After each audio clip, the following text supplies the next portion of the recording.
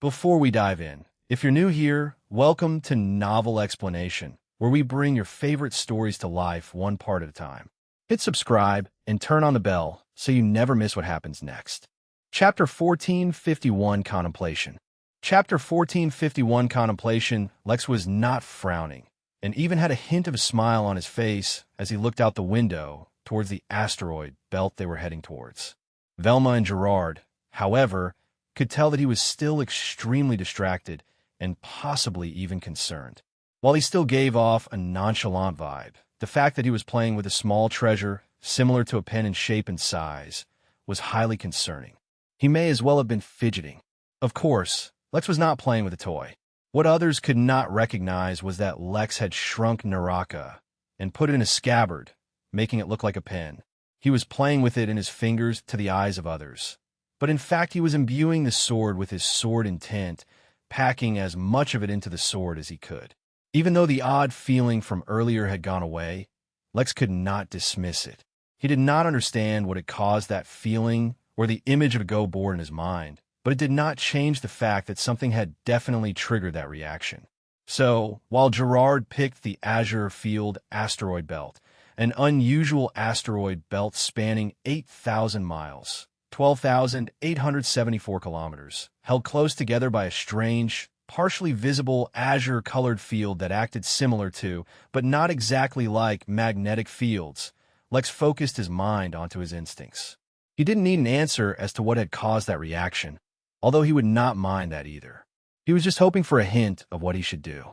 Unfortunately, his instincts were uncharacteristically silent on the matter. This would previously automatically make him assume that he was being targeted by a system of some kind, but by now he had experience enough to know that there could be other reasons for this. That additional experience also allowed him to contemplate on his own what the reasons for that unusual premonition be, one by one eliminating the highly improbable possibilities. Several hours went by during which the ship showed them various parts of the Artica realm landscape, while occasionally volunteering random bits of information about the environment or ecosystem and how the residents usually dealt with them. Lex remained silent for the entire part of the journey, until near the end where he pulled out Naraka. He had narrowed down the list of possibilities and had a few options on it that he could not discount, such as showing a reaction to the Artica realm as a result of some misadventure he had inadvertently become a part of. He had no shortage of adventures in his life, and even he himself did not know just what the full impact of those adventures would be. So having a secret connection to this realm that even he was not aware of was definitely a possibility. But in the end, the possibility he thought was most probable was still being targeted by a system. In fact, he even narrowed it down to that strange race member he had locked eyes with being the one targeting him. Unfortunately, no matter how he tried, he could not get a hint as to his location or his intentions. His instincts were silent. His faint mastery of divination provided him with no answers, and none of his other means worked either, including glyphs. Whoever that person was, he had clearly taken strong measures to protect himself, or the Artica race was preventing the guests from effectively targeting or diving about others during their visit. Or, the most likely scenario, the truth was a combination of the two. But knowing, or at least suspecting, that he was being targeted by a system did not provide him with any additional information. The best and easiest way to resolve the situation was to find that guy again and directly eliminate him. Lex was not a guy who went around randomly killing people, but he could not underestimate the threat of a system whatsoever. Even now, he could not forget how exceedingly difficult it was to kill the guy who had the murder system. The only reason Lex had even won that fight was because of the sheer incompetence of the system wielder himself. A lot was determined by the kind of system targeting him, and for now it looked like a board game system of some kind, and not a direct murder one. But in the hands of a capable user, even a weak system could become exceptionally dangerous. His next best option, in a situation where he could not directly find the system user, was to figure out the rules of the system and take advantage of them. Since the image in his head was similar to a Go board, Lex guessed that he was now locked in some kind of battle, perhaps involving some kind of strategy, and to win he needed a clear advantage. Although standard board game rules dictated that after the first person took a turn, it was Lex's turn to make a move. But he dare not assume as such, lest he relax. He did not know the rules of the game, nor did he understand how to make a move. Over the past hours, he had been coming up with a way in which he could learn the rules of this game, and how he could look up the identity of the one who had targeted him. In fact, just a moment later, Mary spoke up. The inn-worker who went to the Infinity Emporium had to use your identity token to finally get a proper response. Even then, we didn't get much. Your description matches a race called Nas. There's barely any information on them at all. There are no Nas native to the Origin Realm, but they're considered to be a very powerful race. Their only special trait that is mentioned is their strong affinity for lightning, because of which their entire cultivation system is centered around lightning. There's also a small warning attached to the information.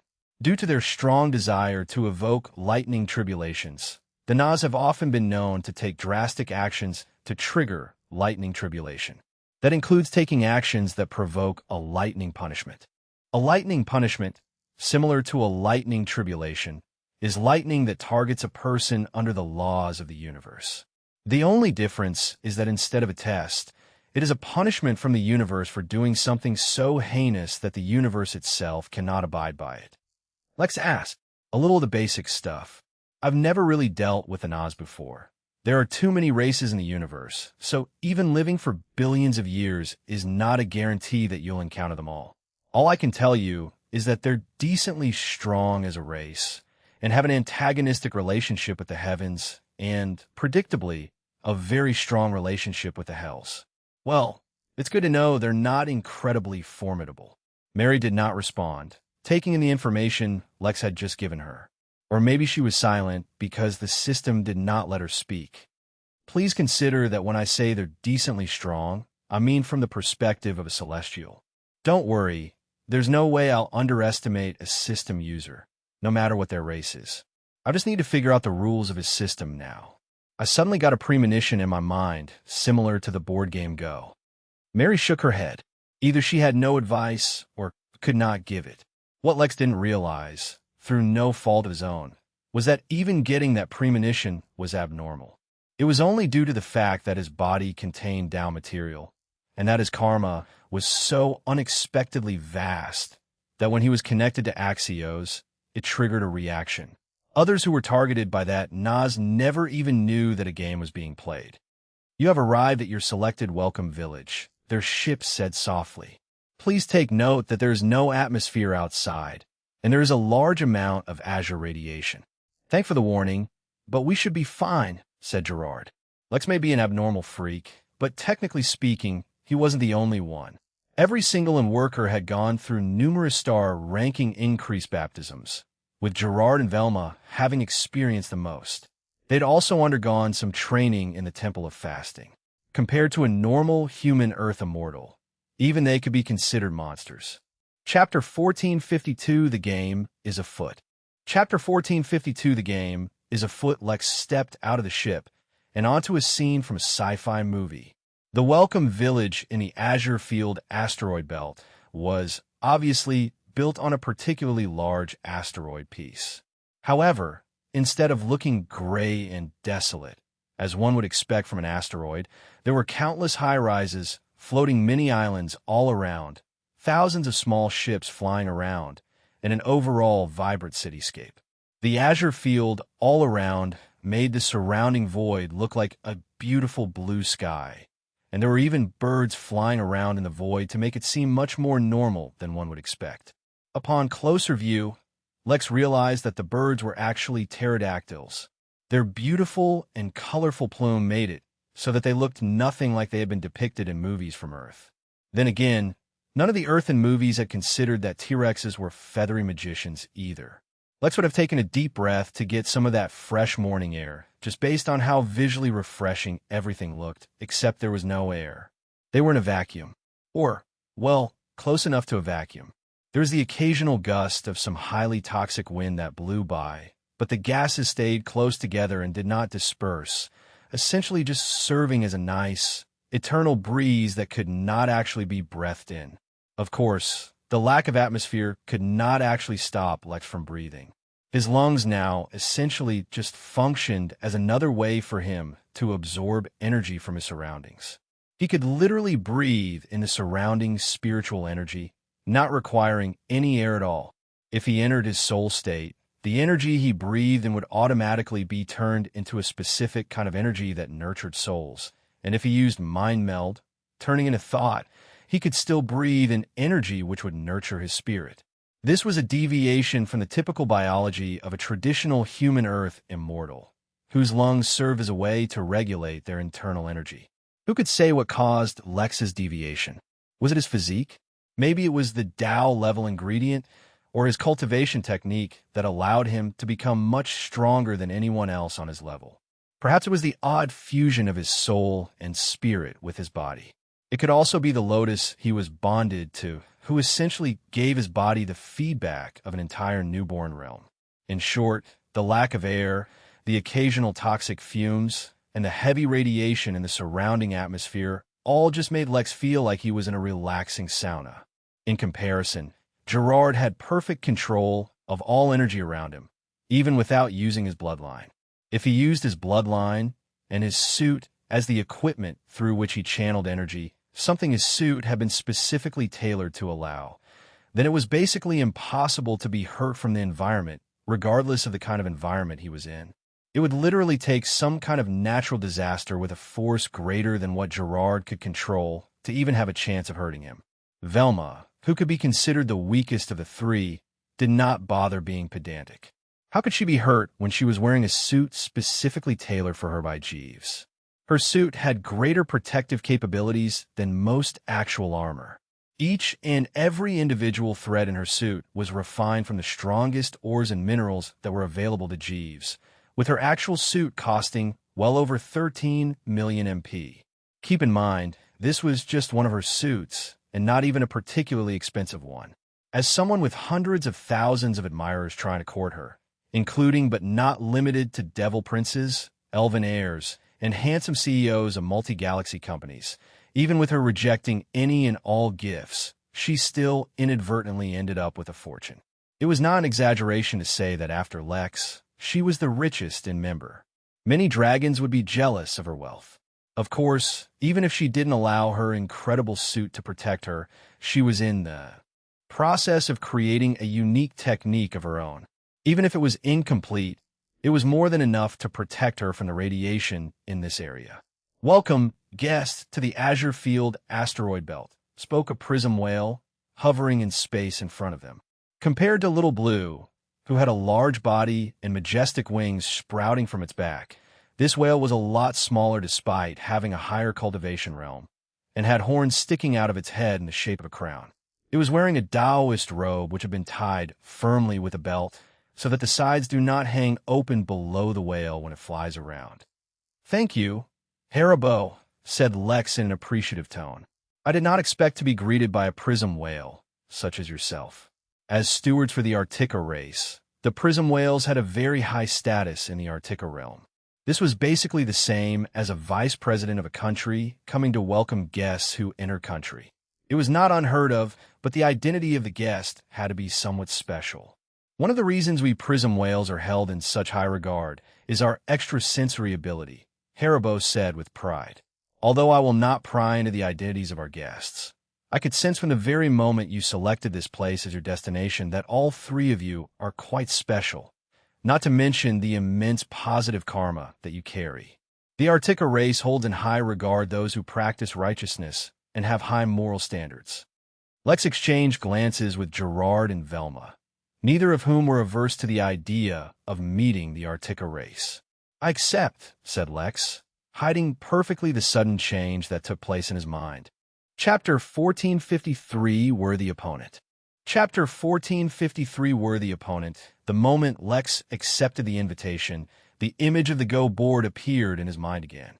3 black pieces of stone, like polished onyx, smooth to the touch, reflecting the faintest gleam of light like a distant moon in the midnight sky, appeared on the board.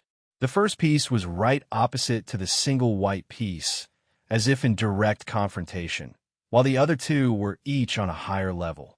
All of a sudden, Lex had gained an advantage in the game that they were playing. But now that he had gained an advantage, Lex became aware of just how fleeting and feeble an advantage he had, for the depth and strategy of this game seemed somewhat beyond the limits of even his impressive mind. With each piece placed on the board, Lex gained a subtle feedback from the board itself. It was not direct information. Instead, it was an incredible, subtle feeling, as if hinting him in the general direction of what was going on. The feeling was so subtle, in fact, that Lex suspected he would not have noticed it at all if he weren't consciously on the lookout for anything unusual.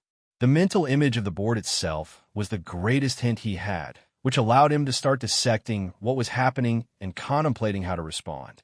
Otherwise, it would have taken him an extremely long period of time, where possibly hundreds of pieces would have already been placed on the board to even notice its existence.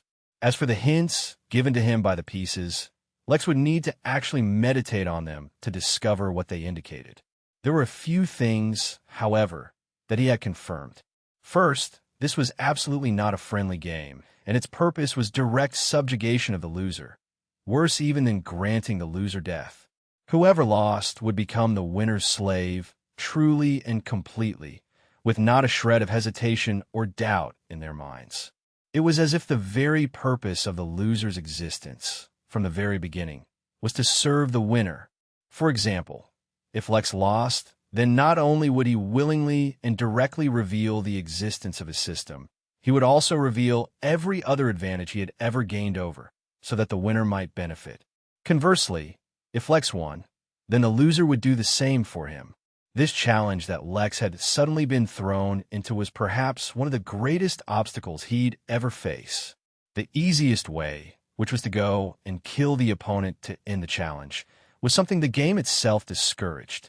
This meant that the reason Lex could not find his opponent was because the board itself prevented them from finding each other.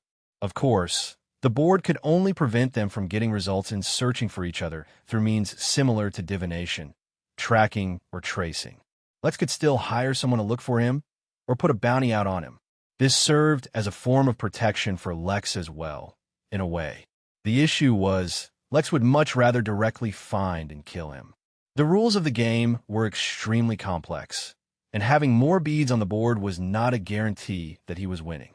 He needed to strategically place the beads to occupy an advantage, but Lex had no idea how the beads were even placed, let alone figuring out how to place them where he wanted. The only way to learn more about the game was to place more beads and get more hints. Although he did not know the exact method to place a bead on the board, he could speculate. Merely accepting an invitation to meet a member of the Artica race placed 3 pieces on the board. Lex did not think meeting another member of the Artica race would trigger the same result. Instead, it was more of what this meeting signified that resulted in placing of the 3 pieces, or at least that is what Lex suspected. It would require more testing. Naraka trembled in his fingers with excitement as the sword intent Lex was channeling into it suddenly strengthened. This was not because Lex had been holding back before, but because the sudden challenge he faced was unlike any he had faced before, and instead of scaring him, it instead stirred the competitiveness in his heart, allowing him to experience a breakthrough. Suddenly, another black piece appeared on the board, this one carrying a hint of sword intent. Then, another piece appeared on the highest board, this one carrying a hint of Lex's tenet. With each piece, Lex gained a deeper understanding and more clues. He decided to accept the challenge of the board and defeat his opponent on his own playing field, confronting him in challenge for supremacy where his opponent was strongest. This personification of his tenet allowed his tenet to break through as well, thus the bead on the highest level. But the reason it was on the highest level was not just because it was resultant from a breakthrough in his tenet. Instead, the bead was laced with Lex's intention, which was to declare his challenge to the opponent in an open and above-board manner. That single bead was a declaration that Lex had realized that a game was afoot and that he would play to win. Haribo, who had been talking and introducing the asteroid belt to the 3 of them, paused and turned to look at Lex. His aura had undergone a subtle change, becoming more regal and like that of a sovereign. Such a slight change remained undetected by others, including Gerard and Velma. But the prism whales were especially sensitive to such things. Haribo did not comment on the change, however, and continued on as he was previously. It was as if nothing had happened at all. Elsewhere in the Artica realm, Axios paused his sentence. He had been talking to the other Nas in the ship with him, discussing the details of their plan, but something much more important grabbed all his attention. He received a special kind of quest, triggered by the change on the board. This quest actually gave him the reward before the quest was even completed, because if he failed, he would be no better than dead. He had unlocked a new kind of piece for his board, because his system determined that he had never faced a challenge as perilous as the one he was facing now. Yet that challenge only excited Axios. Only a strong foe was worthy of defeating. This human really was someone worthy of causing his energy shard to react. Chapter 1454, Radiation. Chapter 1454, Radiation, the asteroid field was actually quite interesting, and the energy-rich atmosphere gave birth to many unique plants and creatures that could only exist within the Azure field, which were interesting to interact with. Since the field acted similar to a magnetic field, but for materials other than metals, it created a unique opportunity where various minerals could be used to achieve amazing effects. The energy consumption for the cities within the asteroid field was also negligible, for they had a spiritual energy version of generators. Using a few kinds of rocks that could easily be found within the Artica realm, the generators could use the influence of the field to generate spiritual energy the way generators on Earth created electricity. Of course, the engines within those generators were slightly more complex than the combustion engines used on Earth, and made use of some advanced formations. As such, creating them was expensive, but once they were made, they could be used for a very long time. Lex only appreciated the novelty of the environment, but Gerard was falling in love with it. Since the fuel for those engines was so cheap, it basically created an environment where common ships could have engines as powerful as large space travel ships, the kind that travel between star systems.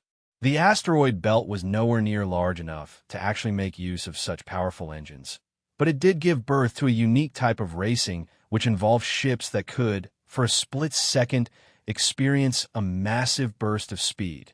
Such incredible speed bursts, despite their short duration, were incredibly dangerous and difficult to utilize because of the numerous asteroids which were constantly in motion within the belt.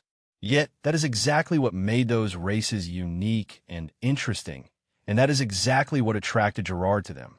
To be clear, even having a mind as quick and powerful as an immortal's did not necessarily help with the race, since it was not their own bodies they were controlling, but the ships.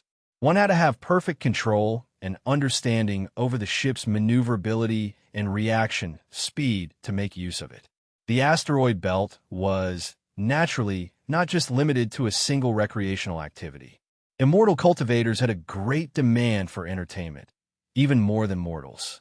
Most cultivators would give first preference to cultivation, but not everyone's journey was as smooth as Lex's.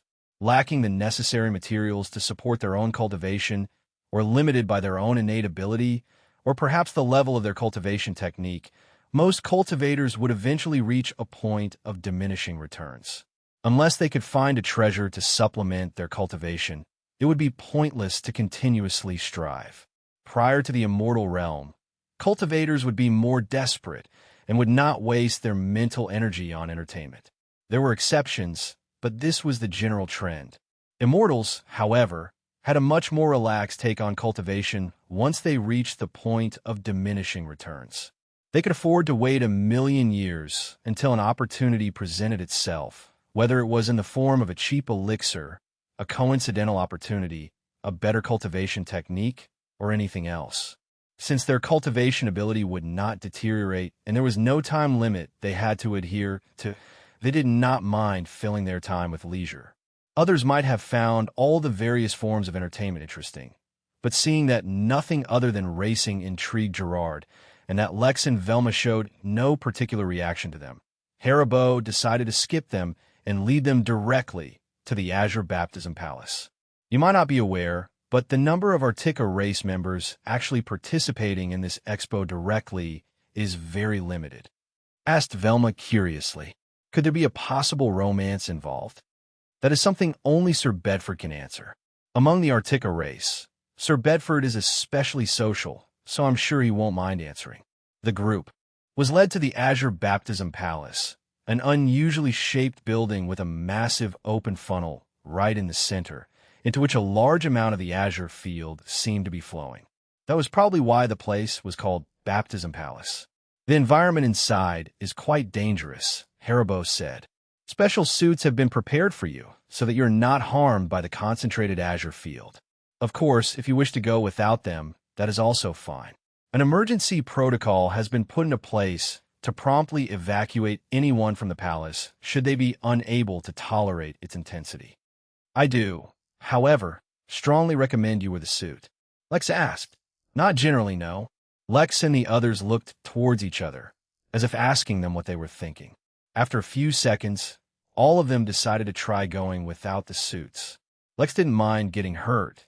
His cultivation technique would actually benefit from the exposure to a new kind of threat to make Lex immune to. Gerard wanted to train his ability to control energy, which required such environments, while Velma also wanted to try out the technique she was developing. We'd like to try going without the suits for now, said Lex. Haribo, who seemed to have anticipated the response, merely nodded and put on a protective suit himself. It wasn't much to look at, and appeared to be a simple hazmat suit. Yet its effectiveness became apparent the moment they entered the palace. Haribo remained relaxed and floating, while the three of them suddenly stopped after taking the first step in. The inside of the palace seemed tinted in a deep blue due to the concentrated azure field. But much more significant than that was that the previously soothing radiation that Lex could easily ignore actually started to prickle his skin, and it even started to cause a rash. This small reaction should not be underestimated. Lex had always been better at defense than anything else, and his defense was heavily augmented by his countless opportunities. Even the dragon scale of a dragon in the same realm as him could not match the toughness of his skin. A dragon was already much stronger than most other beings. The general defense of an Earth immortal dragon sufficient to tolerate a few attacks by a heavenly immortal. Lex closed his eyes and observed how deeply his body was being affected. At a visible rate, a red rash was spreading across his body, while the muscles and fat in his body close to his skin began to break down. His blood showed signs of boiling, but as it went deeper into his body, it returned to normal. The effects of the radiation did not penetrate deep into his body, staying close to the skin. His brain was in danger, but the radiation could not penetrate through his skull, while his eyes, due to their mutation, were stronger than the rest of his body and thus resisted the radiation without trouble.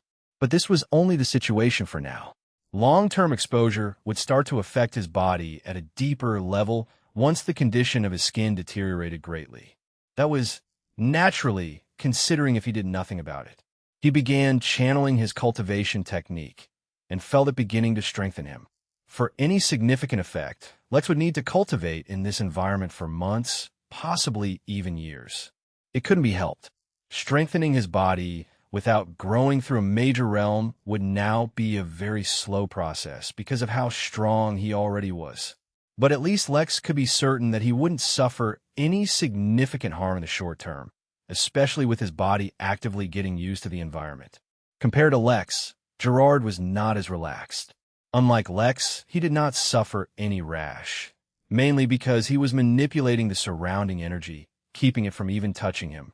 But that was obviously easier said than done. He was under a great strain and had even started to use his bloodline to channel the energy through his suit.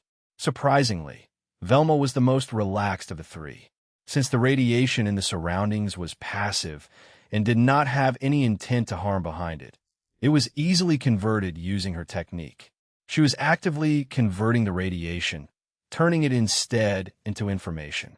Now, the technique she was making was to help her learn the secrets of anyone who attacked her by siphoning away the energy of their attacks. She had no use for the information the radiation was providing her, but at least it was good to know it worked. Chapter 1455 Teenager. Chapter 1455 Teenager. Once he was sure that all of them had gotten used to the concentrated azure field within the palace, Lex took a step forward.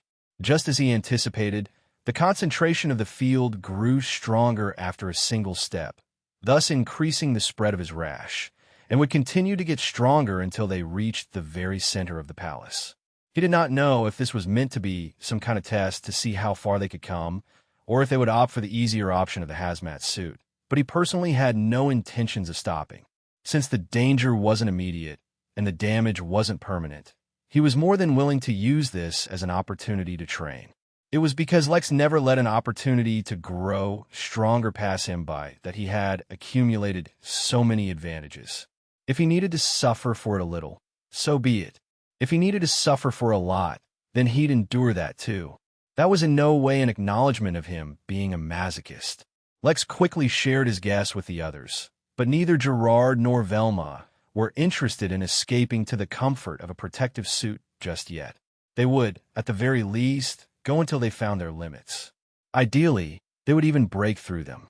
Lex had to admit, tolerating a field meant for someone 2 boundaries above him was not nearly as fun as it made out to be. It reminded him of the time dragons might nearly crushed his very being.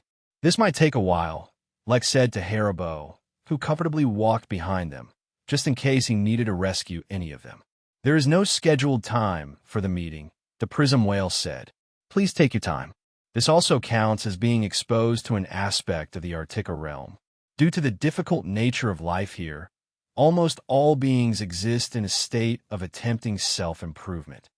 Can you tell me a little about the dangers of the Artica realm? I've heard much about how perilous life here is, but never any details, asked Gerard, even as he tried to maintain his focus while venturing deeper into the palace. The Prism Whale looked hesitant, but answered nonetheless. As you may already know, the laws of this realm circumvent certain rules established throughout the universe. Well, that comes at a cost, or rather, that is, there is a consequence of a much more dangerous threat. The ability to enter the next realm without experiencing any bottlenecks or tribulations is not a loophole to exploit. Instead, it's the basic necessity to ensure the balance of the realm. The specific dangers are not for me to divulge. All I can tell you is that while a lesser rule of the universe is being circumvented, it is only as a result of a more important rule of the universe being implemented. As a consequence, the rule allowing cultivators to avoid major problems in their cultivation has never led to a surplus of substandard or weak cultivators. While Haribo did not exactly provide an answer, he allowed them to understand a little about the background of the Artica realm. Perhaps even that was because sooner or later, many people would be able to deduce as much. Lex himself was also interested in learning about the details, if only because he wanted to know what Jack could expect. Unfortunately, if Haribo was unwilling to divulge, there was nothing they could do about it. Progress through the palace was slow, and it took them an entire hour to make it through the entrance hall. Even so, Gerard had begun to sweat lightly from the strain of using his bloodline so much, and half of Lex's face was as red as a tomato. Velma was taking a nap a few rooms ahead of them, waiting for them to catch up. The nap was not because of how easy it was for her. Instead, it was because of how quickly her spirit was exhausted while using her technique. Constantly taking in an influx of information turned out to be a lot harder than it appeared. For the duration of her nap, she was using a hazmat suit. The problem Lex was facing was that there was actually no pressure preventing him from entering. He just wanted to ensure his body fully adapted to the higher concentration before taking the next step. If he went in carelessly, he would end up taking more damage than if he went in carefully. More importantly, his growth would not be as thorough. It took the group 3 days to reach the inner layer where Bedford was residing, though Lex and Gerard decided not to enter. Even from outside, Lex could sense the extreme danger of entering the inner chamber. The concentration of the azure field would grow dramatically once the threshold was crossed, going from giving him a rash to doing significant damage, potentially even threatening his life. Fortunately, Bedford, the Artica race member who they were invited to meet, was waiting for them just outside the inner layer. It was the first time Lex was seeing a member of the Artica race, and he was surprised to find that while it looked like a bird, it had no feathers. Instead, its two large wings and long tail looked like they were made from blue, metallic scales. Bedford was hovering in the air, as one would expect from a celestial immortal. However, Lex had a sneaking suspicion that even without being an immortal, this was exactly how the Artica race flew. "I-oh-ho, look who finally made it," Bedford said, speaking telepathically. Lex ignored the fact that his mental voice sounded too much like an overly excited teenager, and instead remained respectful. Considering how ridiculously dangerous the aquatic bird felt, Lex was not going to try and point out its peculiarities. "Thank you for inviting us." "Oh, it's no worries, mate," Bedford said, summoning a chair that suited its body shape and sat down. "Actually, I can't leave even if I wanted to. I've been locked in here for years, all just to undergo some stupid training. It's tough to find a legitimate reason to invite people in." Lex ignored the ever-stronger teenager vibes. He asked, even though he was more interested in learning more about the realm. It just seemed like Bedford really wanted them to ask. "Among my peers, I have a weaker body and spirit, so my elders are forcing me to undergo additional training. It's completely pointless." Lex changed his mind. He was suddenly very interested in the tantrum this teenager wanted to throw. "A Tao seed?" Lex asked. "Oh, a Tao seed is just what someone who has discovered a nascent form of their Tao is called. I discovered mine long before I even became an immortal." Sir," Haribo promptly interrupted. "Pushed, it doesn't matter," Bedford said dismissively. "I discovered my Tao as a child when I insulted a stronger being so badly he suffered a cultivation deviation and died. Since then, I have trained my voice to an unprecedented extent." Lex's eyes gleamed, mostly because he sensed no danger from this information. Was this a consequence of the information itself, or the Artica realm? He asked, slowly testing out his theory. He suppressed the excitement in his body when he sensed no suppression from the universe for asking such a question. "A Tao? Isn't it obvious? It's the thing you need to become a Tao Lord. Everyone has a different one. As for me, I underwent a huge transcendental moment where everything became clear to me and I could perceive the universe on a deeper level, as if I had become some kind of sage. Also, my cultivation immediately broke through to the immortal realm. Some say it slowed down my aging and maturing process. I don't really see it, though. Anyway, let's not all talk about me. It's been so long since I've met another person. Tell me, what's the outside world like? What's been going on?" "Not much," said Lex as he turned to look at Velma and gave her a look, letting her know to take over the conversation. They had to suck all the information out of this immortal teenager, and there was no one better at that than her. "If you think he looks bad now, you should have seen him when he was a baby. Here, let me show you pictures," Velma said with a smile. Chapter 1456, Tao Heart. Chapter 1456, Tao Heart. A teenager he may be mentally, but it was an undeniable fact that Bedford was a celestial immortal. Whether it was true or not, it was better to believe that no celestial immortal was anything less than a genius. Considering that Bedford was even a Tao seed, and had been since he was immortal, it was undeniable that his genius far surpassed anything Lex had ever achieved. Sure, he caused an anomaly every time he broke through, but when that was compared to someone who had discovered his Tao as a mortal, whatever that meant, he did not even deserve to be called a genius. Fortunately, he kept meeting beings who were immeasurably more powerful than him, which is why he never really became arrogant about his own power. The point was that underestimating Bedford, or believing for even the briefest of moments that they could somehow take advantage of him, would be a grave mistake. To extract valuable information from him, one needed to be entirely sincere whilst also knowing the appropriate limits of what to ask and what not to ask. In essence, this was the perfect job for Velma.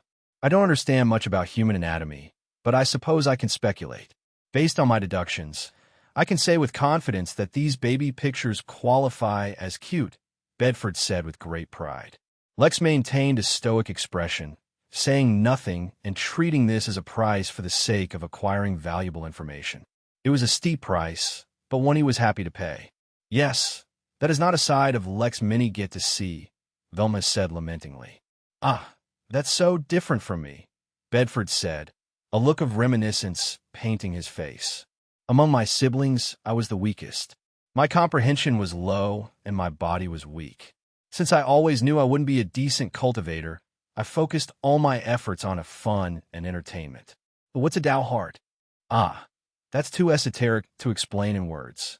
You could say it's a combination of experiences, self-discovery, mentality, and mindset, which needs to be developed and polished enough for someone to even qualify to ponder over their Tao, let alone discover it.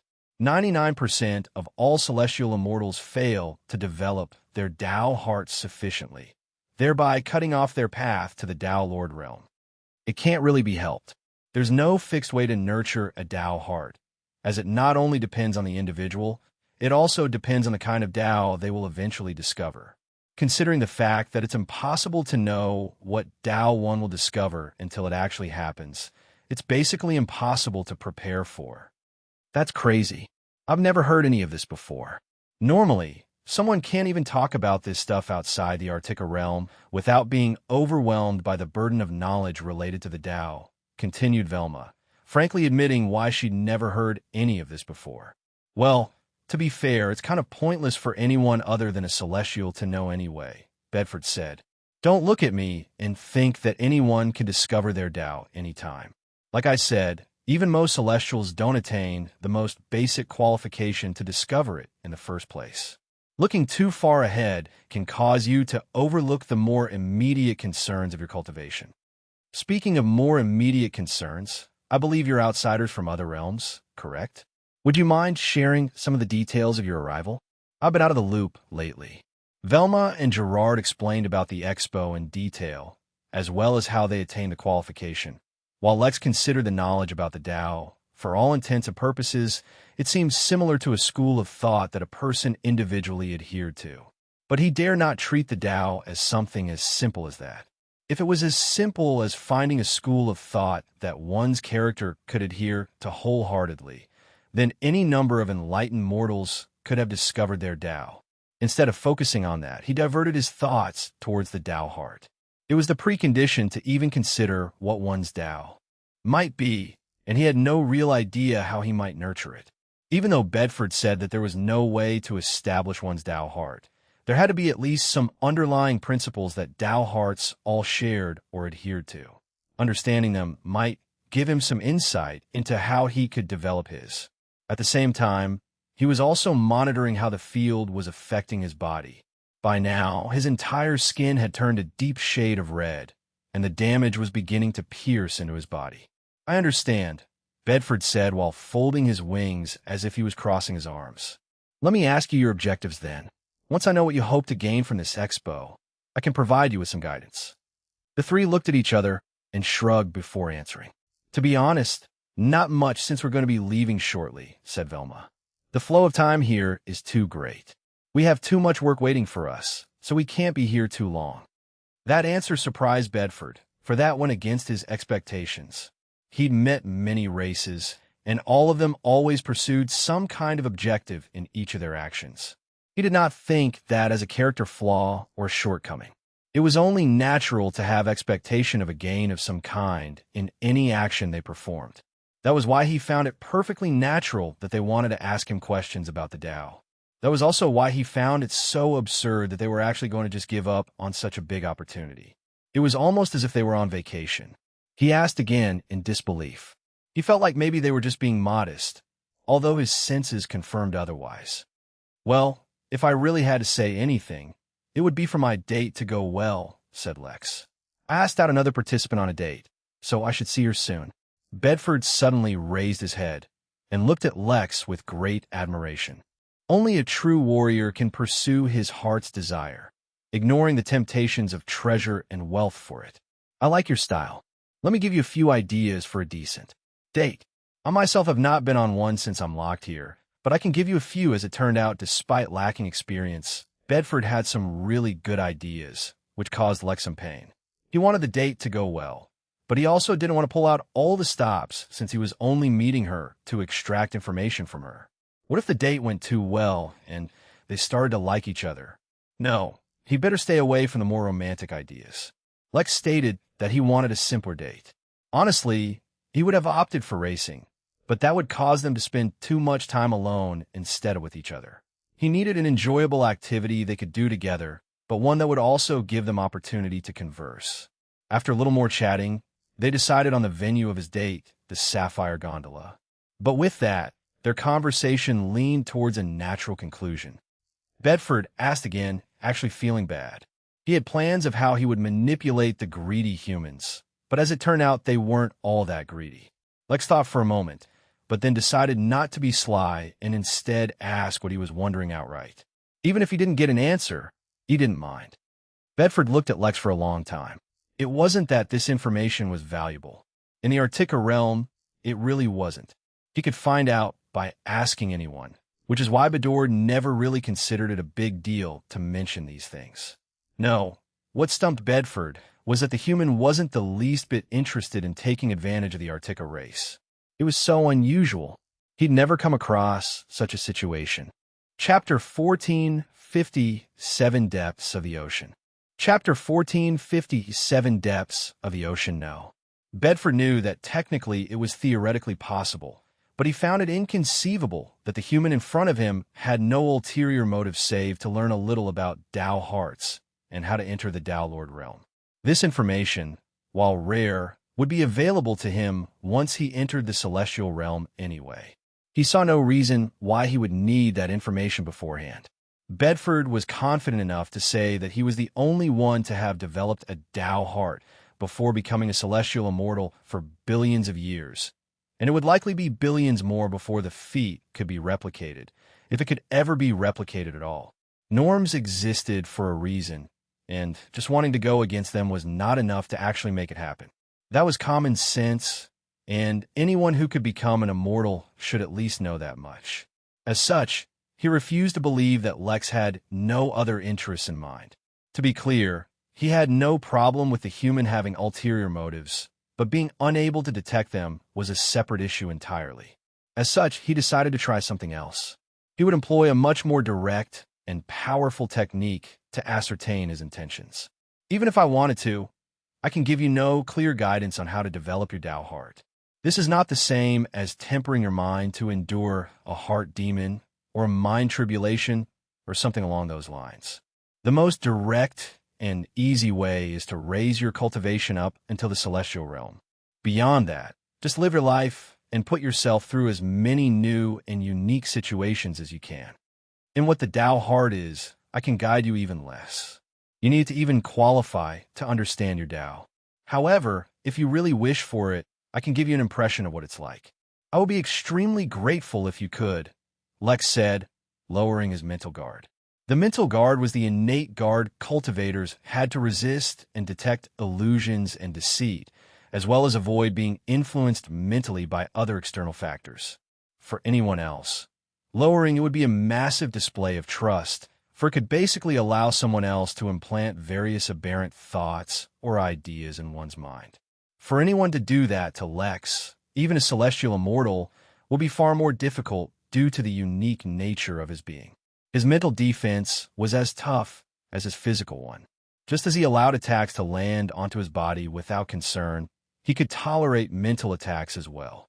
For anyone to overcome his mental defenses would take some effort, and that would give him enough time to raise his guard. He was confident, even in the face of a celestial immortal. Of course, his true confidence came from the fact that he had the innkeeper's business card in his pocket, which had the aura of a Tao Lord. He doubted anyone would mess with him with such a blatant display of his background. Bedford placed one of his wings on Lex's shoulder, and suddenly Lex felt as if he had been transported to another plane of existence. He no longer sensed space or even a realm around him, nor did he sense the void. Instead, he felt all around him a vast ocean of emotion, yet oddly the emotions seemed tainted. No, tainted was the wrong word. Yet calling it augmented was not right either. Lex's mind could not comprehend what was happening, yet he detected that it was the soul that was causing the strange state. There was a depth to the ocean of soul-fused emotion that Lex could not comprehend, and within that depth lay something. Lex's body immediately leaped backwards as an overwhelming fear gripped his entire being. For the first time in a long time, he was covered from head to toe in sweat, caused by immense fear. It was not that Lex was not brave, or that he encountered something that overwhelmed him. No, it was the natural, uncontrollable reaction of a living being that almost came face to face with an entity far greater than them. Let alone Lex, whether it was a dragon, a celestial, a Tao lord, or anyone else, faced with the enormity of time, they were all unworthy of even being compared. It was not from the depths of that ocean that Lex had sensed the aura of time, but from his forehead. The memories he had locked away when he was participating in the Champions Tourney, somehow related to time, even granting him an affinity for time, were almost unlocked. Something in that ocean Lex had sensed resonated with those locked memories, almost causing them to unseal. Yet from that brief moment of weakness, Lex sensed an overwhelming aura of time that would likely have erased his very existence. Yes, that is the kind of reaction anyone unprepared to face the enormity of the Tao heart, Bedford said calmly, though internally he was distraught. Lex seemed utterly uninterested in not only him, but the Artica realm as well. At most, Bedford sensed a faint interest to have someone go from the nascent realm to the Earth immortal realm using the laws of the Artica realm. That was actually not such a big deal, and was actually a part of a business model the Artica race was building to increase their cooperation with other forces throughout the universe. Only the transcendence from Celestial to Tao Lord was forbidden for outsiders.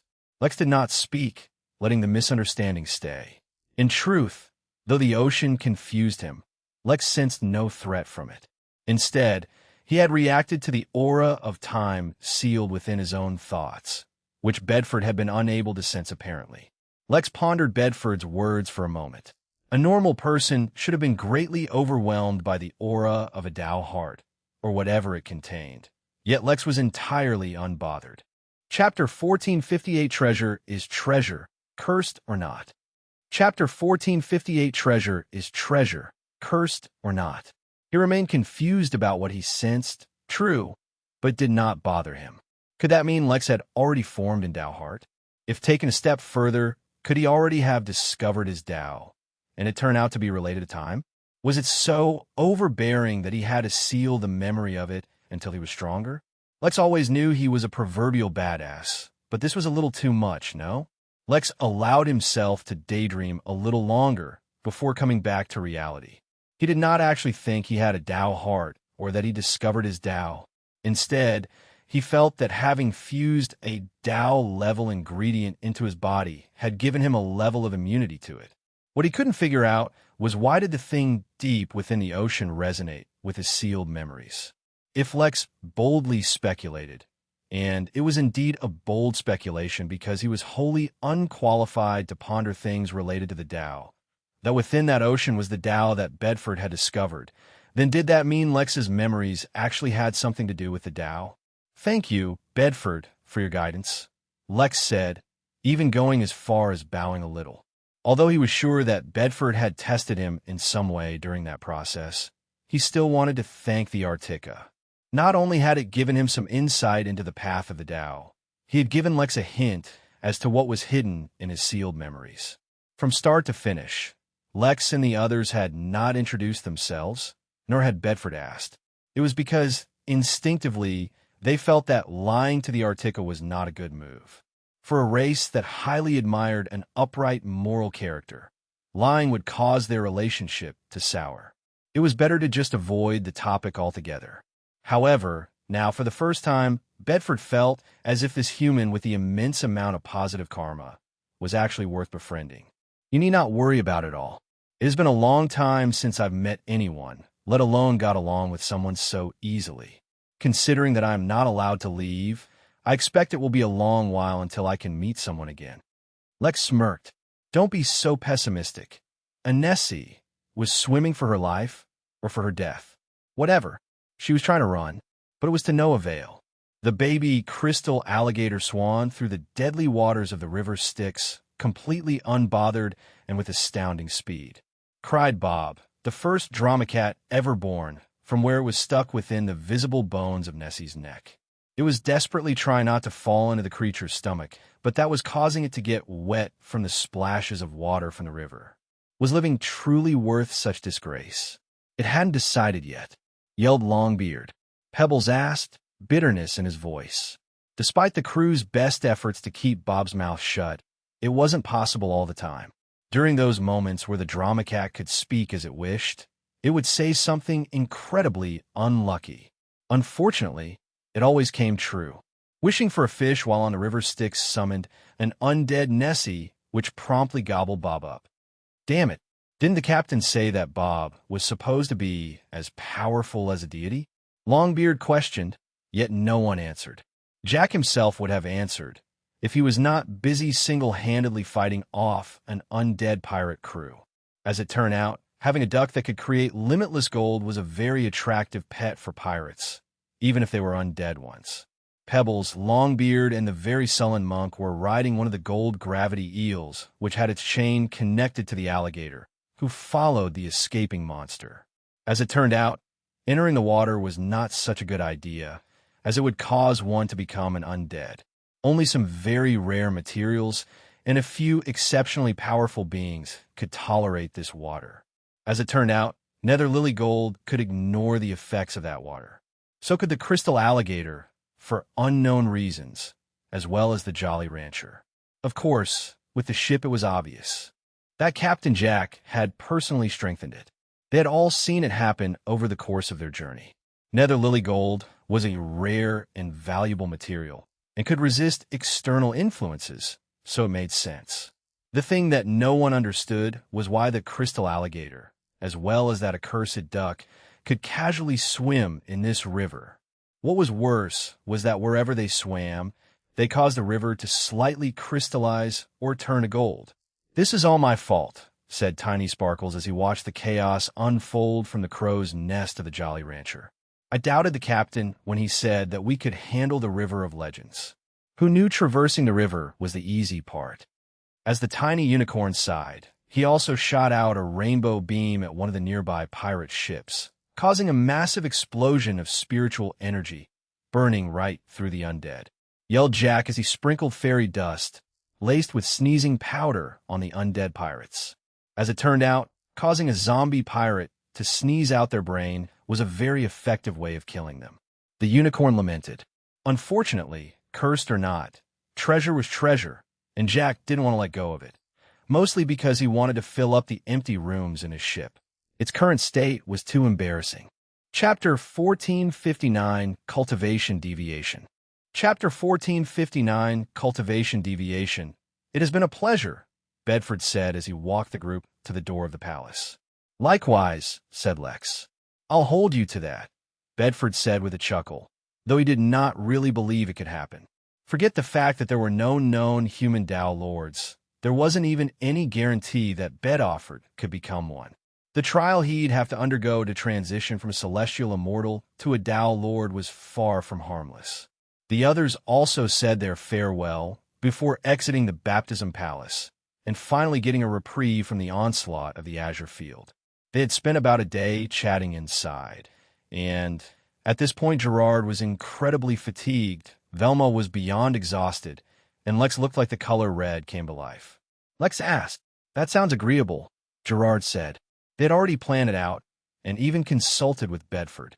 After leaving the palace, they all needed a rest, but what should they do after that? Lex was going to go on a date, but Gerard wanted to race and Velma wanted to explore. So they decided to split up and meet once more when they were ready to leave the realm. The Well of Frozen Wishes was something Bedford strongly recommended they try out. It was a naturally occurring phenomenon in the Artica realm, similar to an underworld, except instead of souls, it collected unfulfilled wishes of dead warriors. They could apparently get an immense reward for completing one of those wishes, though the first time would yield the greatest reward. Beyond that, Bedford had shared a few other interesting facts about the realm, and also mentioned some cultural tips so that they don't accidentally offend the locals. For reasons Lex could not comprehend at all, The color red was considered extremely offensive, and wearing anything red while meeting someone would be as bad as going up to someone and spitting in their face. Considering that none of them wore red, it hardly mattered. He just found it oddly curious. Velma and Gerard went towards a hotel to grab a good night's sleep, while Lex went towards a cultivation chamber. Within the asteroid field, cultivation chambers had taken on a unique form that Lex quite linked. They'd found asteroids which contained spirit stone mines and created artificial channels for the mines to develop into, creating a natural formation that filled a certain room with concentrated pure spiritual energy leaked from the mines. These rooms were basically infinitely usable, as the mines naturally regrow any spirit stones that were drained during the cultivation process, albeit over a course of many years. After renting one, Lex sat cross-legged and began to channel his cultivation technique, forcing it to adapt his body to the kind of damage he had sustained. Despite how energy-rich the room was, it was a definite downgrade from Lex's usual cultivation room, outfitted with his cultivation mat/dragon. Speaking of which, now that he was almost a heavenly immortal, he needed to upgrade his cultivation mat. It was kind of rude to use one of his workers' forehead as a cultivation mat. What he needed to do now was find a celestial immortal monster, preferably similar to, or even stronger than a dragon, and use that as his new cultivation mat. The options were limited, but Lex's eyes flashed open as the image of the Go board suddenly reappeared in his mind. A new piece had been put on the board, and this time it was a white one. But instead of looking like a regular oval bead, it looked like a tower, reminding Lex of the rook piece in traditional chess. Yet this rook was not placed on an empty point. Instead, it was placed right atop the piece, carrying a hint of sword intent that Lex had previously placed. The black piece was instant crushed, and for the first time in his cultivation journey, Lex experienced a cultivation deviation. Cultivation deviation occurred through a number of ways. The most common was when someone cultivated their technique incorrectly, which usually happened due to an improper understanding of the technique or an incomplete or improper technique itself. The second most common way was when a cultivator's body was ill-suited to the technique, and they kept forcefully cultivating it. It could also occur when one reached the limit of their natural ability, but forcefully pushed on. Their meridians would become unable to support the flow of spiritual energy and rupture, or the flow of energy within the body would destabilize. A simple comparison would be if someone's blood started flowing in the wrong direction. One didn't need to be a doctor to know it would be bad. Then came less common and more cultivator-specific versions of cultivation deviation. This could range anywhere from issues with the energy, issues with the technique, with the body or spirit, and even go as far as excessive negative thinking turning into a heart demon, which took control of the spirit. In Lex's case, the trigger was external. When the rook piece crushed Lex's bead, which carried a hint of Lex's sword intent, the sword aura hidden within his soul that he had been slowly whittling down with his own sword intent broke free of all its restraints. In fact, not only did it break free, it was also empowered somehow. It even began to attack Lex's own sword intent, devouring it to replenish itself. Even though Lex was no longer in the origin realm, the aura of the sword came from the deity of tribal warfare, Azalo. It attacked Lex with all the ferocity associated with its originating deity and began to wreak havoc within his soul where it resided. Lex reacted immediately, only to discover that his actions seemed subdued to an extent. The most effective and direct way to combat the sword aura was his own sword intent. But as Lex tried to control it, he discovered that his control over it had deteriorated by exactly 50%. That included the intensity of the sword intent, its swiftness, its sharpness, its precision, and every other aspect of it. In fact, while Lex controlled his sword intent, every other aspect of himself was also reduced by 50%. This attack was insidious, and if Lex's soul hadn't been especially durable, having a rampant sword aura wreaking havoc inside his soul might have been enough to kill, or, at the very least, cripple him. This was especially because, ordinarily, those who pursued sword intent were swordsmen, and their intent was their strongest weapon. If there was something wrong with it, they would have limited tools available to regain control of it. Fortunately, that was not the case. The list of abilities Lex had was immense, and he could choose any one of them. So naturally, he drew Naraka and chose to face this threat with sword intent alone. This was not even about supremacy and acting in accord with his tenet. Instead, it was about pride, the little that Lex had. His mind, soul, and body were his foremost domain. He did not even let his system, his strongest asset, influence those three, so how could he let some feeble aura left behind by a deity inside another realm influence him? As for that Nas, let's acknowledge that this was a good move. He would respond to him as well, just as soon as he understood more about the board. But first, the sword aura. You have been a guest in my soul long enough. Lex's voice echoed inside his soul. But unlike the Midnight Inn, there's no pro bono stuff going on here. Lex's body turned into the soul state, and with him, so too did Naraka. It had been a long time since the sword tasted victory against a formidable foe. The aura of a distant deity would have to suffice for now. Lex's body slowly lost shape, turning instead into an indistinct floating orb, while inside of himself began an ultimate clash. Even with every aspect of himself weakened by 50%, Lex's momentum did not shy away in front of that of the sword aura. With Naraka in hand, Lex clashed against it, using only his sword and sword intent. He used none of the strength of his soul, nor any other advantages he boasted. The reason he hadn't eliminated the aura himself by now was because his sword intent wasn't of a high enough level. Well now, he would do just that with an even weather sword intent, using only his inhumane tenacity to keep going. This would become his crucible, and he would come out of it a stronger swordsman. Chapter 1460 Rook. Chapter 1460 Rukva. Were never changed, except for when it did. The current war Lex was embroiled and was fought within his soul, against a foe that was actually just the remnant aura of a sword dipped in the blood of a deity. That didn't exactly fit the normal archetype that wars were fought in. Then again, the premise was the same. Kill the enemy, and try not to die while doing it. Aura, despite sometimes seeming like it, was never a solid thing. Instead, aura influenced various aspects of perception and sometimes actual reality to demonstrate its various applications. Yet the clash between his waning sword intent and the rising sword aura felt very physical. Sword intent was not an external thing. It was very much linked to Lex's own abilities, fueled by his comprehension of the intent and strengthened by both the power of his spirit and his soul, oddly leaving his actual physical strength out of the equation. That meant that even as his sword intent was being drained, Lex could recreate it for his own use as long as he had the energy to spare. Eventually, though, either his soul or spirit, or maybe even both, would get drained. For now, though, it would hold.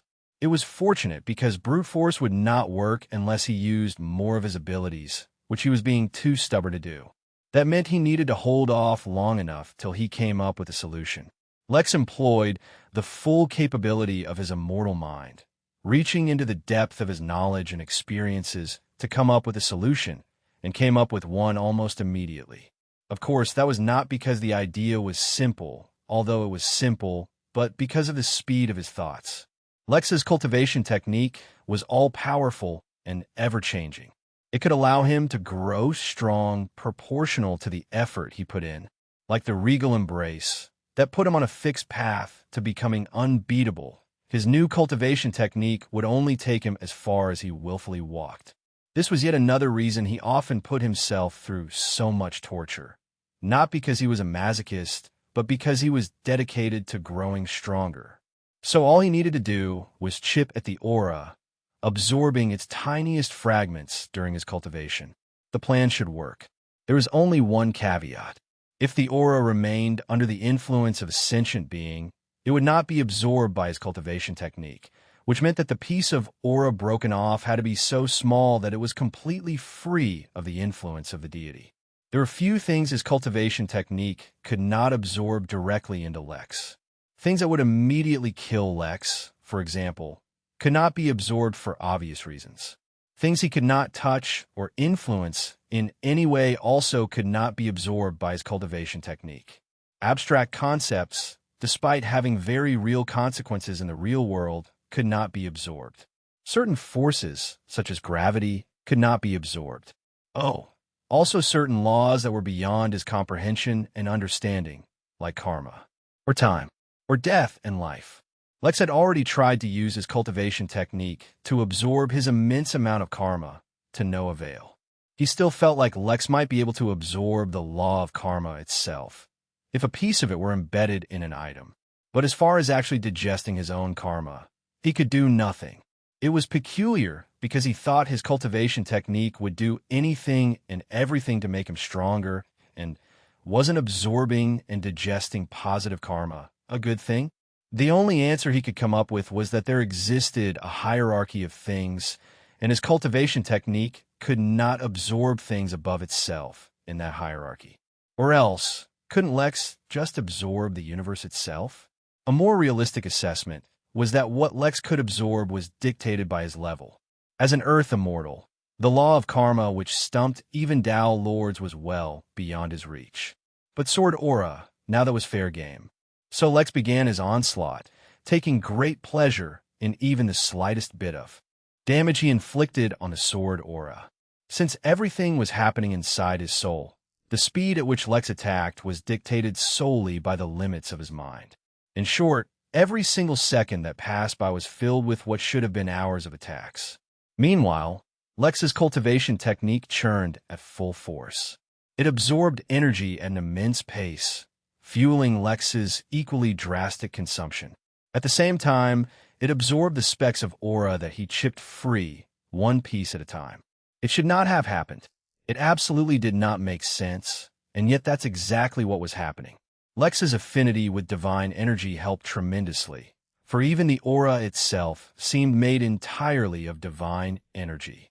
Lex absorbed the lot of it, and stored it separately from his normal energy, for he couldn't just replenish divine energy like he could with normal spiritual energy. He either needed to absorb it from divine sources, or get it from those who follow the mass tyrant and the butter knife deity. But that divine energy was now pointed towards his weapon and his mask, so he personally had to get divine energy from elsewhere. It was a very useful thing, for divine energy behaved in ways that were even more magical than ordinary spiritual energy. Outside of his soulscape, time flowed by slowly. Each second was an eternity, so a minute was a duration of time, so vast it was beyond what words could communicate. In that 1 minute, Lex had taken more actions than he had in weeks, yet he could not stop. He smashed against the sword aura 1,000,000 times, then 10 million, then 100 million. The 100 million and first time, he no longer smashed but carefully chipped. Lex's sword training underwent a drastic evolution, becoming better and faster at an unbelievable pace, yet the price was also great. It was rare for Lex to become exhausted even before he became an immortal, yet now he was reaching a point of exhaustion even his cultivation technique could not help him with. Dark circles were forming under his eyes, and his well-proportioned body started to seem frail, yet he did not stop. 1,000,000,000 times he clashed against the sword, whittling it down with nothing save his weakened sword intent, except that it was not so weak anymore. Whether it was through digesting the sword aura, or his own evolution of his sword intent, or through Naraka's influence, his sword intent had undergone a qualitative change, becoming much stronger. It was akin to a law of its own, carrying with it a sharpness that could sever anything. In a distant part of his brain, Lex felt like if he kept developing his sword intent, one day he could use it to sever actual laws, even without the use of his tenet. For now, though, he could at least fight against them.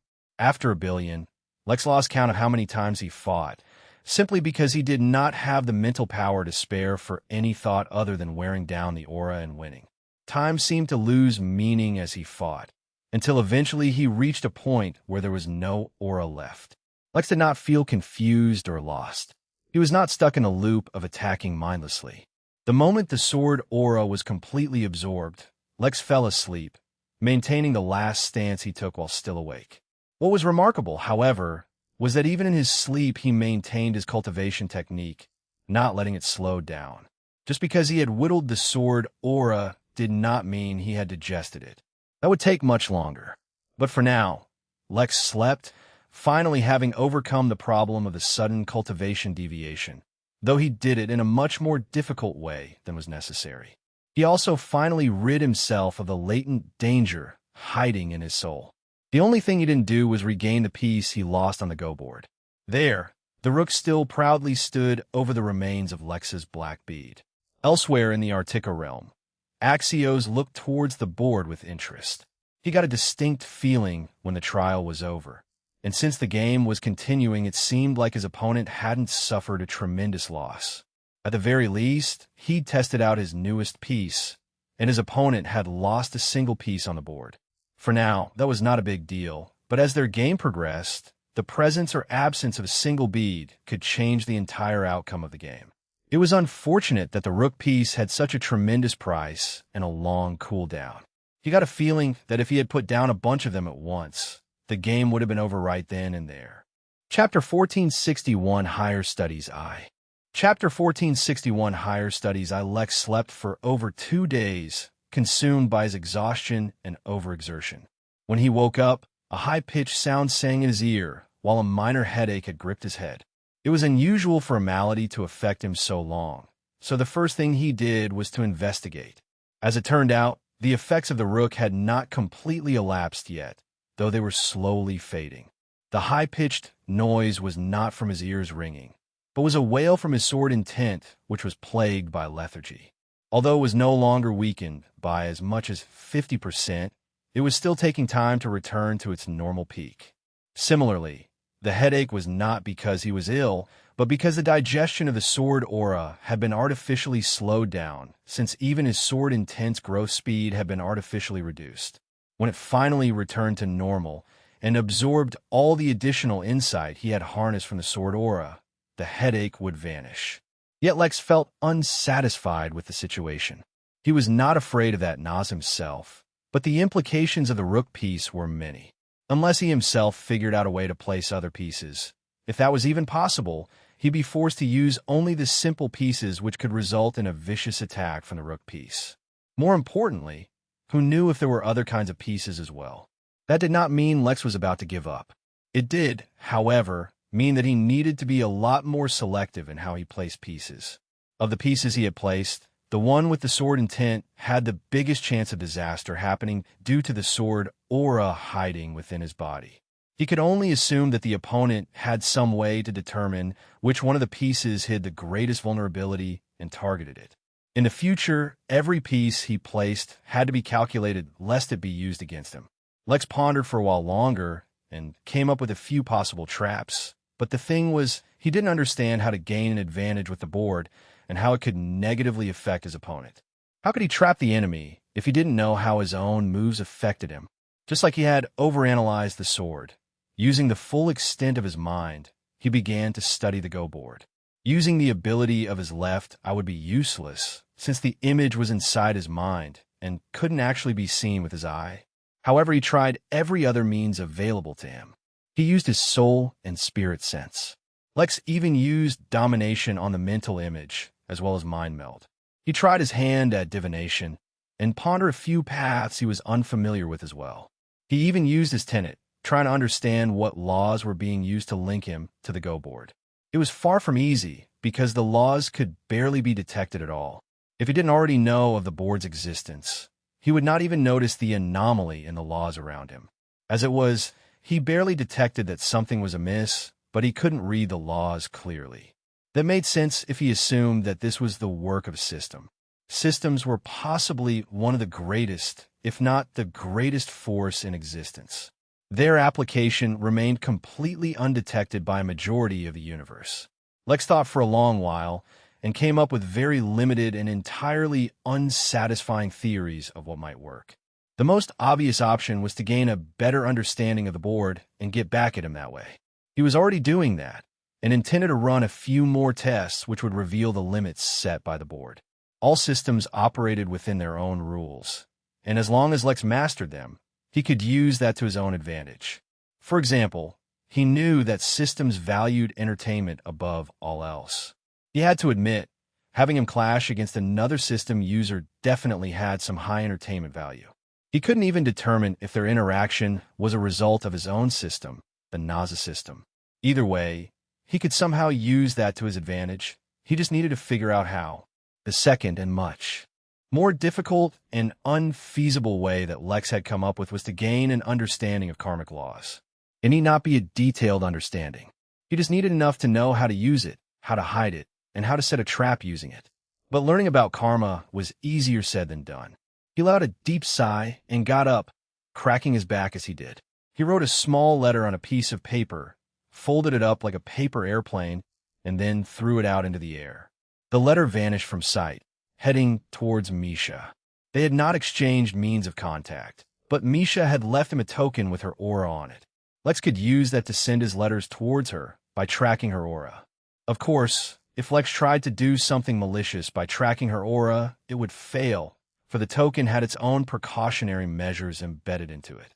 He had asked her out finally, requesting to meet her in the Azure field in the next few days if she was free. Now he just needed to wait for her response, and then he could organize something. Until then, Lex had something else in mind. Part of the expo's point was to demonstrate to the universe the culture and lifestyle of the Artica realm.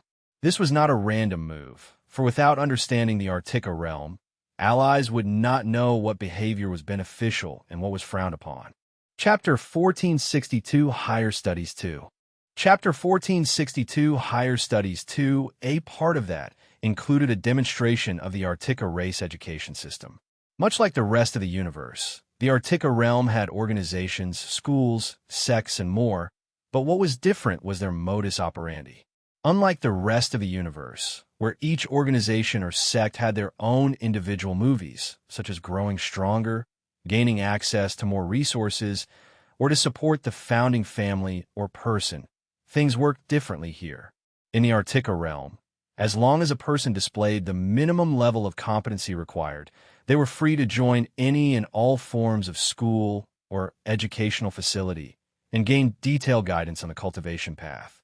In fact, it was not limited to just cultivation. Whether it was something like vocational training, science, technology, treasure manufacturing, gardening, or anything useful and productive, all of them could be openly pursued as one proof that they were worth teaching in that certain field. The education would be completely sponsored by the Artica race. Such an approach almost made it seem like this was the perfect society, and that the Artica race was baiting others to join them. There was just one flaw in that theory. The Artica race was actively trying to prevent outsiders from coming in. They absolutely were not interested in having others become a permanent part of their realm, so there was no need to attract anyone here. In truth, the explanation given for such a system had already been given. It was yet another protective measure to ensure the continued growth of the realm in the face of a devastating foe. By now, Lex was no longer interested in the actual danger that the Artica race kept teasing. If they wanted to share, then they would reveal what the danger was. Or else, if Lex stayed in this realm long enough, with his luck, he'd discover it anyway. Until then, he just focused on his own things. He wanted to join an academy focused on teaching immortals about laws, specifically about karma. The nearest such school was actually quite far from the Azure field, so he hailed a taxi spaceship and got in. In a matter of hours, Lex arrived at the Harmony sect. On the surface, the sect's actual focus was on management of domestic affairs. It had little to do with combat, and all education was focused on supplementary fields. As it turned out, according to its catalog, it taught about karma in relation to contracts. When he arrived, instead of taking the introductory tour, which shared some basic knowledge about the sect, he directly applied for the placement exam, which would determine if he could take the classes on karma. Soon he was given a pencil and a piece of paper, as well as an exam sheet, and was given a deadline of 1 day to solve the exam. Although he had not prepared for it previously, he was confident in his ability to solve it. Naturally, he'd sent an update to Velma and Gerard about his actions as well, so that they stayed up to date in case he wasn't able to meet their deadline to meet up. When Velma heard Lex's news, she was drinking a local fruit juice, but sprayed it all out in shock. she exclaimed in a strange mix of horror and amusement. She went through Lex's update message again, one more time to be sure. Had Lex really invited Misha out on a date, then openly and publicly gone to study of the Harmony sect, a sect dedicated to maintaining and establishing marital harmony? Although their catalog wrote about it in a more generic manner, giving a vague explanation of the actual content that they covered, it was widely known that their focus was on maintaining a healthy community by ensuring a fair marital relationship, whether it be through prenup contracts, health communication habits, proper conflict resolution, and more. Velma didn't know if Lex was being incredibly bold or he just didn't know what he was doing. She found that latter too hard to believe. Lex was a well-informed, meticulous, and thorough person whose plans were difficult to see through. So maybe this was a chess move from him that she just couldn't see through at the moment. Either way, she knew that sooner or later, most probably sooner, Misha would find out about this. After all, it was basic etiquette to look into the date's online presence, background, and other prospects before going on a date. She just wanted to be there when Misha found out. It was going to be hilarious. But regardless of how funny it was going to be, she restrained herself. Her goal was to learn more about any plot the bank might have towards the inn, as well as towards the Artica realm, so that they could study how the bank operates. As such, she'd taken to infiltrating a high-level networking event called a mixer. This was in no way, shape, or form an event for single people to search for potential partners. This was very serious business. As proof of her claim, when she arrived at the mixer, she saw a number of sunset tigers, and all of them seemed to be here to meet a single person. Mira, who was Bagheera's girlfriend as well as a sunset tiger, was not among the group. Now, Velma was absolutely not one to eavesdrop on others' conversations. Yet if people were careless about their communication, and she accidentally overheard their entire conversation and learned all of their plans, then she couldn't really be held accountable. This was especially because the person they were meeting was not actually meeting them in their capacity as members of the bank, but as members of a high-ranking feline bee subrace. It seemed that there was talk of an alliance by marriage, just that the bride in that marriage had not been selected yet. As it turned out, Mira was one of the suggested candidates. Velma wondered if Mira herself was aware of this. She grinned as mischief twinkled in her eyes. Chapter 1463, Contractual Karma. Chapter 1463, Contractual Karma. Lex wore a strange expression on his face as he read the document in his hand. Then he looked all around himself, and then looked back at the document in his hand. What he was holding was a very bare-bones, generic contract that encompassed the basic expectations a cultivator may have towards their primary spouse. Lex asked the teacher sitting at the head of the class, almost concerned that he had fallen into an illusion conjured by some strange piece on the go board. It was truly too insidious. The first lesson, answered the teacher, a beast in the shape of a swallow. We will study the karma between a couple who sign the most basic of marriage contracts, whether it be an actual contract or a verbal one. Intention matters more than writing things down with karma. Then, we will progressively study more complex contracts and agreements. Let's look back down at the contract. Then he looked back up. Was this really happening? He supposed it was. Lex sighed, and then put down the contract before picking up another booklet, which introduced the basic trends of cultivator relationships as witnessed and recorded in the Artica realm. As far as private relationships went, there were no established rules, and as long as one did not break the basic laws of the realm, there was no one to dictate how one must behave. Even then, certain patterns and trends appeared, and all of them have been summarized in this booklet. The most basic, yet most common relationship was between one being with a high cultivation level and talent, and another with a lower cultivation as well as talent. Their relationship could be characterized to be the most similar to the so-called traditional marriages back on Earth, with a breadwinner and a homemaker. Of course, instead of the roles being dictated by gender, they were dictated by cultivation level. The person with higher cultivation level was often more than open to supporting the other, whether it was in terms of protection or resources, while the other provided their loyalty and whatever else they could. It was not exactly as transactional as Lex was making it sound. Various aspects dictated such relationships, with emotions just being one of them, but that was the gist of it. But while this kind of relationship was most common, it was also extremely common in such situations for the cultivator with a higher level to have a primary spouse, followed by any number of secondary spouses as dictated by their power and their means. Lex personally found polygamy to be messy and troublesome, but it could not be denied that it was very prevalent in many societies. Also, in relationships mostly based on power rather than emotion, the dynamic was vastly different, and polygamy a lot more acceptable. Then, the most popular relationship type was that of the Taoist couple, though it had nothing to do with Tao lords. Instead, they were two equally talented, or at the very least two highly talented cultivators who either develop a strong emotional bond or strong cooperative relationship and vow to spend their lives together, both pursuing a higher realm. Of course, the pursuit did not need to be limited to a higher realm. The exact nature of their ambitions was irrelevant to the study. What was important was that two highly capable cultivators swore themselves to each other. Then, surprisingly, the most common relationships were based on vengeance. More specifically, joining together, pooling in their efforts, all for the goal of seeking vengeance. Over time, such relationships somehow ended up becoming marital in nature. Examples of this included instances of seeking revenge on rival family groups and organizations, against powerful beasts and monsters, and anything else that may or may not cause widespread destruction. Although it wasn't explicitly stated in the booklet, Lex deduced that whatever danger filled the Arctica realm regularly left countless people as survivors of large massacres. These survivors would get together in the pursuit of revenge, since they all shared the same enemy, and over time developed a dependence on each other.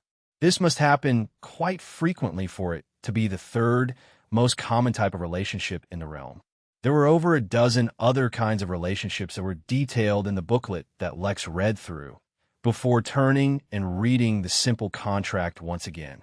It had no extensive clauses, only asking for loyalty in terms of family and cultivation. Once everyone in the class was ready, the teacher began to preach. The karma between partners is formed not from the signing of any contract, though such an action in itself carries a specific kind of karma. The intention, or even just the action of caring for one another and spending time together forms such karma. That is exactly why certain slang words include the notion of spouses, such as a work husband or wife. It is not because they are actually spouses, but the actions of looking out for one another will form that specific kind of karma. This is distinct from the karma of brotherhood and camaraderie, which forms under a different yet sometimes similar set of circumstances. The exact nature of how the karma is formed is up for debate, but what's important is the relevance of such karma and how it can be utilized. Beware, I will also mention how the presence of such karma can be used for certain sacrificial techniques. Certain evil cultivators specially nurture such bonds to develop this karma, just so that they can sacrifice it to strengthen certain techniques or items. The purpose of mentioning such things is to protect yourself if you ever fall in such a situation.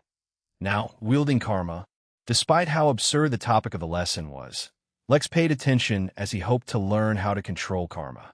Unfortunately, controlling karma and controlling the law of karma were two distinct things, so his tenet would not be useful here. Instead, Lex would need to learn and specialize in karma and causality techniques. They were not rare and existed even at the foundation level. However, they all had varying levels of effectiveness, and to find a suitable technique for what Lex wanted to do would not be easy. Maybe he could come up with the technique himself, but first he had to learn the basics. Even Pel, the heavenly immortal dragon, knew a number of weak karma techniques, but he did not specialize in them. Hence his knowledge in the subject was shallow. This was because using karma was a field in which talent mattered a lot more than others. Even immortals, with the advantage of an infinite life, would eventually hit a point of diminishing returns, making deep study into the field unworthy. For now, Lex learned about controlling karma through contracts, a powerful yet extremely limited technique. He doubted he could get that Nas to sign a contract with Lex, and it didn't really help with the go board at all. But it was an important first step, and Lex could already see how this would be a very important field for him to master. He could already imagine how useful this would be for him in numerous scenarios. After all, not all contracts had to be signed on a pen and paper. They could take many forms. By the time the 50-hour class was over, Lex hadn't received a response from Misha, which was unexpected.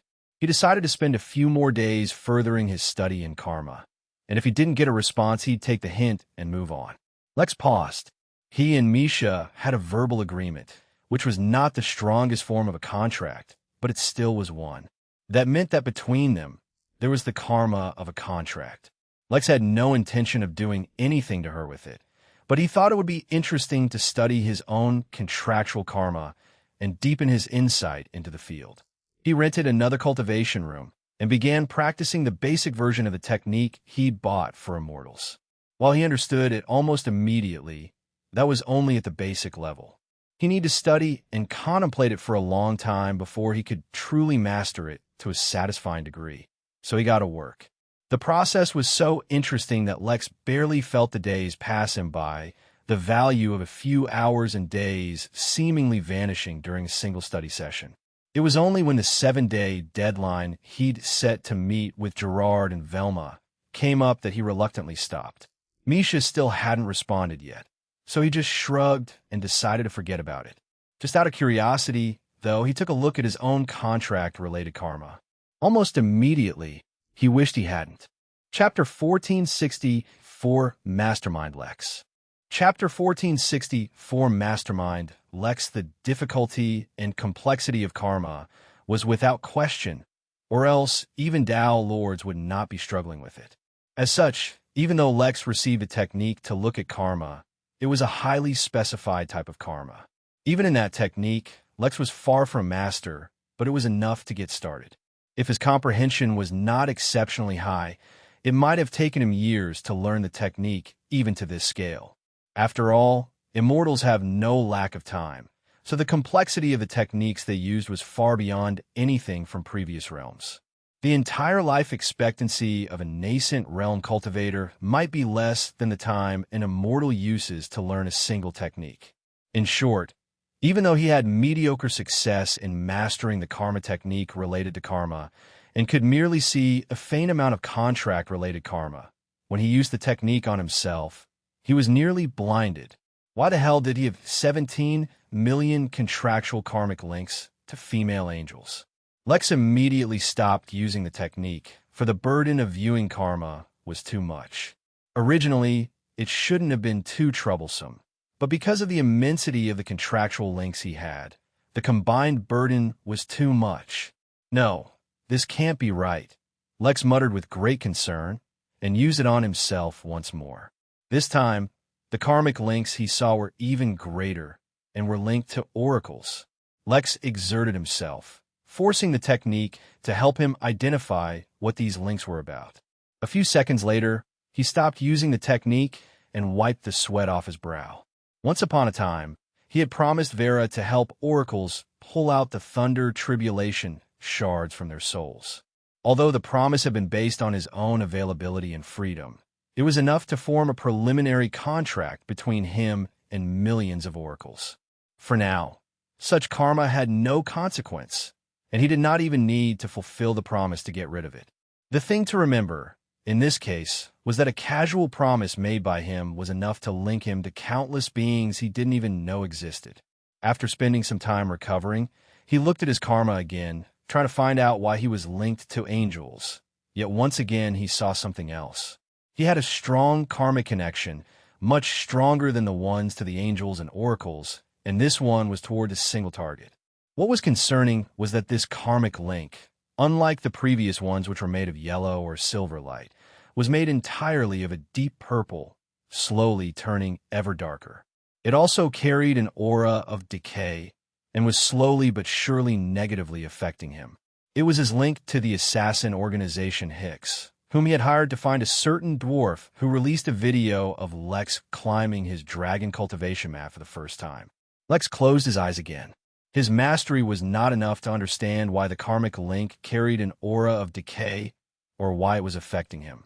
The technique he learned was focused solely on contracts, with its actual purpose being to strengthen marital bonds. As such, every other aspect of karma it touched upon was merely perfunctory. Lex asked himself, then took another look at his karma, though this time his eyes immediately started to bleed, forcing him to shut them. He saw the karma of his promise to Sekhmet. He did not need the technique to assist him in determining what it was, for he could feel remnant traces of her aura clearly. At that point, Lex knew that he needed to stop. It was not easy for his body to be wounded, but the fact was that he had karma with no one but multiple Tao lords. If he ended up seeing his karma related to them, he didn't know what the repercussions would be. However, he really wanted to figure out what his karma with the angels was. Lex took a deep breath and focused on healing his eyes, meanwhile mentally preparing himself to look at his karma once more. Theoretically, he should be able to hone in on the karma he wanted to see. But since his mastery of the technique was poor, he couldn't do it as easily. He spent a few hours preparing himself before he opened his eyes once more. They were filled with red veins, strained to their utmost, and not entirely healed, but that didn't matter. What mattered was that Lex finally saw his karma with the angels once more. There were 17 million individual threads of silver karma, each from a female angel. They were all weak, barely existing, yet the faint aura of a contract allowed them to exist. Lex focused on the threads, searching for their origin. Eventually, he saw it. The difficulty of the technique had actually been lowered since he was viewing his own karma, which is why he was able to trace it. He once promised, on Lover's Island, that he would heal the wings of any angel that came to the Midnight Inn. That was the promise upon which this contract was built. However, what confused Lex was that each of those threads also carried with it a trace of... Lex pursed his lips. Each of those karma threads looked similar to what his teacher had taught him in karma class. It was the karma of someone who wanted to pursue a potential partner, and some degree of eligibility had been established. How the hell had he established the eligibility for a relationship with 17 million angels? That was something he absolutely did not understand. Lex stopped using the technique as fatigue began to set in. Using karmic techniques put an immense pressure on him, mostly because the karma he was viewing was immense.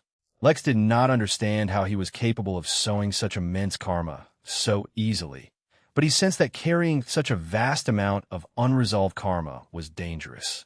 He needed to remedy the situation, and fortunately he did not need to heal all angels' wings and treat the souls of all oracles to do it. Such light karma could easily be withdrawn, though there would be repercussions. Considering how light the karma was, it should be manageable for him. In fact, the higher his cultivation level was, the greater his threshold for tolerating karma. But considering he already had too much karma, it was best not to make any rash decisions. He should handle things one at a time, starting from the lightest karma. No, wait. Considering the immense karma he already carried, the positive outcome far outweighed the negative. He had time to spare, so he should focus on studying karma first. There was nothing wrong with this. The innkeeper had a reputation for his mastery of karma, so it only made sense for Lex to have an interest in it. With that, Lex concluded his little experiment and quickly departed from his temporary cultivation cave. He was already late for his meetup with Gerard and Velma, so he hopped on top of Naraka and flew through the vacuum of space back towards the Azure asteroid field. He could have just teleported over, but long-distance teleportations had been forbidden for guests. The Artica race probably wanted to prevent anyone from ending up somewhere outside of the designated zone. Lex arrived at his destination much quicker than if he got in a taxi, but found his two companions already waiting for him. He was just about to apologize for being late, but when they turned to look at him, their eyes were filled with pity, which confused him. "What's wrong?" Lex asked. Instead of responding, Velma just pointed her finger toward the shop nearby, where a blushing Misha seemed to be sitting, lost in her daydreams. Did you need to be so blatant in entering a karma class for couples right after asking her out? For the last few days, the poor girl has been going through a series of mini panic attacks, uncertain of how to respond, said Gerard. You, my friend, have made the classic mistake of moving too quickly in your relationship. Lex suddenly exclaimed. I was just, I wanted to learn about karma, and that was the closest class available.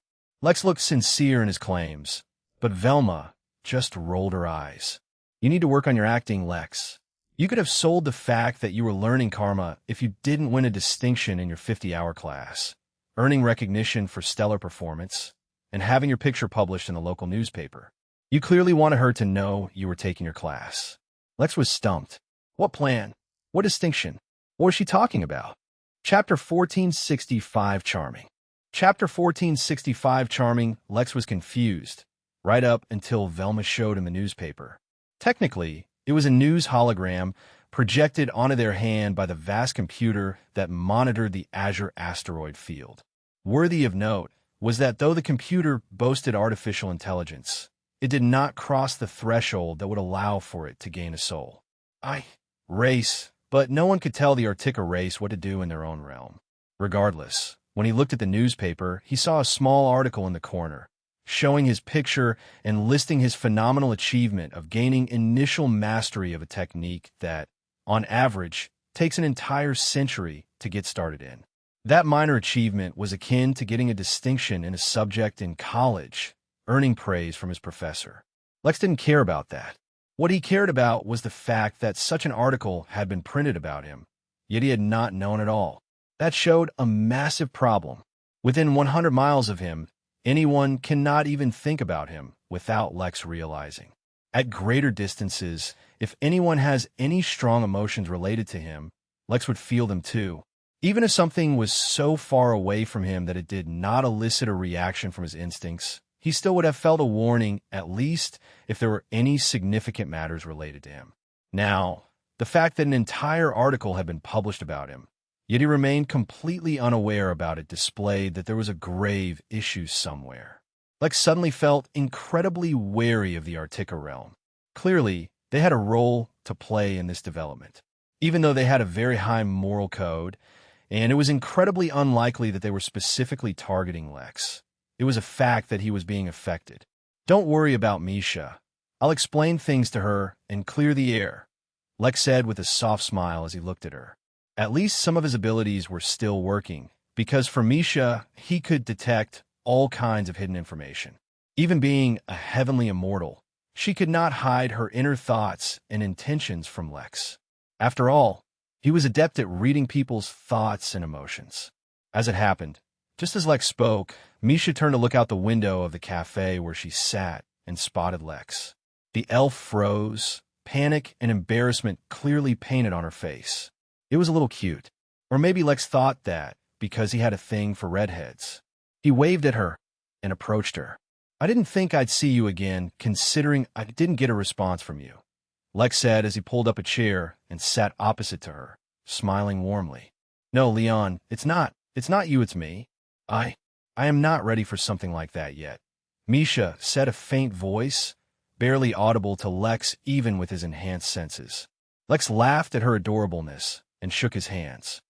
That's exactly what I mean, he said. I was just there because I'm interested in learning karma techniques, and it was the nearest one to my position. The actual content that the class was based around was a coincidence. Misha's face turned red like a tomato as she realized the misunderstanding. She didn't know where to hide, so she buried her face in the menu. The entire sight was quite adorable, which caused Lex to smile. But internally, Lex was extremely calm and collected. The exchange between him and Misha was as much a strategic match as the go he was playing against that Nas. The dainty-looking elf was not as helpless and harmless as she was appearing to be. Hidden beneath that facade was a capable and qualified representative for the terrorist organization Fugen.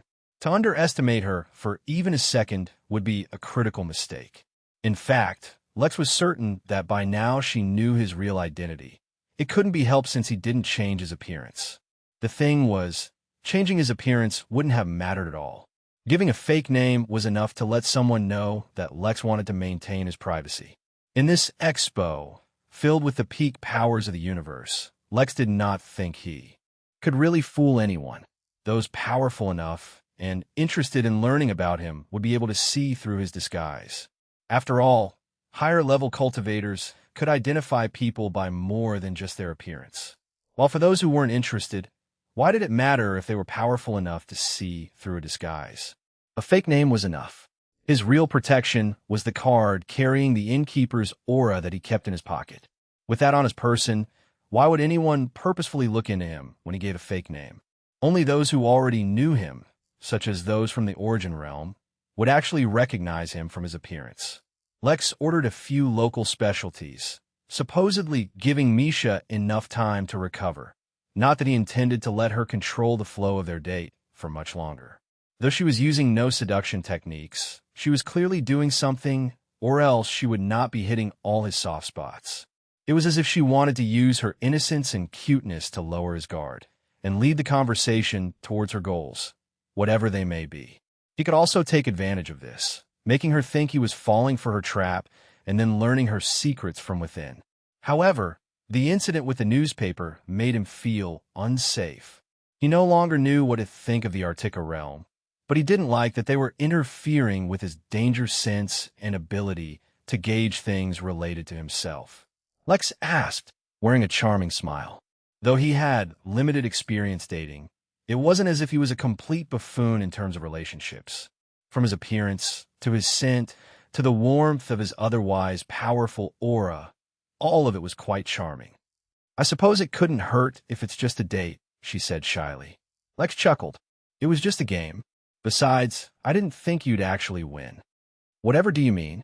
Misha rolled her eyes, her shyness fading as Lex cracked a lame joke and returned to some semblance of normalcy.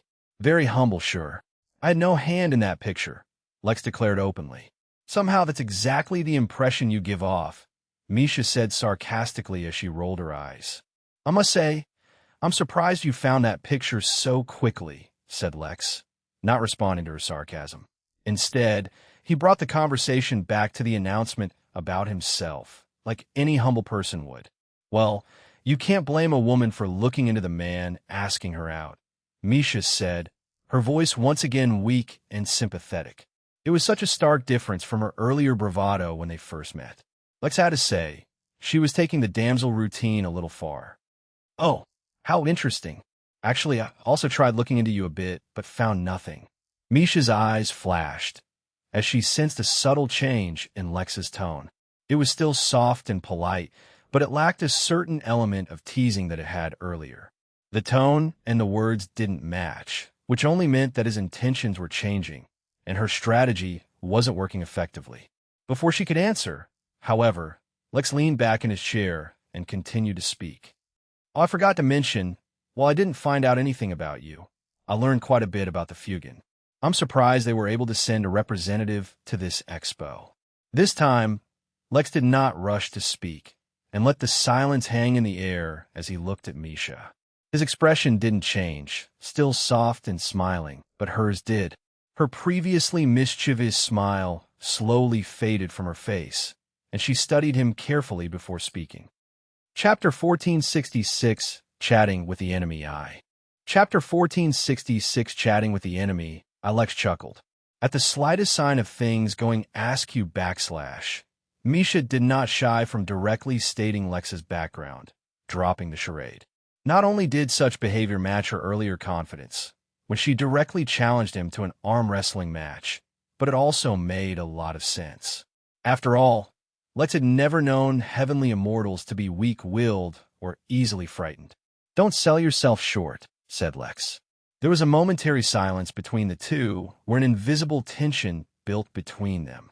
Yet the tension dissolved just as quickly as it appeared when Misha took a sigh of relief and relaxed. It wasn't like she could do anything to Lex anyway, not without getting an official permit to fight him. Of course, if she was suicidal, she could try attacking him without it, but Lex didn't fear her at all. The only thing that slightly concerned him was if the Nas could tell what he was doing. If he placed one of the rook pieces on the board while Lex was in the middle of the fight, it would truly be quite inconvenient. I'm glad that's over and done with. Acting demure is really not my strong suit, Misha said as she grabbed a drink and took a big gulp. Why were you acting demure to begin with? Such an obvious change in behavior from earlier on is a dead giveaway. Orders, she said with a shrug. That's sexist, And I'm pretty sure speciesist as well, said Lex. I know plenty of incredibly powerful women who are plenty attractive. Through masterful control of his thoughts, Lex prevented himself from immediately thinking of Zuri, or at least the appearance she took when they first met. Misha shrugged. Can't do anything about it. And to answer your second question, no, I did not know you or about the Midnight Inn at the time of our wrestling match. As a diplomat, I spend all my time in other realms, either representing our interest or seeking new allies. I hardly ever know anything about what's going on in the Origin realm save for what I need to know for my missions. Lex asked very casually, his voice devoid of any accusations, though his words certainly implied it. Hey, first of all, believe it or not, it's the Henali who are the aggressors, not the Fugen, Misha said, holding up a finger, though her tone and demeanor did not seem like she was agitated by the accusation. I don't know if you're fully aware of the history of the conflict, but I can enlighten you about it. If you don't trust my word, I can even point you towards any number of neutral sources from whom you can verify my claims. Secondly, and much more importantly, a girl's gotta eat. I've been stuck at the beginning of the heavenly, immortal realm for a very long time, and without sufficient resources, whether it be in the form of teachers who can guide me on my path or actual treasures that can help me overcome my various shortcomings, it'll be billions of years before I make any progress. The Fugen might not be the wealthiest out there, but they pay surprisingly well for a non-combat role, and the benefits aren't bad either. The universe isn't an easy place to survive in, all right? You're right, I don't know the history behind the conflict. Avoiding conflict is basically impossible, she said with a shrug. There's more than one war going on in the universe, and this ain't even close to the worst one. It's not an excuse, just the reality of the situation. Besides, like I said, it's the Henali who are the aggressors here. I'm helping natives try to reclaim their realm. The Origin realm's location was discovered approximately 4 billion years ago and was discovered to be an especially resource-abundant realm. The timeline also put it on the path to being potentially one of the last, if not the last realm that will mature. That made it highly valuable.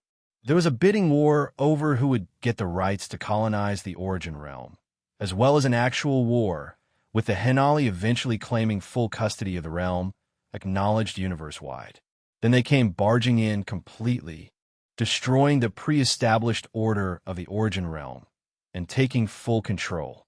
The Fugen, much like the Artica race, were the former strongest race of the Origin realm, but were brought near to the point of extinction during that process. It was only through a greater familiarity and understanding of the realm that they were able to survive. Many other races and powers within the Origin realm did not make it, including many of the original deities of the realm. Yeah, that's why they nurtured a bunch of Jorlum in their own realm. For protection, Lex said sarcastically. I don't know why you're telling me all of this. As much as I understand that colonization is a cruel and evil thing, the scale of this fight is really far beyond me. Not to mention, I'm no arbiter of justice. Chapter 1467, Chatting with the Enemy 2.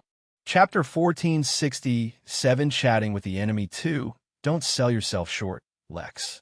You've done more harm to the Fugen's agenda in just the past year alone than the Henali have in centuries, and that was without the Innkeeper directly taking action, as far as I understand it. Lex shook his head. The Midnight Inn is neutral as far as these things are concerned. They barely participated in the conflict, and even that was merely at the behest of the rulers of the realm.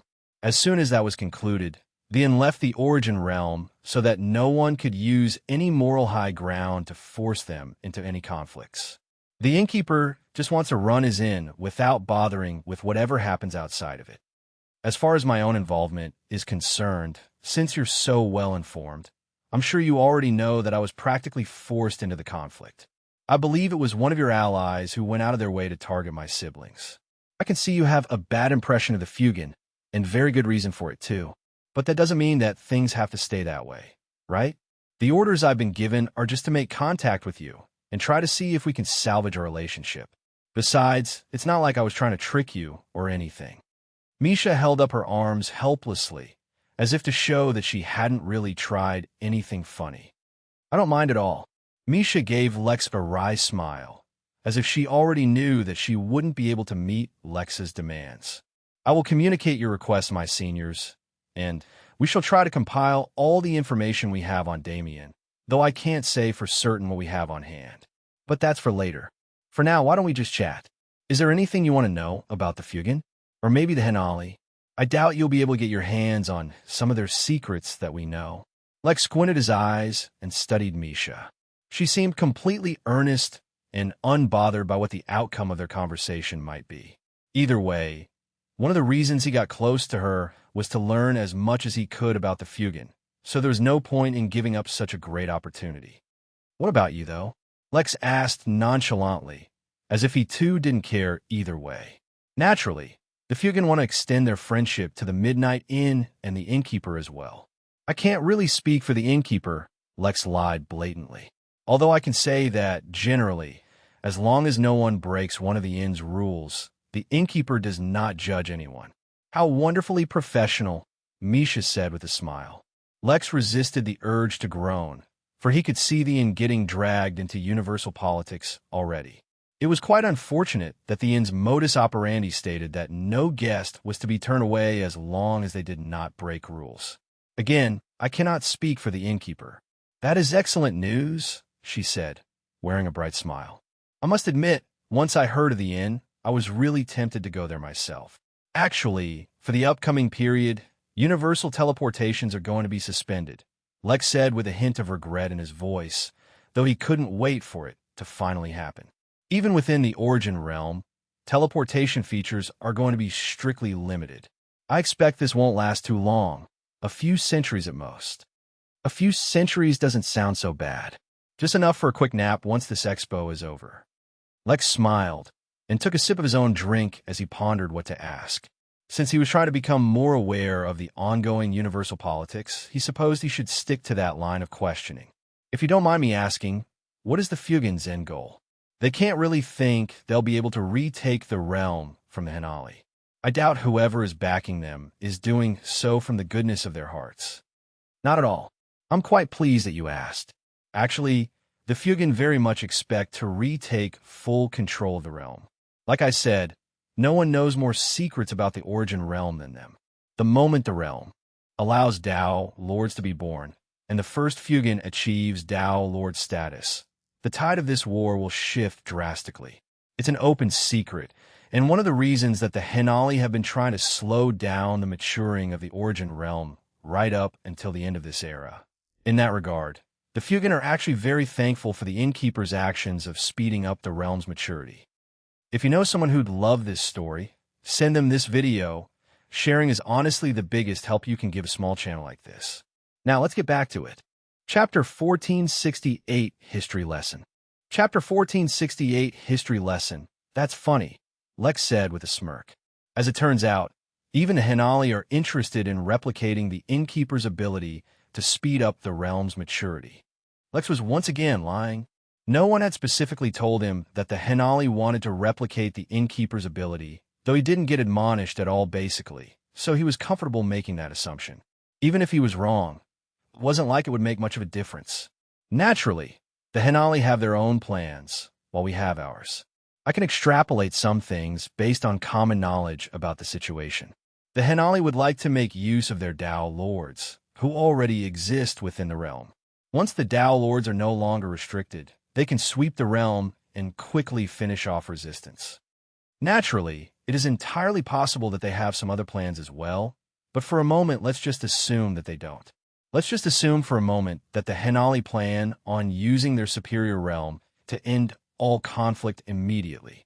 Even so, unless they bring all their Dao Lords across the realm, foregoing all of their existing duties, it would basically be impossible to explore the entire Origin realm in just a short amount of time. Let's assume that, based on their deeper knowledge of the realm, that the Fugen know where they can hide from the Henali long enough to reach the Dao realm. Once they reach the Dao realm, even if they only get a single Dao Lord, the Fugen are entirely confident of reclaiming the entire realm. That's a lot of assumptions, Lex said, but I get what you mean. The Fugen have convinced a bunch of people that such a reality is inevitable. There's one catch, however. Getting a Dao Lord, even just a single one, is not something anyone can just will into existence. Even humans, who are much more prevalent across the universe, lack a single Tao Lord. Ah, very astute, aren't you? Misha said coyly. You've caught the one flaw with the plan. The sarcasm was dripping off of Misha's tongue, but she did not elaborate on the question. Ironically, such a thing only increased Lex's confidence that the Fuegan had some insurance in the matter. If, instead, she had tried to convince him that it was inevitable, he wouldn't have believed her. Full disclosure, I was ordered to candidly ask you another question, though I don't really see a way how I can ask such a question so casually, Misha said. Oh, what's the question? I don't mind answering questions. Not like I have anything to hide, really, said Lex without the slightest hint of shame. The amount of secrets he had, even excluding the ones he had locked inside the Chamber of Secrets and forgotten about, was really too many to count. According to all reports, at least the ones that have been found so far, there is nothing to indicate that the innkeeper came from outside the realm. Furthermore, he doesn't show signs of foreigner suppression either, being able to wield such immense power so easily. Lex chuckled, underplaying his emotions. He knew that this was a critical question, and based on his abundant experience messing up, he was certain that he could not lie so easily about this question. Who knew if Misha was monitoring him through some truth detection technique, or was recording the conversation for later scrutiny? If the innkeeper proved to be a local, then the question of how he became a Tao Lord would be a huge mystery. If he claimed that the innkeeper became a Tao Lord outside the realm, but was a local, then people would begin to start looking into the innkeeper's identity, not to mention the fact that if he was under the effects of truth detection spell and mentioned that the innkeeper was a Tao Lord, the lie would be caught. Of course, this could just be Lex speculating, and the truth might be different. But he couldn't treat it lightly, and had to behave as if he was. Lex asked, the innkeeper has already left the origin realm, and has no intention of interfering with anything unrelated to his inn. Misha shrugged. I don't know. My superiors were really excited by the prospect, as if it would confirm some theory of theirs if he was. But I think they were ready not to get an answer to such a question, which is why I don't mind just asking you up front. Between you and I, sometimes being a diplomat can be very exhausting. Lex asked, I'm heading back home.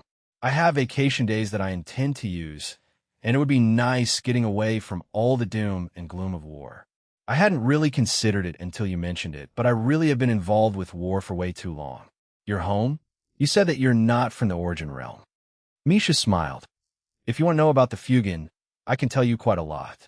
But if you want to learn more about me, young Lex, it's going to take a whole lot more than an arm wrestling match and a cup of coffee to get me to open up. But for some reason, I don't really see that happening. Kind of sounds like you're flattering me. That won't get me to open up about the innkeeper's secrets if that's what you're trying to do. But since you've offered up such an opportunity, it'd be a shame to just give it up. Why don't you tell me a little bit more about the Fuegan and the history of the origin realm? Right into the thick of things. Let me see. Where should I start from? I suppose the very beginning sounds about right. When the origin realm was initially formed, it was no different from any other newborn realm. It had mythical beings, deities, an abundance of races, and all the ingredients necessary to build a flourishing realm. That is, until an event called the First Mass Extinction. The exact details of that are not recorded. No one, not even the Fuegan, know why it happened or what triggered it. The Fuegan came into power much later on, after the Second Mass Extinction event, actually. By then, the limits of the origin realm were already at the heavenly immortal realm, and were about to open up to the celestial realm. When they came into power, what they did learn was that the origin realm, which was once ordinary, had undergone an unknown change. There are powers and secrets hidden dormant in the origin realm that should have nothing to do with a newfound realm. Back then, the realm was not nearly as big as it is now, so it was a lot easier to explore. Of course, that is only relatively speaking. In truth, it was still very difficult to go through all of it. Thus, the Fuegan initiated their first great undertaking, taking the first step towards becoming the eventual rulers of the realm for a very long time. They began the Star Bridge project, meant to be able to connect every single part of the origin realm together. That project brought the Fugen out of their galaxy and into a much wider field, interacting with the great, old powers of the realms. There were the dragons, one of the only races to survive both great extinction events without suffering a steep decline in strength. There were the deities of old, most of whom have already been forgotten by now, following their demise at the hands of the Henali. Finally, and perhaps most importantly, they ran into the Seraphine oracles. Chapter 1469 sad. Chapter 1469 sad. Lex quickly reminded himself of Seraphines. Just like Hellions were associated with hells, one of which the devils took over, Seraphines were associated with heavens. Unlike the devils, the angels only partially controlled Eden. It was worth noting that heavens naturally gave birth to a sub-race of Seraphines, just as humans were just one of the races inside the humanoid alliance. That sub-race was called Elysians. Considering that the origin realm had no natural heaven or hell, only pale replicas of them, used by deities for the purpose of farming divine energy from their followers, the presence of Seraphines was genuinely surprising. Just like how humans could be spontaneously born anywhere in the universe where circumstances allowed, through systematic and orderly evolution, so could Seraphines. But while humans required stuff like water and oxygen and an optimal temperature, Seraphines required the environment of a heaven. But that's not all, Misha continued, a sly smile appearing on her face. Actually, there's one specific major secret of the origin realm that I have been allowed to share with you. Lex raised an eyebrow, wondering if he should just avoid listening to it. But the attraction of the secret was too great. In fact, Lex was fairly certain that he had already stumbled onto one of the secrets hidden within the origin realm that the universe was not aware of. Namely, he had stumbled onto the Temple of Fasting. The temple was a heritage site of sorts for the humanoid alliance, and it was hiding in the void behind the origin realm instead of being utilized. Clearly, there were many more secrets he was unaware of. I'm sure you know, but in the history of the universe, there are very few races that are truly and genuinely extinct. The first 100 races that went completely extinct did so because the universe grew out of its extreme early stage, where its entire existence was akin to a sea of chaos, save for the primary realm. After that, though, very few races have gone extinct. Furthermore, there are no official records of why these few races have gone extinct. One such race is the Farum, one of the most ancient races of the universe. Not only did they go extinct, but their prototype was absorbed by the universe itself, and are sometimes used in tribulations or phenomena. These races that have gone extinct have all traces of them wiped from history. If it weren't for the fact that some very powerful seniors purposefully spread this information across the universe, their reasons unknown, then no one would even know that there exist such races that have gone extinct. The reason I mention all of this is because, within the origin realm, the Fugen discovered the remains of an extinct race. Moreover, there are no records of it being mentioned anywhere, nor does anyone know what its name is. The remains carried a primordial aura, meaning that it originated at the birth of the universe. Can you imagine what this means? Misha didn't provide an answer. In fact, Lex wasn't certain that the answer to that question was known by anyone at all. Although, contrary to what Misha might expect, Lex could very easily imagine what such a discovery meant. Lex could think of a few different explanations, with the simplest being that the remains arrived in the origin realm as a result of some system. Over the course of the 13.5 billion years that the origin realm had existed for, it was not so unbelievable that more than just a few powerful systems had appeared. What defied logic and common sense for most people was the bread and butter of every system in existence. Everything could be explained in a single word: systems. Of course, that was merely one of the possible explanations. The second explanation that Lex came up with was somehow less likely than systems, yet it simultaneously explained all the anomalies that occurred within the origin realm. Just as the Temple of Fasting appeared within the origin realm, Lex speculated that some ancient heritage, treasure, or basically just an item capable of holding numerous things appeared within the realm right around the time of the first mass extinction. In fact, It was more likely that the extinction event happened as a result of such a thing entering the realm.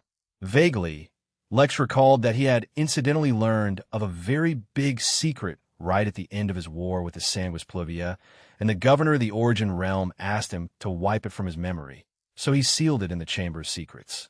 Even though he didn't remember what he overheard, he remembered that there was some secret he was forced to forget. Wow, who knew that the Origin Realm was so exciting, Lex said. He himself was unsure of whether he was being sincere or sarcastic. Oh, you have no idea, Misha said. I did a triple postdoctorate course, each one 5 centuries long, all on the history of the Origin Realm. It was only after getting all of those qualifications that I end up getting this job of mine. It's not the best, but it pays the bills. Plus, I get to learn exciting old stories while creating exciting new ones. Unfortunately, I can't share any more of the juicy secrets with you, but there's a lot of lost history of your realm I share with you. For example, did you know that there has only ever been one Dragon King in the Origin Realm? This has been an anomaly considering the usual progress of a realm, for true dragons typically grow stronger each generation, regularly replacing their older and weaker generation. But that is not so for the Origin Realm. Moreover, he did not even become a deity, though that is quite normal for a dragon. Another interesting thing is the presence of hidden races within a realm. For example, the Great Cthulhu clan, a champion of the Dark Beasts, was wiped out of the Origin Realm because they provoked the Spirit Flux race, a unique type of spirit race that has a tremendous influence over esoteric powers. There's also the Matriarch Paralis race, an insectoid race that feeds entirely on metals and anything containing metals. They are generally a tremendous scourge in other realms, possessing formidable bodies and exceptional minds. No one, not the Fugan and not even the Henali, know why they behave so well in the Origin Realm, staying completely hidden and not initiating wars for dominance. Either way, neither are willing to offend them, because they can become a great scourge. For hours, Lex and Misha continued to chat casually amongst themselves. Misha revealed a lot of generic information about the Origin Realm's past, such as the rise and fall of various nations, how the growth of the realm occurred, and significant events that happened back in the day. Yet few of those things actually seemed important, and most of it could be equated to learning random facts. Knowing it was interesting, but one did not know what to do with that information. For example, on Earth, sharks evolved and came into existence before trees. That was an interesting and somewhat unbelievable fact, but after learning about it, there wasn't really anything Lex could do with that information. Maybe if his profession involved studying ancient fossils or something along those lines. Furthermore, despite saying that she would willingly reveal information about the Fugan, Misha only informed him of things like their agenda, their history, what good they had done for the realm, and how they had the best at heart for the Origin Realm. Considering the fact that they frequently allied with evil deities, destroyed countless star systems to nurture Jorlum, and were orchestrating wars across the realm, even going as far as weakening the space of the Origin Realm to help sneak in an exiled demi-Dao Lord. Lex found that hard to believe, but he avoided arguing with Misha on these things. For one, it hardly mattered if he corrected her or not, for it wouldn't change much. Secondly, Lex genuinely felt like Misha didn't care much what the truth was either way. She was just being a diplomat and doing her job. She did reveal one interesting fact, though. The Artica race sympathize with the Fugan and have shown signs that they could be open to cooperation. Lex rolled his eyes. By now, she wasn't even trying to hide how blatantly she was spreading propaganda. Oddly enough, while the propaganda thing didn't work, Lex didn't mind Misha's teasing personality. He found it hard to dislike her, even though in principle what she was doing was highly immoral in his eyes. It wasn't like he was a herald of justice himself, but at least he didn't go around needlessly aiding in a senseless war. Yet, he didn't dislike it. It was a little sad, though, for if she didn't have such a job, he might have seriously considered taking her out on an actual date. Chapter 1470 Farewell. Chapter 1470 Farewell. It had been a long time since Lex just sat and chatted with someone. Even though this was somewhat of an attempt at extracting information from both sides The conversation itself was quite pleasant once Misha dropped the facade. But eventually there came a time when Lex ran out of questions and Misha had run out of free time. Unlike him, she had a pretty dense schedule involving getting immersed in the daily life of the Artica realm. It was only after she thoroughly understood the locals that she could do her job well. That, unfortunately, was another reason why Lex remained apprehensive of any positive feelings he had towards her. As a diplomat, she knew exactly how to behave to best resonate with her target, much like himself. When their time ran short, the two went their separate ways. "I'll look forward to when I can visit the inn," Misha said before leaving. "I'll look forward to hosting you when you come," Lex said politely, accepting that he had attracted more trouble for himself. With that, they departed, and Lex promptly returned to Velma and Gerard, who had been putting off their return to wait for him.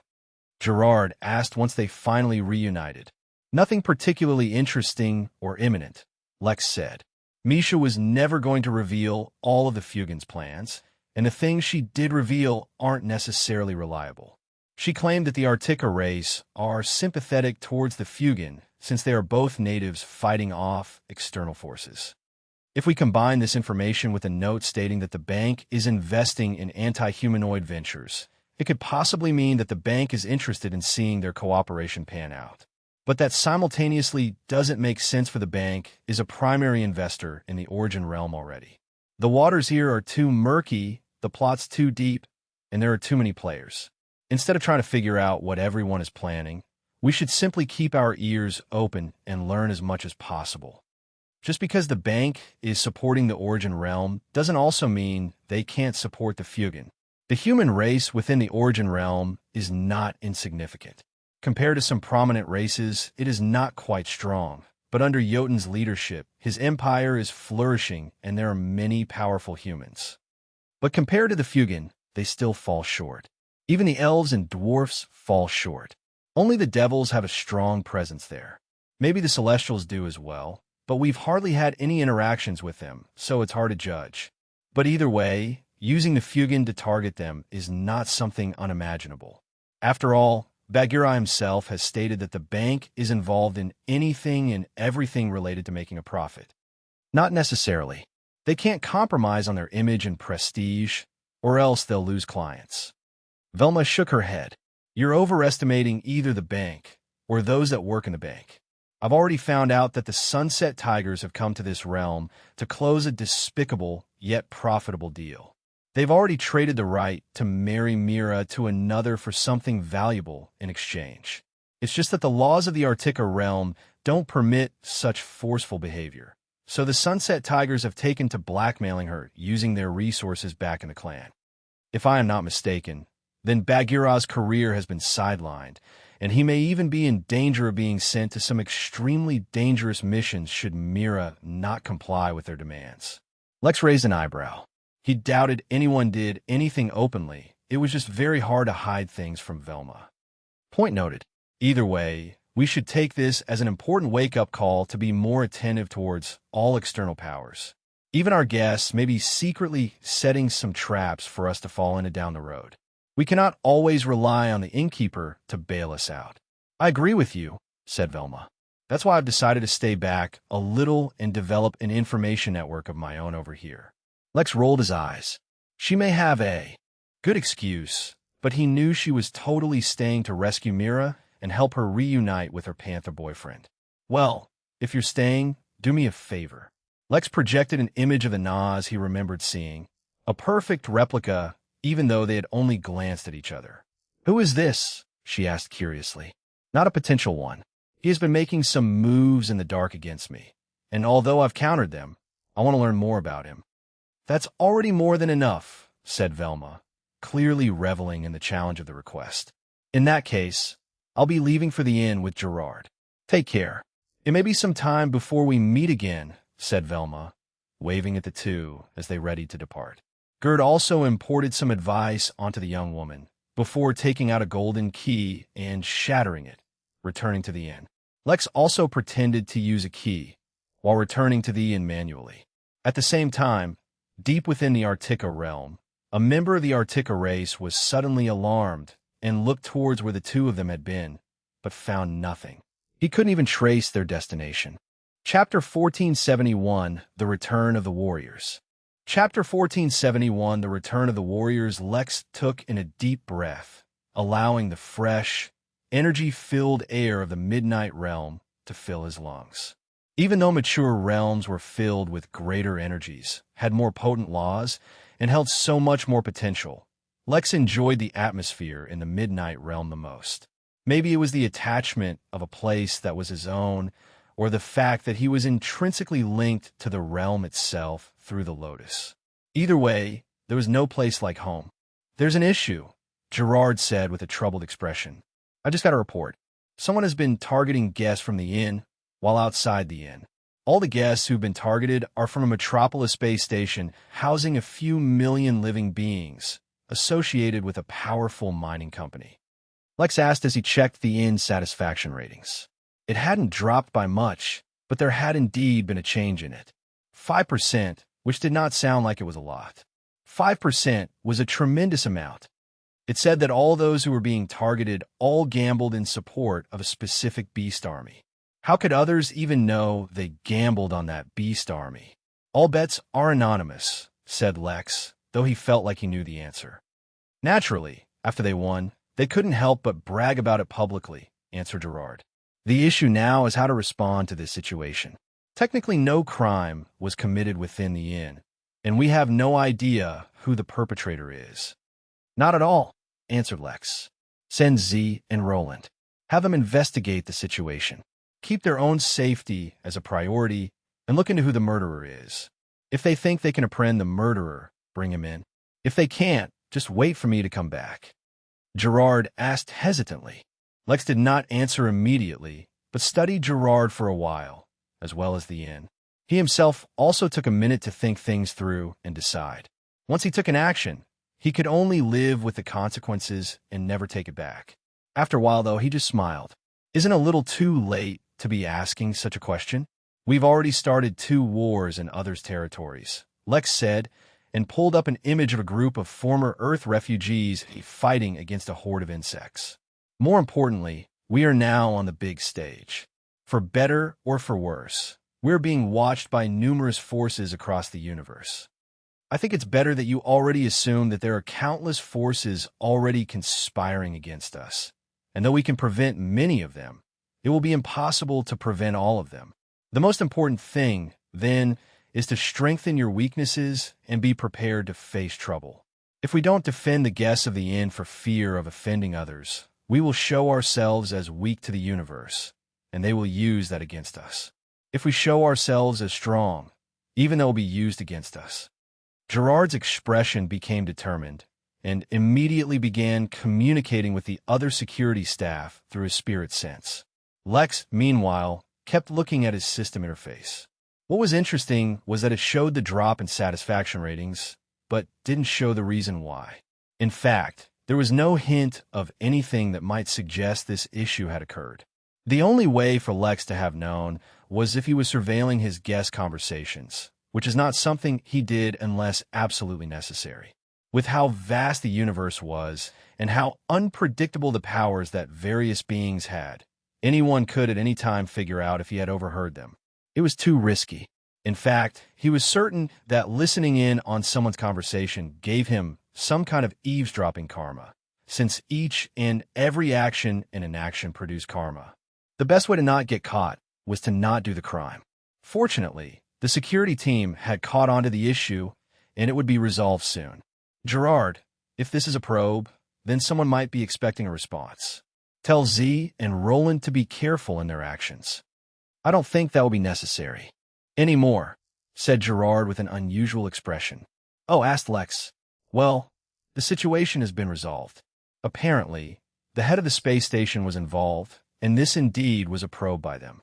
Someone was instructing them from the background," Lex asked. This problem was solved way too quickly. He'd just heard of it, and it was already resolved? That sounded much too convenient. Well, within the Origin realm, rainbow-colored lights flew through the vacuum of space, attacking the yellow shield that surrounded the space station. Thousands upon thousands of spaceships lay destroyed, floating all around the station, so that none dared to leave the protection of the ship anymore. "Surrender peacefully, and I'll leave you a full corpse," Jimmy said boldly, repeating the words Big Brother Z had taught him. An army of peacocks shrieked, the voices carrying even in space, as they waited eagerly for the shields to drop. Chapter 1472, The Return of Old Friends. Chapter 1472, The Return of Old Friends, the captain of the space station asked, his voice strained as he looked out at the small army that had surrounded them. Weren't they participating inside the Midnight Games? "That is also what I am wondering," answered a shadowy figure, standing behind the man. "According to my information, a majority of the Peacock Warriors are an independent force with no actual connection to the Inn." The captain asked, his eyes turning red. "I've hunted asteroid beetles easier to kill than them." Asteroid beetles. Those things eat through asteroid fields and have radioactive skin. They're immune to lasers and can shrug off artillery shells like they're enjoying the rain. Yet these measly humans are stronger than them? How does that make any sense? The shadowy figure had also noticed the anomaly. These humans, despite being very young, were much too powerful. Most of them were in the Golden Core realm, with quite a few already nascent level cultivators already. Considering their young age, that was already enough to label them beyond a genius. The average human genius reaches the nascent level at the age of 100, and that's with an abundance of resources. Yet now there were hundreds of such humans, casually riding peacocks in outer space, defying all logic. It hardly matters. We probed and got a response. Even this is good enough. As promised, I've created a new identity for you, as well as funds double the liquid worth of your space station. Your emergency escape teleportation formation is also in place. Now you just need to stick to our deal and complete the probe. Your scans indicate the absence of any immortals. Now we don't know if this is an independent action by the Peacock Warriors or an unsanctioned one. Either way, the death of these warriors will give us more information on how the Inn responds. The captain calmed down upon hearing the shadowy figure's words. He was right. Regardless of what happened to the station or what kinds of losses it suffered, it no longer had anything to do with him. It was just tough not to get emotional seeing the severe losses to the station when he had spent so many years on it. The captain activated the protocol to deploy the station's strongest weapons, Iridus mech. These mechs weren't really at the level of immortals. For most places in the universe, immortals were rare and powerful. Expecting a random mining space station to have an immortal-level weapon on board was ludicrous, at least unless they were mining something beyond something simply valuable. 3 gray box-like mechs with short wings and a whole lot of weapons flew out of the station. The mechs were not fast, nor were they tough, yet they packed the most powerful offense of anything and anyone on the station. Shooting from behind the station's shields, they were perfectly capable of eliminating any nascent-level threat. "Jimmy, as your chaperone, I feel the need to inform you that I will have to step in if you're unable to neutralize those mechs," someone whispered in the boy's ear. "No, not yet. We can handle this," Jimmy said, showing a reluctant expression. "Yes, you can, but the others might get hurt. You know how the peacocks get when they lose some feathers." "Fine, fine. Let me see what I can do," said Jimmy as he prepared to use his strongest technique. According to Big Brother Z, he had to use it at the critical moment, but this probably counted. He summoned a long, jousting stick from his spatial ring and pointed it towards the shield. The peacock he was riding, as if able to sense his intention, spread its wings and began gathering its energy. It started to shine in a rainbow light, and so did Jimmy's jousting stick. A powerful aura spread out from the two as they gathered energy, but that only attracted the 3 mechs' attention. The 3 of them immediately locked onto Jimmy, and without any forewarning, launched a salvo of rockets towards him, covering nearly all the distance at once. Jimmy, who was accumulating energy, could not use a different technique. Nor could he dodge, since the peacock was also focused solely on feeding him its own energy. A deep sigh escaped the chaperone as he appeared right in front of Jimmy, and with a simple flick of his finger, destroyed all the rockets. Kawain, who was practicing his babysitting skills, turned to look back at the distracted Jimmy. Your attack takes up too much time to charge up. Only use it when the enemy is distracted or you have someone to cover you. Oh, come now, Kawain. He's just a child, said Hera, Jimmy's mother, who suddenly appeared behind him as well. By mortal standards, he's old enough to wed and start his own family, Kawain commented, although he did nothing else to dissuade Mira of her notions. Instead, he only made a mental note about the cognitive bias of human mothers. Although Anita was technically no longer human, as being a lich replaced her race despite what she may have started out as, he assumed that she might still share some of the traits of her former race. Within the station, both the captain and the shadowy figure were trying to figure out why the attack failed, for they were unable to detect Kawain or Mira, all thanks to Myra's concealment abilities. The Mets go ready to attack again, to see if the first failure was a fluke, but it was too late. Jimmy had fully charged his attack, so he did not hesitate at all. Both the rider and the peacock seemed to turn into a beam of rainbow-colored light that shot forward, oddly, in the shape of a jousting stick. The attack was lightning quick and silent. One moment Jimmy was far away, the next he tore through the protective shield around the space station as if it were a wet tissue, shattering the whole thing. The three Mechs fared no better, for they were the original targets to begin with. The beam of light cut through them, as if they were mere projections instead of real objects, causing an explosion so devastating it completely eradicated what was left of the shield. Even the Peacock warriors who were nearby retreated rapidly, unwilling to risk getting caught in that shockwave, while the space station suffered the worst. Its outer hull was completely eradicated, exposing the interior to the vacuum, further exacerbating the damage. That was just from an initial blast, with a shockwave to follow. Yet even Jimmy, who had torn through a shield and three mechs, had momentum to spare. As a result, he cut through the station as if it was butter. Yet, surprisingly, he harmed not a single resident of the station, mainly due to the fact that they had been evacuated to the inner layers of the station, but also because this was far from an unplanned operation. The countless Peacock warriors surrounding the station dashed into the station, not allowing the opponent a chance to recover and respond. Jimmy, we have a message from the Rose Society. They've sabotaged an escape formation near the captain's quarters. We're free to move into the final phase of the operation, said the peacock Jimmy was riding. Affirmative, Jimmy said as he rubbed his jaw. There was something about turning his physical body into a beam of light that always caused his jaw to hurt, and he couldn't figure out why.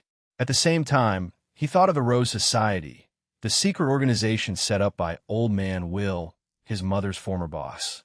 The organization was originally supposed to be a charity, but after the fall of the Earth, and with the recent disappearance of Bentham, the society became the only way to contact the enigmatic man. He had somehow embedded himself deep into the business world of the Origin Realm, and had amassed far more power than one would have expected from someone without a background. It was only recently that Jimmy was approached by Hugo, Will's old bodyguard, and shared some information with him. It seemed that for years, Old Man Will and Hugo had been working in secret to uncover the traces of Jeffrey, who was responsible for so much pain on Earth. It had turned out that the death of Hugo's family was also a consequence of one of Jeremy's ploys, and Will had sworn to Hugo to help him get revenge. With the fall of Sanguis Pluvia, Rose Society got their hands on a lot of information, things that even the Midnight Inn had missed. Chapter 1473, A Lot to Think About. Chapter 1473, A Lot to Think About. Getting their hands on information in and of itself was not a big deal. What was a big deal was that they had uncovered a conspiracy specifically targeting the Midnight Inn. Though the Inn claimed to be uninvolved in the fall of Sanguis Pluvia, few believed it, and as a result many wanted revenge. While Sanguis Pluvia itself had been removed from the Origin Realm, that did not mean that the realm was at peace or that there were no more rogue elements in it. Although there was hardly any force in the Origin Realm that could challenge the Midnight Inn, not unless one of the guest Owl Lords got involved, it did not mean other more powerful and influential organizations couldn't make use of them to begin placing the pieces against the Inn. It did not even need to be the destruction of the Inn itself that they achieved. Since the Inn was so focused on being a business, then disrupting their business by targeting their guests was one way of doing things. Of course, dealing with all of that was the job of someone far more senior than Jimmy. For him, this was just an opportunity to get some real-world experience with the Peacock Warriors. Although they had been fighting in the Midnight Games, it became a bit tedious since their patterns were easy to learn. More importantly, their peacocks had a huge advantage against insects, easily slaying them, so the actual warriors hardly got to exert themselves. To be fair, the peacocks technically were stronger than most of the actual warriors. It couldn't be helped. Such was the consequence of living in the Midnight Inn from birth. Jimmy didn't hesitate, and led his noble mount through the path he had memorized off a map and arrived at the captain's room. He had hardly taken a few seconds since he got the message about the formation being sabotaged, yet the scene he encountered was completely unexpected. The formation, as promised, was destroyed. Yet alongside the destroyed formation was the captain, which would have been a good thing except that he was dead. The room looked like a small hurricane had passed through it, with all the furniture and electronics flung all over. Less concerned with the cleanliness and more with the dead captain. Jimmy quickly approached him and checked his condition, but the man could not be saved. Jimmy asked his mount. The troubled peacock reached out to the secret agent. While invisible to them, both Kawain and Mira overlooked everything. Within Kawain's hand was an unconscious man, wearing some kind of armor that covered his figure in shadows, not that it affected the two of them.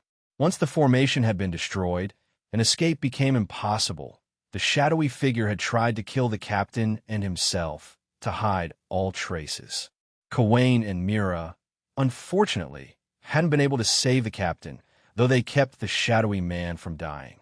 Minus points for letting the target die, Kawain said out loud. Mira questioned defensively. Whether he knows or not, it wouldn't change the fact that if we hadn't been here, he would have lost all leads.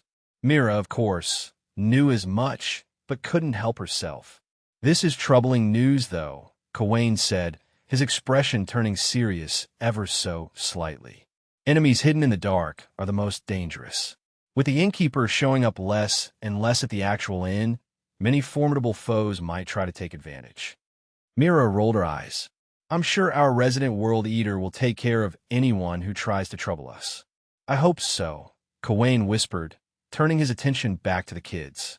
But his instincts, honed over thousands of years of war, were subtly warning him that there was some unknown danger up ahead, and if he did not grow stronger, he would not survive it.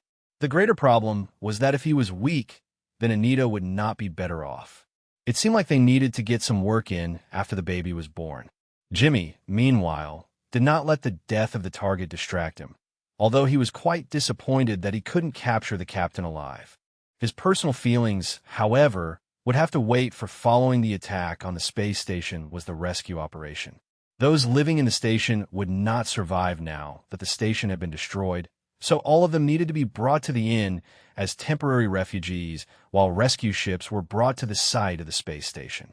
Overseeing such a large operation was quite different from the many operations he had managed as a kid. Everything had much more of an element of unpredictability. Fortunately, he was a lot stronger now and was a quick learner. He would not make the same mistake again, especially since Big Brother Z would be guiding him. The operation continued. While in the Midnight Realm, Gerard shared all the information he got with Lex, who frowned slightly. Increase the number of staff training at the temple, said Lex softly.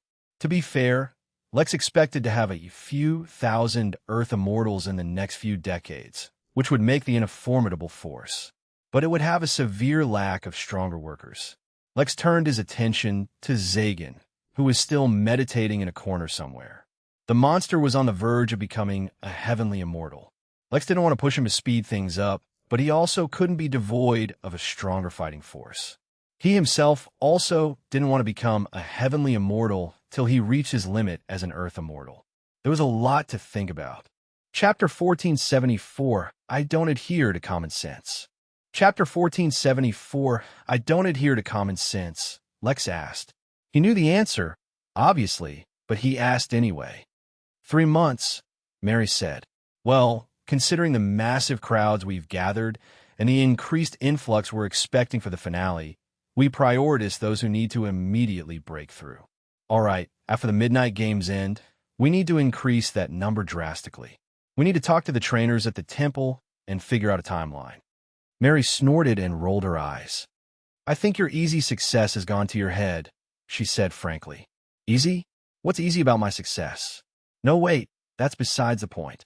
Lex asked with a frown. I studied the Artica realm's history. Although the realm matured 3,000 years ago, the bank formally initiated their relationship with the Artica race only 1,000 years ago. During that time, the bank no doubt helped them a lot, but they've also begun setting up the pieces to potentially undermine the Artica realm. I don't know what their specific objective is, but I can surmise that if they have any standard operating procedures for such things, then it probably involves using the first 1,000 years to establish a good relationship with mutual benefit, while positioning themselves for whatever they really want. But one use case is not enough to determine a pattern. They might begin with the end before 1,000 years, since it represents the power of single Tao, Lord, rather than entire major realm. Which is why I set that as a deadline. I'm not saying your reasoning for choosing 1,000 years is lacking, Mary said. But your demand for when you want heavenly immortals by is beyond ridiculous. You remember General Ragnar from Jotun? He is considered a genius of a human race for achieving the heavenly immortal realm in 3,500 years. Do you understand? Yes, but he didn't have the advantage of the Temple of Fasting and the Midnight Realm, Lex explained, as if he failed to see the issue. This is what I meant by your easy success has deluded you. Just because you've quickly achieved the peak of the Earth immortal realm, you've severely underestimated the difficulty of the process. Just think about Kawain and Anita. Were their ages? That gave Lex pause. Anita was over 500,000 years old. White Kawain was a little over 130,000 years old. Yet both of them were merely Earth immortals. The advantages of the Midnight Realm are many, and they especially speed up the first leg of the cultivation path, which involves reaching the immortal realm. But after that, it is very difficult to artificially speed up growth. Why your growth is so fast, I cannot answer. But I guarantee that such a feat is not replicable across the entire universe, regardless of the race. Growth in the immortal realm is about understanding laws and strengthening tenets, both of which are very difficult to externally influence. The entire Jotun Empire, which controls numerous galaxies, only has a handful of heavenly immortals. You said they're very difficult to influence externally, not impossible. Lex caught on to the hidden meaning in her sentences. There are many ways. Obviously, there are many ways, for every force in existence will always want to strengthen their own people. But it is a slow process. You cannot hope for quick results. The first, most common method is to discuss the laws with peers, as well as receive lessons from seniors. However, each person perceives laws differently, so any lesson or advice can only be taken as a reference. But I thought being in a new realm was supposed to help with the comprehension of laws and speed up growth. Isn't that why Tao lords value immature realms? That's true, but you need to understand that speed up does not mean it can happen within 1,000 years.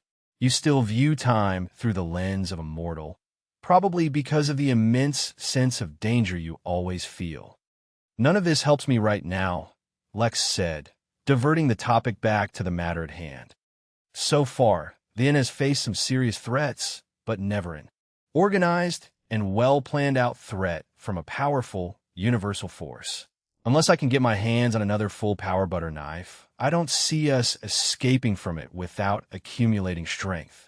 So the question isn't about why it's so hard to achieve 10 heavenly immortals in 1,000 years.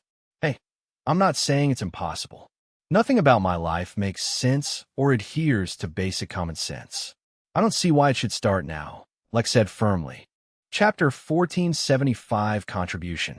Chapter 1475 Contribution, Mary sighed, and leaned back in a projection of a chair that suddenly appeared behind her. She rubbed her finger under her chin for a while, as if lost in thought. Lex didn't disturb her either. After all, he was the one who had asked her for a way to help others improve quickly. Upon greater consideration, he really had thought of the immortal realm too lightly. It was obvious that growing through the levels would not be easy or simple.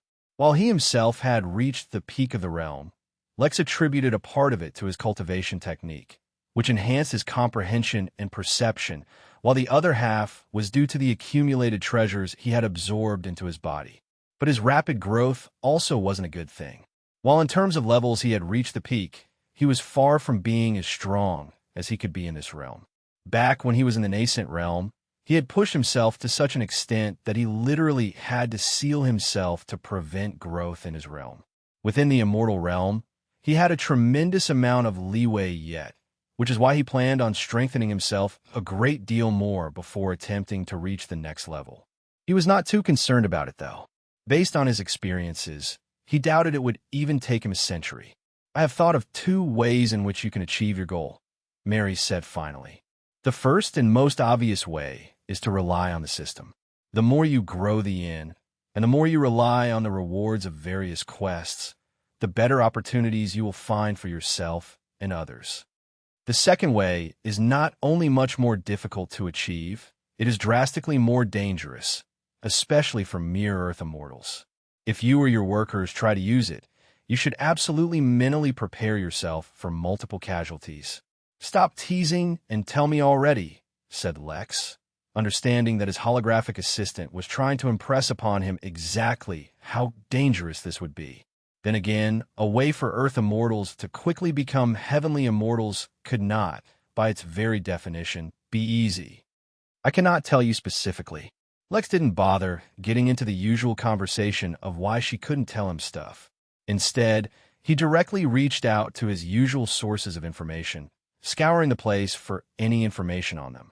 Yet, for once, the usual suspects had no answer.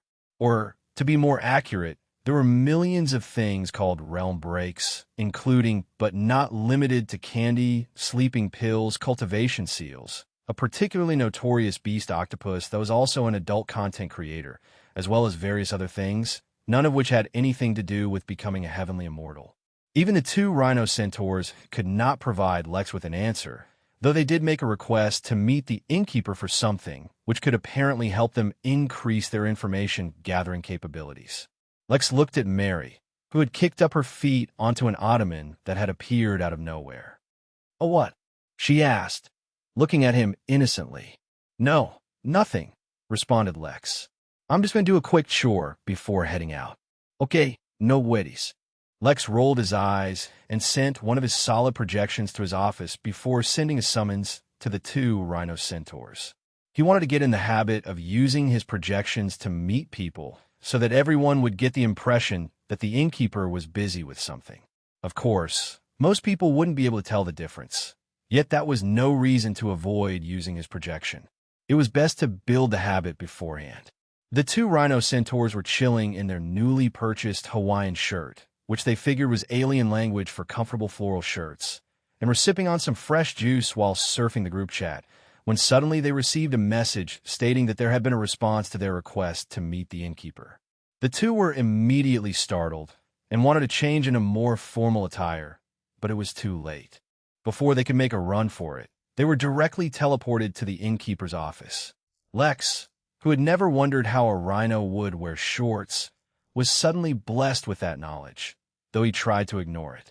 Instead, he maintained his warm, friendly persona of the innkeeper who would never judge others for how they dressed. "I was informed that you wanted to see me," the innkeeper said, though his words were spoken soft and his expression entirely welcoming. The 2 rhino centaurs went weak in the knees from fear. "Yes, your highness. I mean your imperial majesty dash. Please, just refer to me as the innkeeper. I am not fond of excessive grandiose titles. It is entirely unnecessary," the innkeeper said, his warm smile trying to disarm them, but it was for naught. They felt too self-conscious in their current attire. "Yes, innkeeper. Actually, you see, lately the demand for sensitive information has gone up, but we can't really get access to the more classified information." Another reason the rhino centaurs were sweating was because they couldn't exactly mention the group chat or explain its rules. They could only hope that the innkeeper would understand what they were insinuating. The innkeeper asked, His expression was so casual, it was as if he could not care less about systems at all, as if they were completely beneath him. But, as members of the group chat, they knew for certain that Dao Lords are not necessarily stronger than systems or system users. With that information, it did not take a genius to understand just how powerful the innkeeper probably was. Yes. The better the system, the more access we can get to secret information, the Rhino Centaurs answered. Understood. For now, you can continue operating as you have been. The two Rhino Centaurs looked at each other, hesitation and excitement filling their eyes. If you want, we can potentially share information on system users and leads on systems, they volunteered. Naturally, a large part of the group chat was dedicated towards tracking and hunting down system users. They could also get their hands on various equipment, which could help hunting down system users. At the moment, this is not necessary, said the innkeeper. In the future, if you have any matters relating to systems you wish to talk about, you can find Lex. In fact, I will send you to him right now, so that you all can form some kind of understanding. Once again, the two were promptly teleported away, and when they reappeared, they were inside Lex's penthouse. Lex, who seemed to be in the middle of a meal, was surprised to find them suddenly appear in his apartment. Yet before he had an opportunity to ask them what was happening, understanding filled his eyes. Lex asked, wearing a bewildered look, "You guys do realize we're an inn, right?" Lex did not focus on the fact that just a while ago, he completely justified hunting people across the universe to Gerard. The circumstances were completely different here. More importantly, he couldn't allow the two Rhino Centaurs to develop any such ideas. The Rhino Centaurs quickly tried to explain. We just mentioned that we might hear news of criminals who might potentially have a system. Sure, if he wants. Got it. Anyway, put that idea out of your head. The Midnight Inn does not go around hunting people for no reason, Lex said. That said, we do take everything that happens within the inn very seriously. There's a guest who was targeted by a system ability before he was at the inn and is still being affected by it. The two Rhino Centaurs looked at each other, this time a very serious expression on their faces. Was this, perhaps, the contribution that the innkeeper was talking about? Chapter 1476, Casually Making Money. Chapter 1476, Casually Making Money. There is no one-size-fits-all answer for such a situation, the Rhino Centaurs said. The answer can generally be determined by looking at a couple of things. The first would be the kind of ability used by a system. For example, if a target is being tracked by a system, which is relatively a loose connection, then there's a chance that the target can escape the system's grasp. If the ability is more of a core function of a system, such as a beast tamed by a taming system, then it is much more difficult, if not entirely impossible, to escape its grasp. The only possible way to get out of such a situation would be to use another system's ability to counter it. But then the second ability would have to somehow perfectly negate the ability of the first system. It's not like any random ability would work. The second thing to look at when trying to negate a system ability is the rank of the system involved. The higher the system ranking, the harder it is to avoid or remove. For example, I once heard a guy who got marked as a repeat customer by a B rank system. Later on, that seemingly insignificant acknowledgement led to that person's identity being compromised, and he was assassinated. Lex asked, seriously studying the two Rhino Centaurs. He had long suspected and practically confirmed that they were somehow connected to a group of people who hunt systems and system users. Heck, Lex even thought about the possibility that the Rhino Centaurs, as well as everyone else in their community, were under the influence of an even stronger system. These were things he could not confirm, but he could take advantage of. Their insight already proved invaluable. It made sense that the type of connection mattered. For example, Lex would not be happy if he found out one day that an employee could suppress their connection to the inn. Then it would be devastating. In a lot of ways, that connection was just as much a protection for the workers as it was for the inn. It kept them from betraying the inn, which would be pretty important in a situation where any inn worker was kidnapped. He was also fairly certain that the Go board he was a part of was a pretty central ability of a system, if it indeed was caused by a system. Still, It was good to be sure. The two rhino centaurs looked at each other and remained silent for a bit, almost as if lost in contemplation. Of course, Lex was certain that they were secretly communicating somehow. Eventually, though, one of them showed an extremely pained expression and then took out a cloak from his spatial ring, or at least it appeared that way. This might work against some weaker systems of level C and below, the rhino centaur said as he handed Lex. Lex asked as he grabbed it, and immediately began studying it using his left eye's ability and his own spirit sense. Unfortunately, if there was something extraordinary about the cloak, it escaped his notice, which he supposed was the point. The user just needs to wrap it around their body and channel some energy into it, and it should begin working. All right, thanks. The two rhino centaurs turned pale, though that was highly unusual due to their thick, gray skin. Yet they didn't confirm, nor did they deny anything. All right, you guys can go for now. If you need anything, you guys can contact me. Lex made it sound like getting a system was as easy as hopping down to the supermarket, which both impressed and intimidated the rhino centaurs. They didn't understand. In the group chat, every senior member was a big shot in the universe, wielding astronomical power. Some of those seniors seemed to control powers which, on the surface, seemed even more powerful than the inn. Not that they were in any position to judge how strong the innkeeper was. But what they did understand was that with the systems clearly granting so much power, why did the innkeeper and even Lex seem so dismissive of it? They didn't even consider for a moment that either of those two might have systems of their own. They were too dismissive of systems, almost as if the idea of using a system was insulting to them.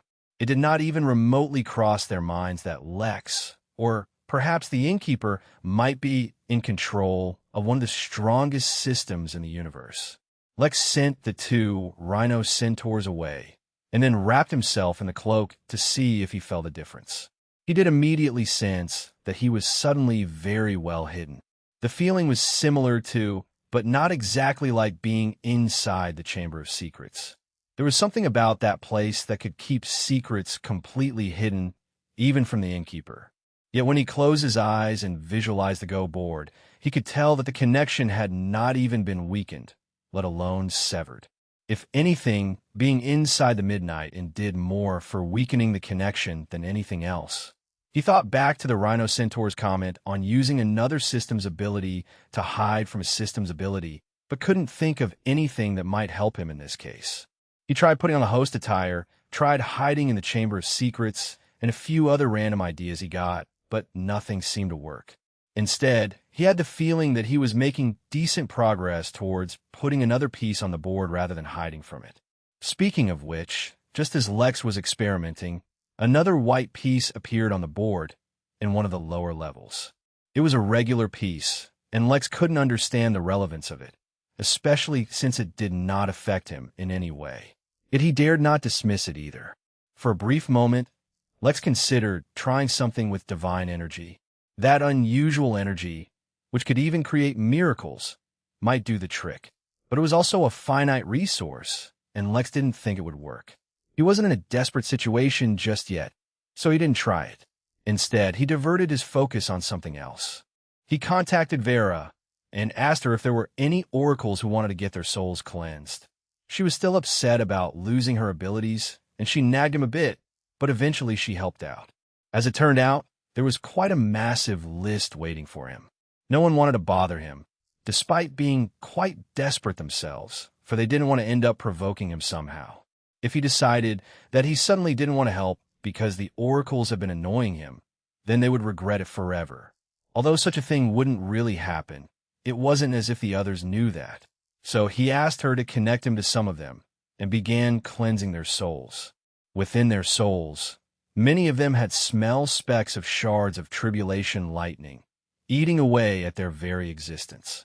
Those whose lightning shards weren't too concentrated only suffered excruciating pain, while others had their actual souls devoured by the lightning constantly zapping them. Lex himself found the lightning shards to be quite a tonic. It was like a nice, soothing massage, helping him relieve the tension in his muscles. But since there wasn't any actual benefit, Lex gathered most of the shards, put them in a bottle, and put the bottle in the gift shop. It wasn't every day that one could buy lightning in a bottle, so he priced it quite high, at 100 million MP per small bottle containing 10 shards and 90 specks of lightning. Lex was mentally prepared for the bottles to stay in the gift shop for a very long time, and so focused entirely on helping the oracles. Yet within only a few minutes of putting them up, the bottles disappeared. That was one of the benefits of having millions of people at the inn visiting for the games. There was a large variety of them, and they all needed various things. But after putting up only a few bottles, Lex had to stop. Most of the oracles who wanted this service didn't live inside the inn, and a message would have to be sent to them. Lex briefly considered meeting the angels to help out with their wings, but his intuition was warning him against meeting them. So, with no other excuse to keep him there, Lex finally brought out the ticket to the Seraphim Resort. Chapter 1477, Stop Procrastinating. Chapter 1477, Stop Procrastinating. There was a reason Lex had been putting off going to the resort. He had a quest with a time limit hanging over him. Yet repeatedly, he pushed back going to the resort. It wasn't because Lex was averse to the idea, but because his intuition had been warning him to keep a distance from angels. The warning wasn't a subtle reminder either, as if letting him know that if he met the angels, he'd face another inconvenient quest like the main character from video game. Rather, this was like common sense telling a mortal not to walk onto the site of an impending nuclear explosion. Even if he didn't consciously pay attention to it, the feeling was there in the back of his mind, subtly nudging him away from it. It was only when he was consciously faced with two decisions, both heavily involving angels, that he finally realized that he had been subconsciously avoiding both of them. But now that he had acknowledged it, the dam had burst, and Lex was exposed to the full brunt of how severely his instincts were warning him. Truthfully, it wasn't that strong, right up until he wanted to take action. Then his instincts warned him like he was about to walk into his own death. Obviously, meeting angels to heal their wings put him in direct contact with angels, so the warning made sense. But as it turned out, so did going to the resort. It made sense, considering that the Seraphim Resort was within a realm that contained angels.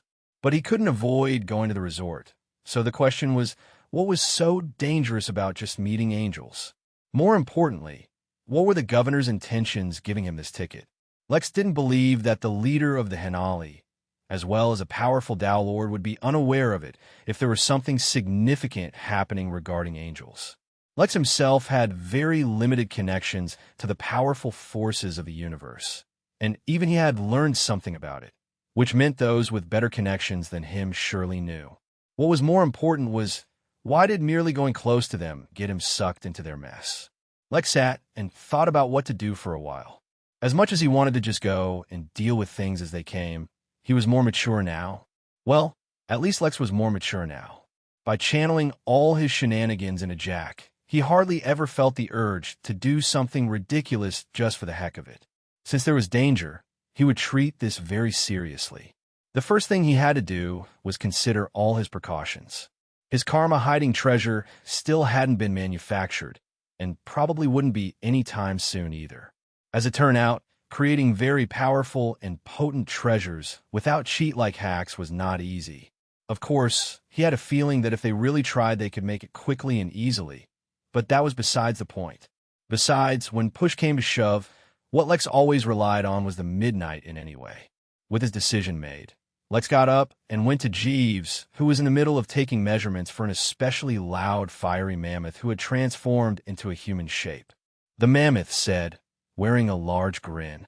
Lex was not expecting to meet a friendly, fiery mammoth, but there was no reason to be mean to him. From time to time, the mammoth roared into abrupt laughter, amused at Lex. No, human, no. No. I mentioned gambling to give you a tip. Today, I will be challenged to a death match, which will be aired across the Midnight Inn. Oh, Lex asked, suddenly interested. He hadn't heard about this.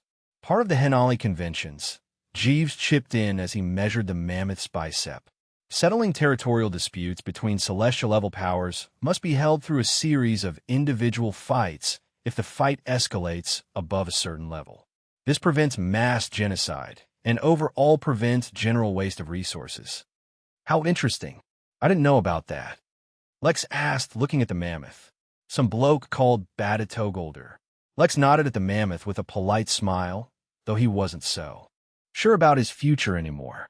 Badatogolder was the founder of the Togolder family in the Jotun Empire and was the emperor's brother. Lex did not think that the man was weak and found it hard to imagine him losing. Lex asked, wondering about his own ancestors' capabilities. In 2 months, the mammoth answered, but the excited beast soon got distracted by his own thoughts, starting a new conversation with Jeeves that Lex politely stayed out of. Soon enough, it was Lex's turn. What can I do for you today? Do you need a suit for a special occasion? Jeeves, stop trying to fish for gossip. You suck at it. The rest of us had to experience time 3 times slower here and wait for you lot. Now I hear that she'll be gone potentially for years. What are we supposed to do? You'll survive, Jeeves, you'll survive. In the meantime, I need a suit to help me out in a really dangerous situation. Ignoring the weight, which was incorrect because the system was broken and barely had a 40% functionality, the measurement went fine and Jeeves managed to make the suit in a couple of days. During that time, Lex honed his sword a bit and studied karma a bit more. He bought a number of more karma-related techniques from the Emporium, but he hadn't had time to go through them all. Unfortunately, they were not so easy to learn. Eventually, though, everything was set, and Lex ran out of reasons to procrastinate. Lex was too used to listening to his instincts, not going against them, which is why it was quite tough for him, especially when they were so strong. Oh, I've got just the thing for you, Jeeves said, rubbing his hands in excitement. I just imported a special material that'll suit your needs and more, but there's one catch. Lex raised an eyebrow. A non-standard color suit? I think I'll survive. Not long. I just need to take your measurements again. Lex's smile dropped from his face, but Jeeves didn't seem to notice.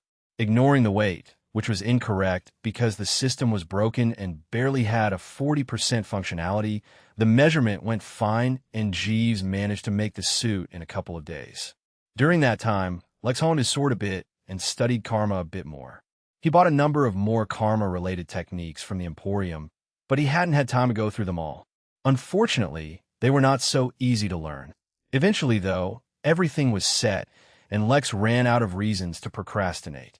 Lex was too used to listening to his instincts, not going against them, which is why it was quite tough for him, especially when they were so strong. Lex ripped the coupon and immediately felt a power of some sort lock onto his body, covering him in a protective shield. Now that he thought about it, the keys from in probably did the same, but much faster. The next moment, Lex teleported, leaving the Midnight Realm behind and being brought into some kind of light show. Outside his protective cover, strange lights flashed, forming objects in strange shapes, but each of them came and went by faster than he could observe them. The process did not last too long, barely a few minutes, but when it ended, Lex suddenly found himself in a brand new realm. The weight of the laws of the new realm falling down on him was like a nice, soothing massage. That was not an illusion, for the acclimation process to the new laws of the realm had specifically been designed to be comfortable by the resort. The stronger gravity did not bother him, and the brightness of the light in his surroundings didn't bother him either. Lex fixed his tie as he looked at his surroundings and found himself standing in front of a large building carved out of a single piece of stone. Above him shone a magnificent yellow star, surrounded by a luminescent ring of some unknown rock. It was filled to the brim with overwhelming divine energy, just as every inch of the place was filled with vibrant, potent energy that made Lex feel like he was being rejuvenated just standing there. Chapter 1478, Quick History Lesson. Chapter 1478, Quick History Lesson. Even a mature realm, despite its many advantages, which included, but were not limited to treasures that could be at the Tao level, did not have the same vibrancy of energy the newborn realm did. In fact, a newborn realm had energy types that mimicked the kind of energy that appeared at the birth of the universe. That energy would be completely used up as the realm matured, giving birth to other kinds of more stable, yet less potent energies. That was not necessarily a bad thing, it was just the way it was. Even so, Lex rarely felt more comfortable or at home than inside the inn. considering his cultivation technique had never failed to absorb any kind of energy so far. He always preferred the ones from the Midnight Realm. Yet, now here at the resort, as his body was bathed in a unique blend of divine energy, Lex discovered that this was a splendid experience like no other. In fact, Lex closed his eyes and withdrew his spirit energy so that he could focus solely on what was happening in his body. He observed as every fiber of his body underwent a literal and somehow spiritual cleansing. His cultivation technique left no room for any kind of flaw or redundant material in his body, which was something most other cultivators experienced. For example, body cultivators might reinforce their body by absorbing some metals into their system, which worked wonderfully at the beginning, but once they reached the immortal realm, started to hold them back. That was just one random example of the kinds of things that would ordinarily be purged from cultivators' bodies when they came to the resort and experienced whatever was happening to Lex. But spiritual cleansing was another thing altogether. Back when he was immortal, Lex had experienced all kinds of emotions ranging from nervousness to anger to excitement and embarrassment and so on. Those feelings often manifested not just in his mind, but as physical sensations in his body. Sometimes, those feelings, if repeated too often, could manifest as diseases and illnesses. For cultivators, it was much the same, but the repercussions were much greater. It was not just emotions that manifested as physical sensations, but their techniques, their karma, their intents, and countless other things. For Lex especially, who absorbed literally everything powerful he ever came across, the marks left behind were even greater. It was not a problem, though, since the rate at which he was growing was so rapid that the burden of the marks left behind could never catch up with his capacity to tolerate them. Now, though, they were cleansed anyway. In Lex's mind, he could visualize gases of various colors leaking out of the pores of his skin, leaving him feeling lighter and stronger. A black bead suddenly appeared on the Go board on a lonely level, far from any of the other beads, and a new surge of information flowed into Lex's mind. It was mostly inconsequential, except for one tiny detail that hinted at the value of formations through the beads. Lex didn't focus on that for now, though. He opened his eyes when he sensed something and saw a seraphim descending from the sky, its 4 beautiful wings protruding from its back. The seraphim had a tall body, with long golden hair flowing elegantly in the wind. Its skin was glowing in a soft yellow light, so that Lex couldn't tell if its skin actually glowed or if the being itself was made of light. Whatever the case, Lex could not deny that it was beautiful and powerful. "Lex Williams, welcome to the Seraphim Resort," the seraphim said as it stepped on the ground in front of him. Though the luminous being was taller than Lex, he sensed not a shred of superiority from it as it looked down on Lex. "Your ticket is linked to a premium package that was pre-booked and can only be used by you, which is why we have prepared an extensive itinerary based on the information we were provided about you. I am Lakandaroth, your specially assigned personal valet during your stay here at the Seraphim Resort." "Well met, Lakandaroth," Lex said energetically, still feeling the effects of his cleansing. "Although I was given a coupon for the resort as a gift, I don't actually know much about it." "Most certainly, sir. Would you like to take a stroll while I introduce you to the resort?" Lakandaroth held out his hand, and a gold tray appeared before him, a number of drinks appearing on it for Lex to choose from. He was not familiar with any of them, so he randomly grabbed one that smelled nice and nodded to the seraphim to indicate that he could lead the way. The seraphim, with a polite smile, acknowledged Lex's sign and walked into the building right in front of them as he began to talk about the history of the resort. The Seraphim Resort has a history of 31 billion years and was founded by Orithanor the Blessed Light, a powerful and influential Tao Lord. Its original intention was to host other Tao Lords who had joined the Seraphim in their crusade against the blighted defilers, who with their control over profane energy tried to corrupt the entire universe. The interior of the building was just as well lit as the outside, making it seem like a seamless transition between the two. The greatest difference was that while the outside was filled with boundless open space, clear skies, and amazing sceneries, The interior was decorated with splendid murals, depicting the very story Lycanderoth was regaling. When the primordial Aurelian, hero of the Age of Memories, joined the Holy Crusade, the war ended, and the defilers defeated and exiled to the corners of the universe. The resort lost its purpose. Yet by then it had a robust foundation, and so Orithanor repurposed it and turned it into a resort, but only for Tao Lords. It was no surprise to Lex that as they walked through the building, the murals moved, perfectly depicting the powerful entities that were being mentioned and added gravitas to the story. Although Lex had never heard of these people before, nor had he heard of these events, the great depth of emotion depicted in the murals was infectious, allowing him to sense just how great an influence these events had on history. Of course, Lex did not let himself be swayed. He was sure that the version of history being told, while true, was probably heavily whitewashed to favor the Seraphim. He did not blame them or consider it malicious. Instead, he was taking notes. He needed to add 3 things to the inn that the resort and the inn did not. Unfortunately, Lex did not have a cool story as background for the inn, though he did note that inadvertently the inn seemed to be developing a strong connection to the humanoid alliance. Maybe after billions of years, he could link the inn to that somehow. For now, though, leaving it with a mysterious purpose and background, just like the equally mysterious innkeeper, was good enough. Eventually, though, Xandarath the Wingbreaker opened up the resort to the whole universe, allowing even lower-level cultivators. Since then, the influence of Seraphim has only increased drastically, and the reputation of the resort grew as well.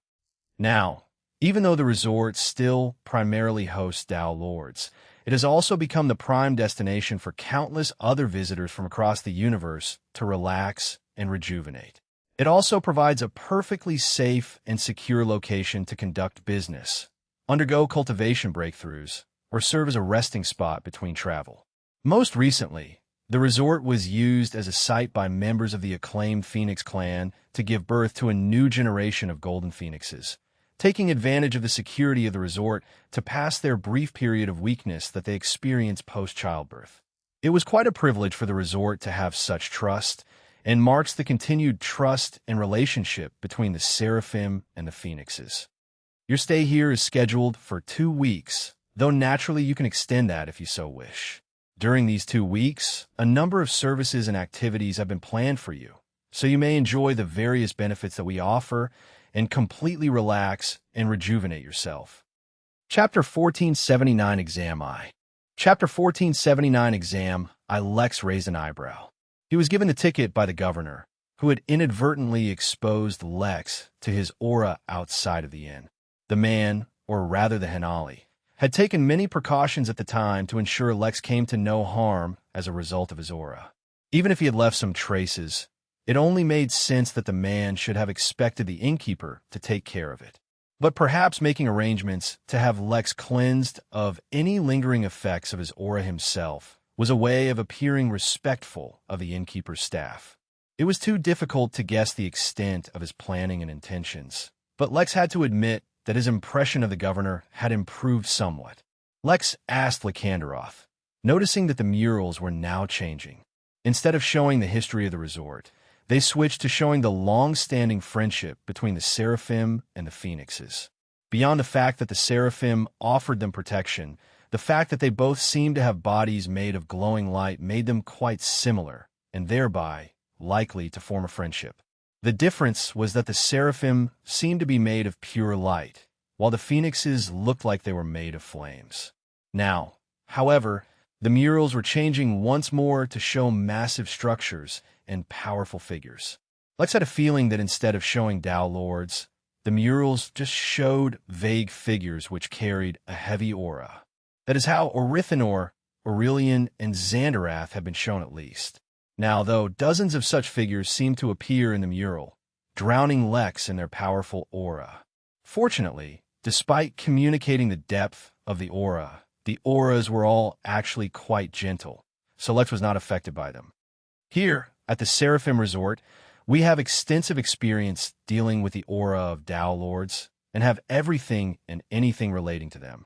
To begin your decontamination, first we need to evaluate the depth of your contamination to begin with, if it exists at all. Even if it does not exist, or is immeasurably small, you will experience the most basic decontamination, acupuncture, and body readjustment. However, should it be discovered that there is any measurable contamination on your body, then there will be a specialized plan based on the extent and type of contamination. Based on the flow of time, 2 weeks here was 6 weeks in the origin realm and 18 weeks in the midnight realm. That was a very long time as it was. But this was all important, not to mention that Lex already had a very good idea for the first thing the inn could add.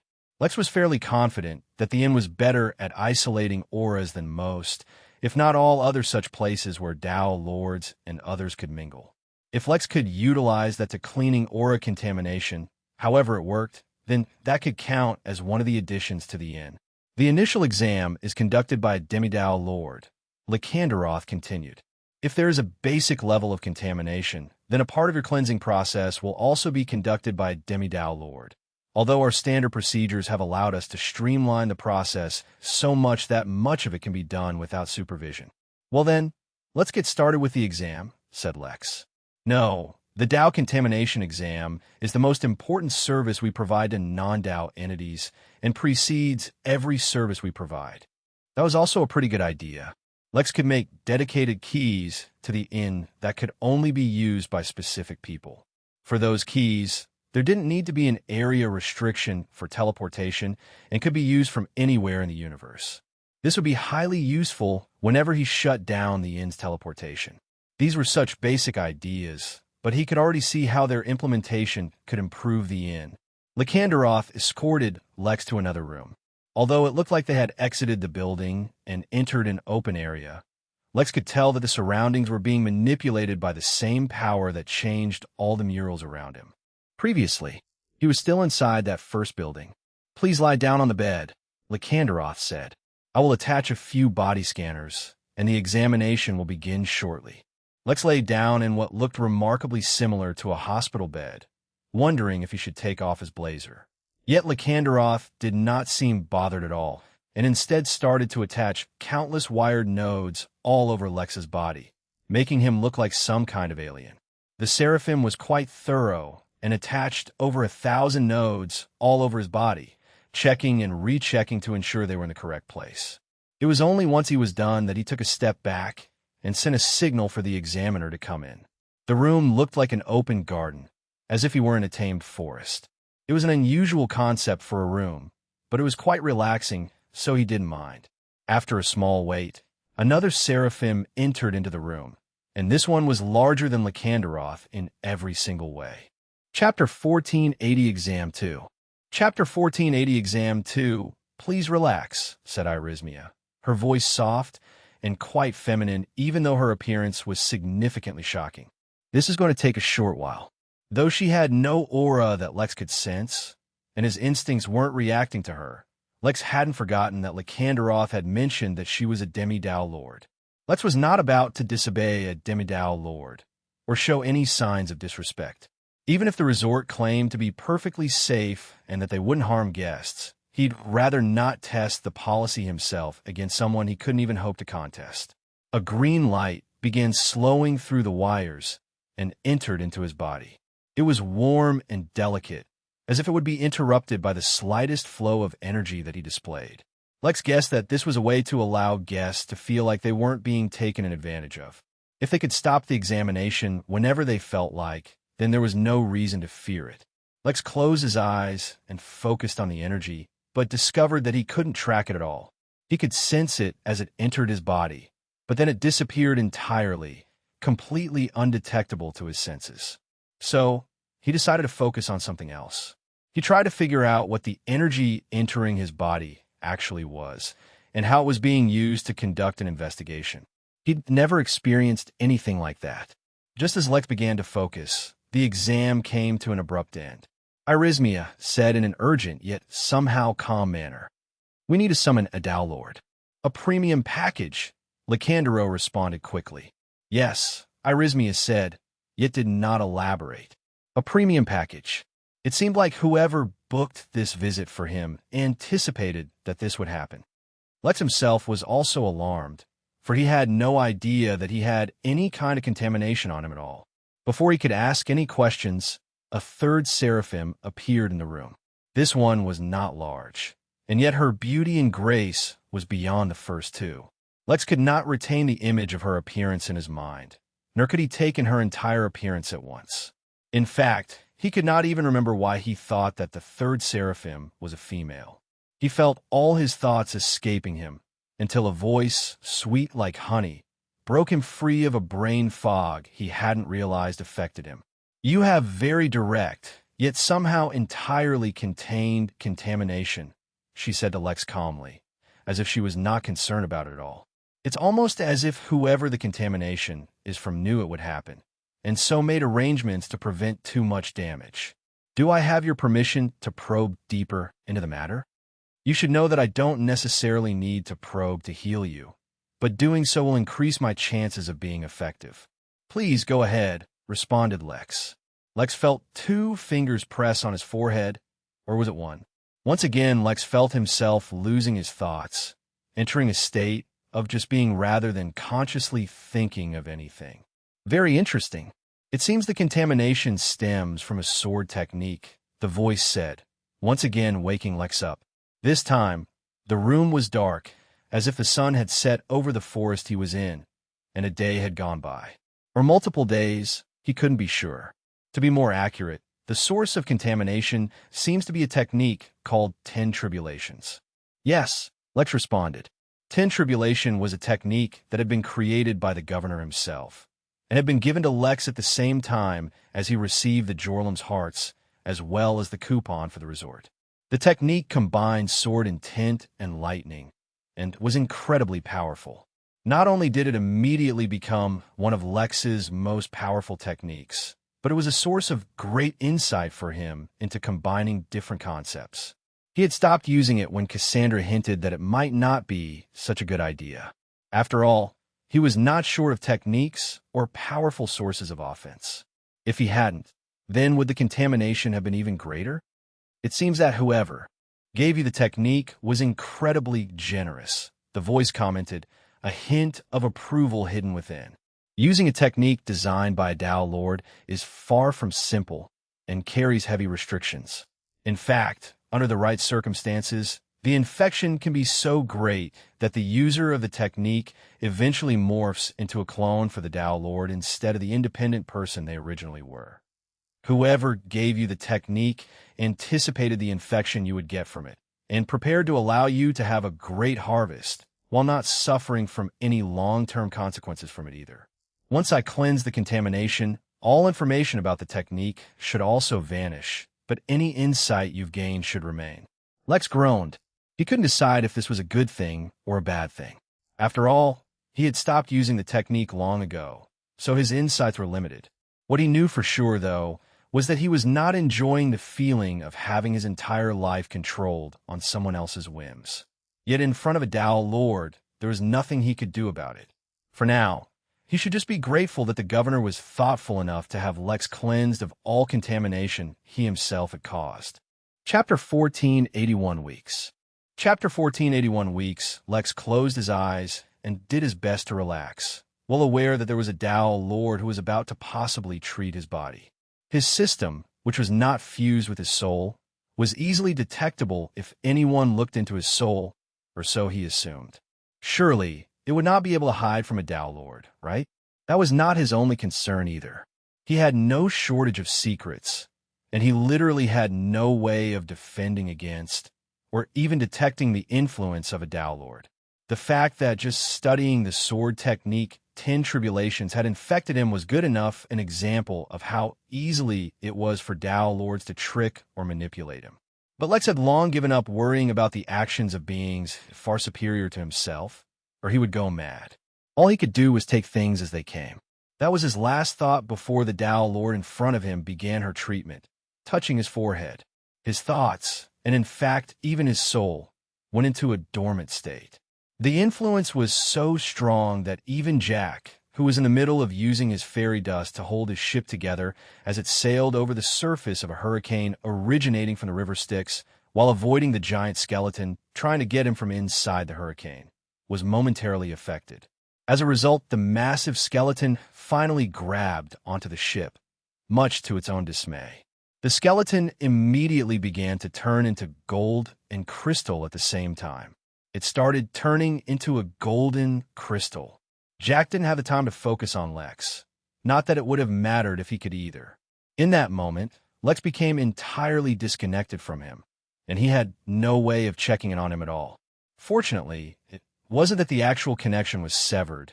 It was just that in a completely dormant state, Lex could give no feedback at all or respond to any probes either. Jack's adventures continued, each one more harrowing than the last, to the point where he had to admit that he began to wonder if he had gotten in over his head. Unfortunately, there was nothing he could do about it. He needed to contact the 7 dwarf dragons, for they were a unique force in the entire universe. There was literally no other precedent of so many siblings becoming Tao lords in the history of the universe, which in itself made them a unique power. The greater source of their power was in the fact that they were dragons. The folklore realm was a unique realm in the universe, where the power of prestige and reputation, as well as stories and folktales, had a very real and tangible consequence. This meant that usually it was almost impossible for foreign Tao lords to overpower the local Tao lords. But it also meant that when the Tao lord from the folklore realm left the realm, a very large source of their power vanished, making them much weaker. As a result, hardly any powers from the folklore realm ever left. Considering that the realm was one of the largest realms in existence, it wasn't really a problem for most Tao lords either. The 7 dragon dwarfs had a unique advantage, which was that as dragons they had the innate ability to bend the universe to their will. This power was only magnified after they became Tao lords, which meant that when they left the folklore realm, using their innate ability as dragons, they could alter reality and show a large part of, if not all of their true power from within the folklore realm. Of course, this was only the publicly accepted story. What the truth was, Jack had no way of knowing. All he could operate on was their reputation, which told him that if he presented them with the opportunity to explore the universe with a good enough reason, they would oblige with his humble requests.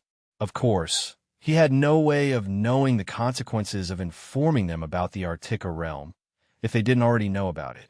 If this plan didn't work out, he could just try something else. This definitely was the best opportunity he could think of, though, which renewed Jack's will as he waded through the deathly waters and fought off one obstacle after another. All the while, he also babysat his crew, who were not easy to deal with. Sometimes, handling them was more difficult than facing the river. But, one way or another, he managed to hold on, and the days slowly passed him by, all without sign of Lex. Jack was worried, but there was literally nothing he could do, especially with a Tao lord on the other side of his connection, so he didn't dwell on it. It was only 3 weeks later, when he was close to the end of his own journey in the river Styx, that Jack finally sensed Lex once more. Lex's thoughts were slow to gather, as if he was waking up from an excruciatingly deep slumber. Eventually, when he did recover, he awakened to the scene of thousands of chains wrapping his body, holding him down in place. "Please do not panic," said Irismia, before Lex even had a chance to do so. "You are not being treated as a prisoner. The chains were involved in your cleansing process, which has been completed successfully. It is fortunate that your contamination, while extensive, was not dangerous, so it was removed quite easily." Lex tried not to dwell on the possibility of sleeping for years without warning, and just watched as the Demi-Dao Lord unlocked his chains, one at a time. It was excruciatingly slow, but there wasn't much he could do about that. Lex asked, "Worry not. You are completely free of any contamination that was detected in your body." He asked internally. He dared not scan his own soul for the system at the moment, lest he reveal something. "Much better than expected," Mary answered. "Your soul was never even probed, and though the system was ready to enter a complete dormant state to hide from a Tao Lord, it was never required." Lex accepted the answer, but did not necessarily believe it. It had already been proven that he was in no way equipped to scrutinize a Tao Lord's actions at all. For now, he could only accept that the outcome was as it appeared on the surface. It would only be later on, when he reached a similar state of power, that he could even begin to imagine examining himself for any traps he had fallen into. "I'm ready to move on," Lex asked impatiently when he was finally freed of the chains binding him. He moved his body, as if to test his condition, but found no noticeable difference. The only actual difference was that he had completely forgotten about the details of the 10 tribulations. He had only barely remembered some of his personal experiences and theories about mixing sword intent and lightning, which didn't make sense somehow. "Well, according to your itinerary, you will be shown to your living area, as well as be allowed an opportunity to explore the resort on your own and mingle for a few hours." "Excellent. I am looking forward to meeting the other guests at the resort." In truth, Lex was feeling a little impatient, which couldn't be helped. He had suddenly lost 3 weeks of time overnight, and didn't want to face any more unexpected surprises. After all, the midnight games were about to come to a close soon enough, and he didn't want to waste time doing something unproductive. "Please follow me," Lycanderoth said, standing in the back of the room. "You were escorted to the treatment center while the procedure happened." Lex followed his personal valet, without question, and was both surprised and not so surprised when he saw what the resort was like outside of the treatment facility. It was like a galaxy, but condensed into a much smaller space. Cosmic clouds seemed to make up entire buildings, and the lights from their windows shone like stars in the distance. Futuristic vehicles flew all around the skies, while glowing seraphim and guests of all races walked and strolled on the streets that, themselves, looked like they were forged out of the night sky. Chapter 1482, Angel Baddie's Eye. Chapter 1482, Angel Baddies. Lex felt as if he was standing inside a sci-fi movie made by someone on mushrooms. The vibrancy and energy saturation of his surroundings threatened to overwhelm him.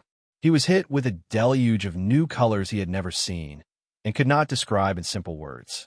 Instead, he could only describe them with emotions and sensations. The sky, predictably, was filled with a color that smelled like fresh rain over a garden. Many buildings were made of a color that felt like the first bite of a meal after a long, arduous fast. The wind, for indeed the wind had color, was like the first big gulp of chilled, refreshing lemonade after a hard day's workout in the sun. The grass was, oddly enough, like the smell of freshly cut grass. The pavement was like the first day of summer holiday after school. Everything was splendid and exciting just to look at, let alone the way it felt. The actual wind, which was a visible force of nature here, touched upon Lex's skin, soul, and spirit sense all at the same time, delivering a refreshing sensation that was different from anything he had ever felt. It was not mind-numbing, nor did it have a huge impact. It was just a subtle thing, one of 1,000 others, that made Lex feel pleasant. Who knew that heaven wouldn't make Lex feel an overpowering feeling of elation or glee, just an unrelenting pleasantness and mirth that made it damn near impossible to feel down regardless of what was bothering him. It was so mild that Lex could easily get used to it if he didn't specifically pay attention to it. It would only be upon leaving this place that its absence would hit him like a Truckcoin. Speaking of whom, Lex was pretty sure he caught a glimpse of Truckcoin casually driving, wearing a hula ring made of flowers. If he was here, that would probably explain why he was usually so hard to find. "I'm pretty sure I just saw someone who tried to kill me once," Lex said casually as he followed Lycanderoth. "You need not worry, Lex. Even a dozen Tao Lords could not harm you while you're in here," he assured. "No, I wasn't really worried.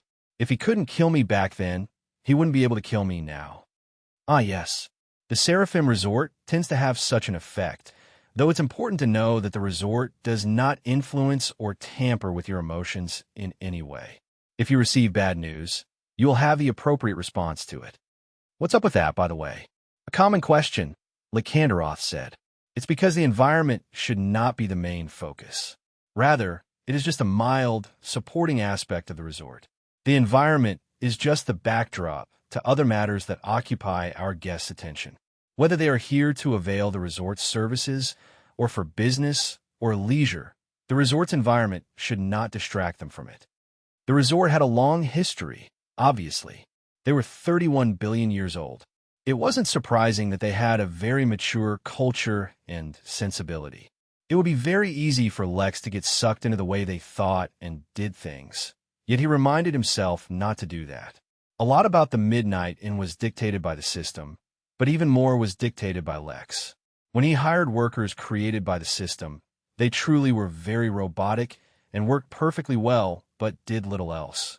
It was through careful nurturing and prompting that Lex had gotten them to express themselves and build a community. It was their individuality that built such a close-knit network between the inn workers, and if it hadn't been for that, then they wouldn't have been able to help him when he went to war with Sanguis Pluvia. They would have been the ideal workers for the inn, but little else. Similarly, the environment at the inn, while not as peacefully joyful as the resort, was a lot more comfortable and friendly. The resort is vast, but is strictly divided into areas depending on the type of packages a guest avails, as well as the cultivation realm Lycanderoth continued. Since you are an immortal and have a premium package, then you will be brought to the Edgar Temple, which is the community hub for the premium package. From there, you may roam about at your leisure. As it turned out, the Edgar Temple was not a building, but a sub-realm. Basically, it was just an area of the resort that was cut off from the rest of it, which could only be accessed by a special few. Lex followed Lycanderoth in expecting to see something else amazing, and indeed he was right. But it was not the heavenly magnificence of the temple that caught Lex's eye, nor was it the flourishing divine energy and countless deity plants that were visible at a simple glance. No, what mesmerized Lex were the angel baddies that were in the temple, each of them radiating an awesome power and beauty so mesmerizing it stunned him. It was then that Lex had two revelations. The first, which was obvious, was that as one's cultivation level increased, so did their general appearance and attractiveness. So if there were a race of already beautiful beings, then in the celestial realm, their mere appearance had a stronger effect than countless charm techniques. The second revelation he had was that the reason why he was showing such a sudden interest in wanting to date someone was because Chapter 1483, Angel Baddies 2. Chapter 1483, Angel Baddies 2, as a cultivator, and more importantly, as an immortal, Lex had perfect control over his body. He could literally control every individual drop of blood, tense every single muscle, and manipulate the signals passing through every one of his nerves. Obviously, he did not actually take to controlling every fiber of his being, because his body was more than capable of operating on his own. Also, while he had increased his knowledge tremendously, he was not arrogant enough to believe he had gained insights into the workings of his own cultivation technique, so he didn't want to inadvertently interfere with anything. As such, while he was usually aware of countless changes happening in his body, he hardly paid attention to them, except when he entered Edgar Temple and glanced at the dozen celestial immortal angels, each one of them stunning enough to put any supermodel to shame, and his body suddenly underwent a sharp change. Lex was forced to pay attention. That revealed instantly something he hadn't noticed at all, and out of sheer arrogance never expected either. His body had, once upon a time, regrown into that of a baby. Now, as a cultivator, his growth was meant to be incredibly slow, and under ordinary circumstances, it would have taken him centuries, if not millennia, to age enough to grow into the body of an adult. But his life wasn't normal, and he got a shortcut back to adulthood. Now, he had assumed that meant he was back to his old self. Apparently not, for Lex was now going through puberty, and a dozen angel baddies standing in front of him, looking as hot as the sun, were causing a reaction in his body. Fortunately, Lex had perfect control over his body, so he put that nonsense to rest and entered the state of flow. It had been a long time since he needed to rely on the flow state, but eliminating all his emotions was exactly the thing he needed right now. Feel free to socialize, if you like, said Lycanderoth, or get to know the resort. Not necessary, said Lex as he took in the rest of the Edgar Temple. Now that his eyes and his spirit's sense were not glued to the beautiful glowing women, he realized that this place really was a temple of sorts. It did not have a boundary wall in the traditional sense, and there were a lot of open spaces. Yet Lex could already see that the whole area was structured in such a way so that it was not only forming natural formations, but also the characters used in arrays, as well as feng shui, and countless other things to build an environment that channeled certain energies towards the center. If a single glance was enough for Lex to realize what was happening here, then it wouldn't be too difficult for others either. They were using the feelings of reverence, appreciation, and any other positive emotion that their guests felt towards the services provided by the resort, and treating it as worship, channeling to the center of Edgar Temple. It wasn't really a bad thing, since it did not harm Lex or any other guest in any way. But Lex saw the tremendous influence it had not only on keeping the temple running, but on its karma as well. The karma of this temple was connected to every immortal who visited this place, and considering it was reserved for the premium package, those immortals were all either personally powerful or well-connected. The repercussions of that? Well, quite frankly, Lex had no idea what the repercussions of such a thing would be. He had only just begun to study karma. Yet he could already see that this was an open strategy that was far from simple, and one that had the tacit approval of countless powerful beings, or else they wouldn't send their immortals here. While he pondered on the numerous possibilities of such an audacious act by the resort, one in which he had inadvertently participated, he also noticed that the angels he had previously definitely not ogled were walking towards him. "Lex Williams of the Midnight Inn, your reputation precedes you," said the woman walking in the lead, wearing a silver-colored armor that perfectly complemented her white wings and glowing golden hair. "Thank you for your recognition, though I am embarrassed to admit I do not recognize you," Lex said humbly, turning to look towards her. In his flow state, he could be polite and formal, yet it wasn't so easy to be as casual as he normally was. In other situations, even in his flow state, he could manage such a thing despite reining in all his emotions. Yet in his current situation, he dared not relax his hold on his emotions even a little. That is not unusual at all. For various reasons, our identities have been kept hidden.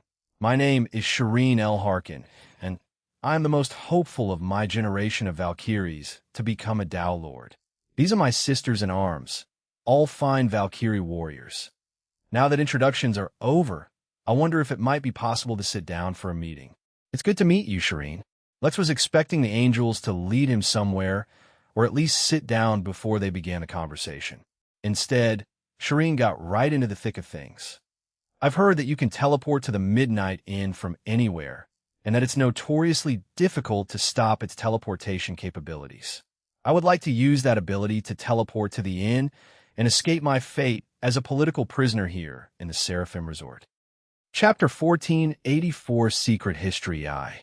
Chapter 1484 Secret History I. Lex showed no reaction at all, as if what the group of distractingly attractive angels had just said was not a big deal at all. In fact, in his flow state, Lex even considered that the angels had somehow increased their attractiveness using some kind of charm technique to make him more cooperative for their meeting. Yet he discarded that thought right after. There was no way for them to know when, or even if at all, he would be coming to the resort. The fact that he was even coming here was known to only a few. Moreover, his timing had not really been scheduled, and even if it had, he spent a good deal of time getting traces of a Tao Lord's influence removed from himself. He further considered that maybe his arrival was leaked by someone from the resort, such as Lycanderoth, but he doubted that even more. "Before we continue the discussion, I think I need to make a few things clear about the Midnight Inn," said Lex calmly. "Although the inn sometimes takes refugees and guests who are in need, we do not concern ourselves with the general political situation of our guests. Whether they are prisoners or jailers, regardless of their background, the Midnight Inn is open to anyone who wishes to come, so long as they follow the rules of the inn. Your predicament would, normally, be especially easy to resolve. All you would need to do is use the golden key, and it would take you from your location to the Midnight Inn." At the same time, Lex was having a different conversation with Mary. "Mary, this has been an issue from the very start," Lex lamented. "Between criminals running away from their prison cells and criminals hiding inside the inn until they're ready to come out to commit some kind of crime. The inn's teleport feature has too much potential to cause havoc. More importantly, it's only a matter of time before we offend someone really big.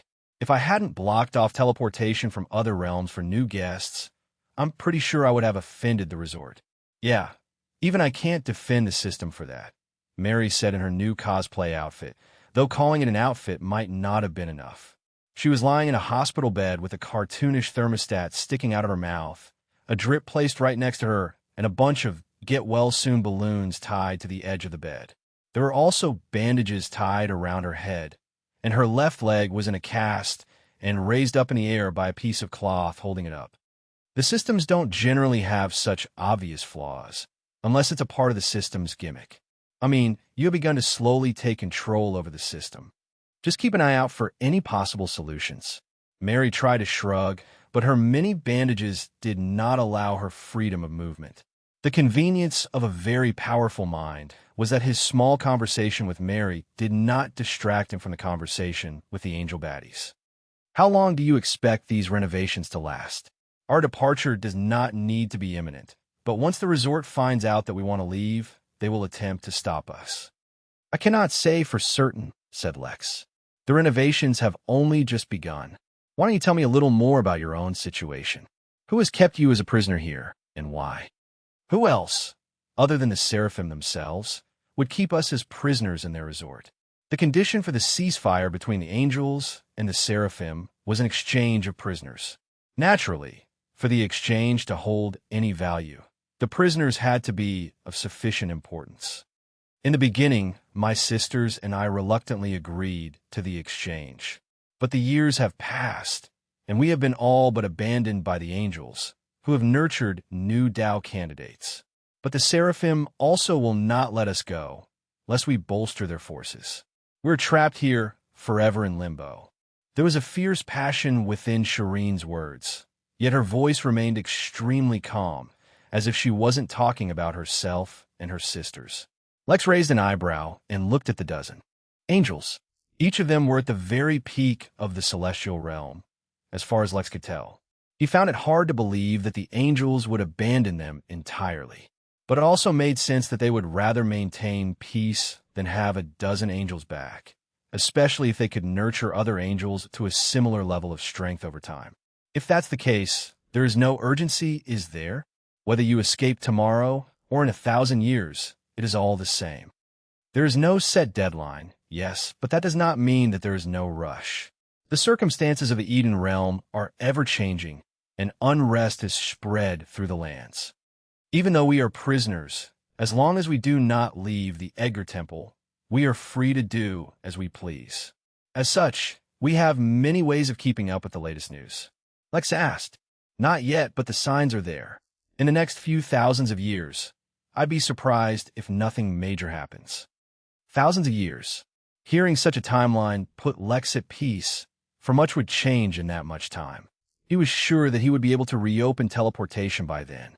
After all, if the current trajectory of his growth was anything to go by, he should be a celestial immortal in a few thousand years. That was not slow progress, despite seeming like it only had the heavenly immortal realm in between. Most immortals never reach the celestial realm, and those that do are usually hundreds of thousands of years old. Jotun himself was somewhere around 450,000 years old, if Lex recalled correctly. Well, I am in no position to state when the inn will be done with renovations, but I don't expect it will take thousands of years, said Lex, reassuring the angels. Do you mind sharing some of the history of the angels and the Seraphines with me? I'm not too familiar, but this resort seems great. Shireen did not immediately respond. Instead, her eyes seemed to lose focus, as if she had lost herself in her memories. It was a time of prosperity for the humanoid alliance, said one of the other Valkyries, taking off her helmet and placing it aside. The humans had not yet completely declined, and the Celestials, alongside the Ulan, had jointly defeated all invading forces, maintaining hold over all 13 major realms that the humanoid alliance controlled. But our forces were spread thin, and though we had established our place in the universe, how long we could hold it was yet to be seen. That is when the devils and the angels joined together and for a daring and unexpected plan that shocked the entire universe. The devils set their gaze on the hells, and the angels set their sights on the heavens. But what nobody knew was that together, the two had set their eyes on a much greater prize than mere control over a major realm. Chapter 1485, Secret History 2. Chapter 1485, Secret History 2. Lex repeated, surprised to hear such a thing. The cosmic ascendant spectrum was something Lex had heard mention of frequently, for it dictated so much. The entire way in which the many races lived and operated within the universe was entirely dictated by that spectrum. Of course, Lex could not say for certain if it was because of the spectrum or if the spectrum merely recorded the order of those races. Either way, there was a very real, very tangible benefit for being higher up on that list. As such, it was easily understandable why someone might want to learn its secrets. It was just that Lex didn't believe those secrets could so easily be learned. The fact, then, that Shireen was so casually mentioning it to him, without knowing him all that well, must be that it was already common knowledge by now. Indeed, as it turned out, the angels and the devils stumbled upon a secret of the cosmic ascendant spectrum, which involved having control over both a heaven and a hell. But their plans remained undetected till almost the very end. The devils, with their innate cunning and resourcefulness, set an elaborate trap, ultimately ousting a majority of all Hellions from Garvitz, and took control. At the same time, the entire race flocked to Garvitz, turning it into their racial hub across the universe. Objectively speaking, for the devils this was a good move. For the humanoid alliance, however, it presented a moment of weakness that the enemies of the race took full advantage of. The Celestials were locked to their realms, unable to help, while the humans, once one of the more powerful members of the alliance, suddenly faced outright suppression the likes of which it had never seen. By this time, the angels had managed to take control of the majority of Eden, but they hadn't been able to do so in its entirety. Countless enemies of the humanoid alliance took this opportunity to help the Seraphim to prevent the angels from gaining a stronghold and strengthening the alliance overall. They reached a deadlock that continued for a very long time, and the angels, despite not having control over the entirety of the realm, began to gain benefits from the partial control. They gained control over divine energy and unlocked a partial transformation, much like the devil's complete transformation. Just when it seemed like the angels would eventually gain control over the realm, the humans fell. Through betrayal and deceit, their Tao lords were cornered and killed, one of the most deadly confrontations in recent history. It was not every day that Lex got direct, actual answers about ancient history, so he did not want to disturb Shireen while she spoke. Even so, he could not help but be curious about how exactly the humans were targeted and how their Tao lords fell. Cassandra once mentioned that she was from a prominent human family, yet even she didn't tell him the details of how exactly the human race declined. As the power of the Alliance waned, the situation became much more precarious for them. More importantly, the flaw in their defenses due to such a drastic change allowed the Alliance's enemies to peek into some of their secrets. The plot concocted by the devils and angels was revealed, and suddenly various other powers in the universe intervened. No one wanted the angels and devils to succeed in their plans, but at the same time, they could not have a falling out with them either. The Celestials were not to be trifled with. Eventually, a compromise was made. Lex suddenly asked, sensing that this was very important, not just to the story, but to himself as well. I do not know the details.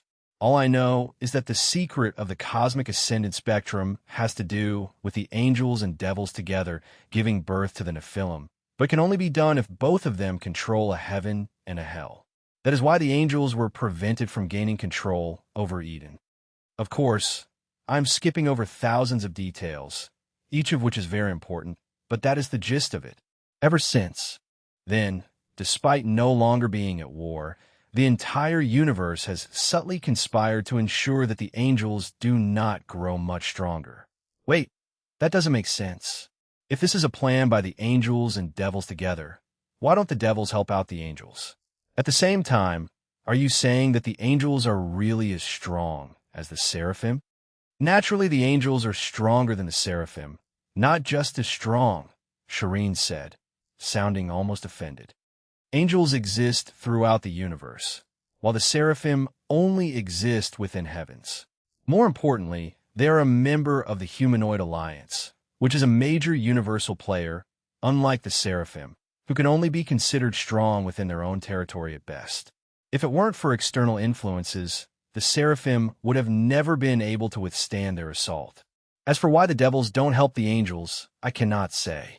Perhaps it has to do with the conditions of unlocking the Nephilim. All I know is that the two have never really tried helping each other. While all of this happened, didn't Mother Nuwa ever intervene? Lex asked, testing the waters to see if Shireen knew about her. Yet the angel only shook her head. I was a warrior, always fighting. Though she said that, Lex could not help but notice a subtle shift in the angel's body language as she said that, as if she felt incredibly uncomfortable discussing the topic. A few ideas popped into his head, but he did not reveal any signs of noticing the change. After all, he didn't believe that a celestial immortal couldn't control their body as they wished. Either it was bait, or there was something seriously wrong with these celestials, both of which could be very real possibilities. I might have known them once, Shireen said, but all sensitive information would have been wiped from my memory before being handed over as a prisoner. I see. In that case, do you happen to know how exactly the human Tao lords were killed? I don't know the details. I never fought on those battlefields. All I know is that the humans suffered some kind of massive betrayal. Back before their decline, the humans were just as powerful, if not more so, than devils and angels, and had especially strong diplomatic ties. As one of the most widespread races in the universe, far more than even elves and dwarves, humans had an immense innate advantage over everyone. They were honored guests wherever they went, from the treasure hoards of dragons to the majestic halls of the Henali, to even the spirit mountains of beasts. At the same time, they were feared wherever they held domain, for their adaptability made almost the entire universe a habitable place. Conversely, when they fell from grace, hardly any of their former allies continued their relationships, with many of them even turning outright hostile. Beasts, especially, took to hunting humans as a sport, while even the devils among the humanoid alliance use humans as fodder to farm their demons. Perhaps only the Henali remained faithful to their old alliances. With such a massive falling out, it's hard to say who exactly was the one that betrayed them. Lex sighed, as if he was lamenting the past. In truth, he was trying to determine how much of what he had heard was true, and how much of it was false. It was basically impossible that the resort didn't know about the angels approaching him, so he decided that this was likely some kind of indirect bait for him by the resort to see how the inn would treat its prisoners. Whether Shireen was complicit in such a plan was not something he could guess, nor did it actually matter. Chapter 1486, You Need Therapy. Chapter 1486, You Need Therapy. There was one other matter that Lex did not understand, a very crucial matter at that. He could, to a degree, understand the devils and angels not helping each other. They were striving for some secret Nephilim plan for which they could not take each other's help.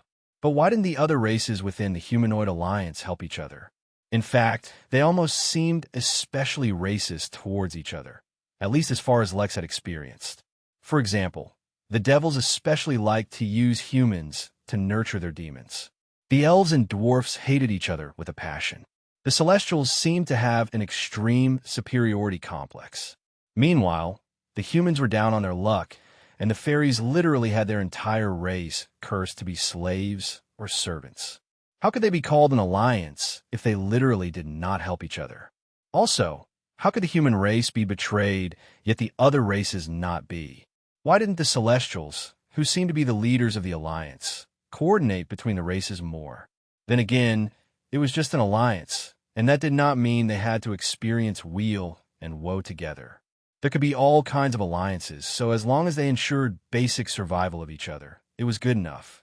Another thing he wondered about was the strength of the angel race, as well as the humanoid alliance. The Seraphim Resort seemed incredibly powerful to Lex in the beginning, being able to host Tao, lords from across the realm, without fear. Yet now the angels alone were supposedly more powerful than the seraphim. If Lex included the various other races within the Alliance, how many Tao lords would that be? Could it be in the hundreds? Or maybe even thousands? Lex found it difficult to wrap his head around such an immense power. How was the Midnight Inn supposed to be a universal hotel with so many Tao lords out there? Any casual one having a slightly poor day might destroy his entire realm. There was only so much posturing could do to keep enemies at bay. Shireen asked, maintaining the same neutral tone and expression she had the entire time. Well, besides my very young age, it's also because the Midnight Inn does not concern itself with external things. That seems like a foolish strategy, she asked bluntly. Whether it is foolish or clever, that is for the innkeeper to decide. In truth, it wasn't the innkeeper making these decisions, it was his system. As the best inn in the universe, the inn was very resistant towards discriminating between guests and did not give him much leeway in terms of rejecting guests, even if they came with a whole load of trouble. The dozen Valkyries seemed dissatisfied with such an answer, or at least Shireen did, seeing as how they were being so blunt with him. Lex saw no reason he should back off either. You seem oddly picky for someone claiming to have no options and a time limit on your safety. What? Shireen shook her head, though her expression didn't soften at all. There are no good options left for my sisters and I. An option that suddenly appears and sounds too good to be true. I don't believe it is real. The choice, then, that I have to make is death by action or death by inaction. Lex shook his head, disappointment clear on his face.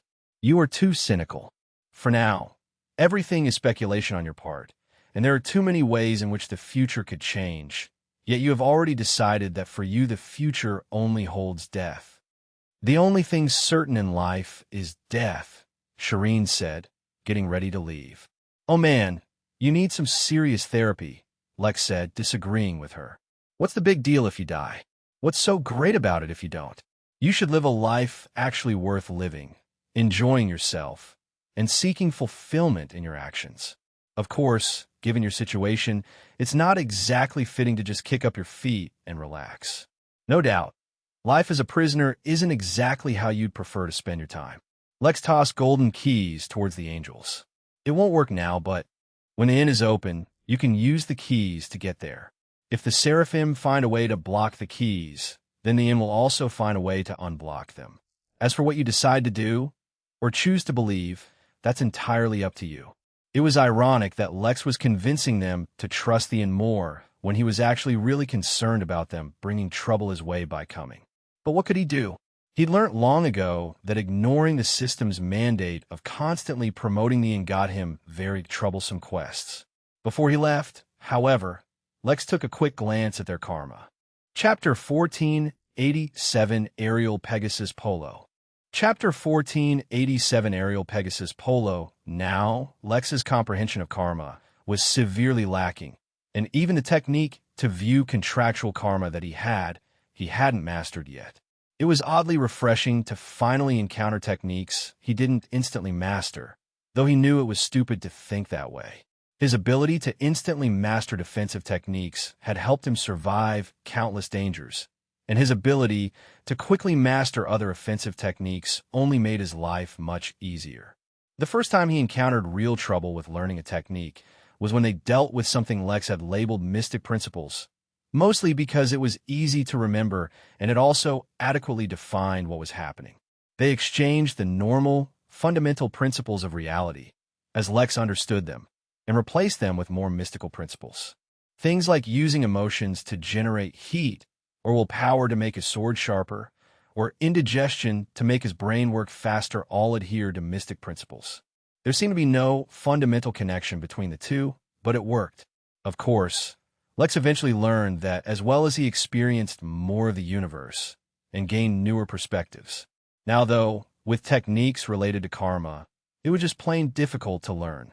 Compared to other mortals, he was still learning at lightning speed, but he was still nowhere close to learning the full technique, let alone mastering it. Lex wasn't sure what to expect when he looked at their karma. Heck, he even felt like he might not be able to view their karma at all. Most certainly he expected their karma to be impressive since they had lived such interesting lives. They were also close to becoming a Tao Lord, and that in itself was far from ordinary.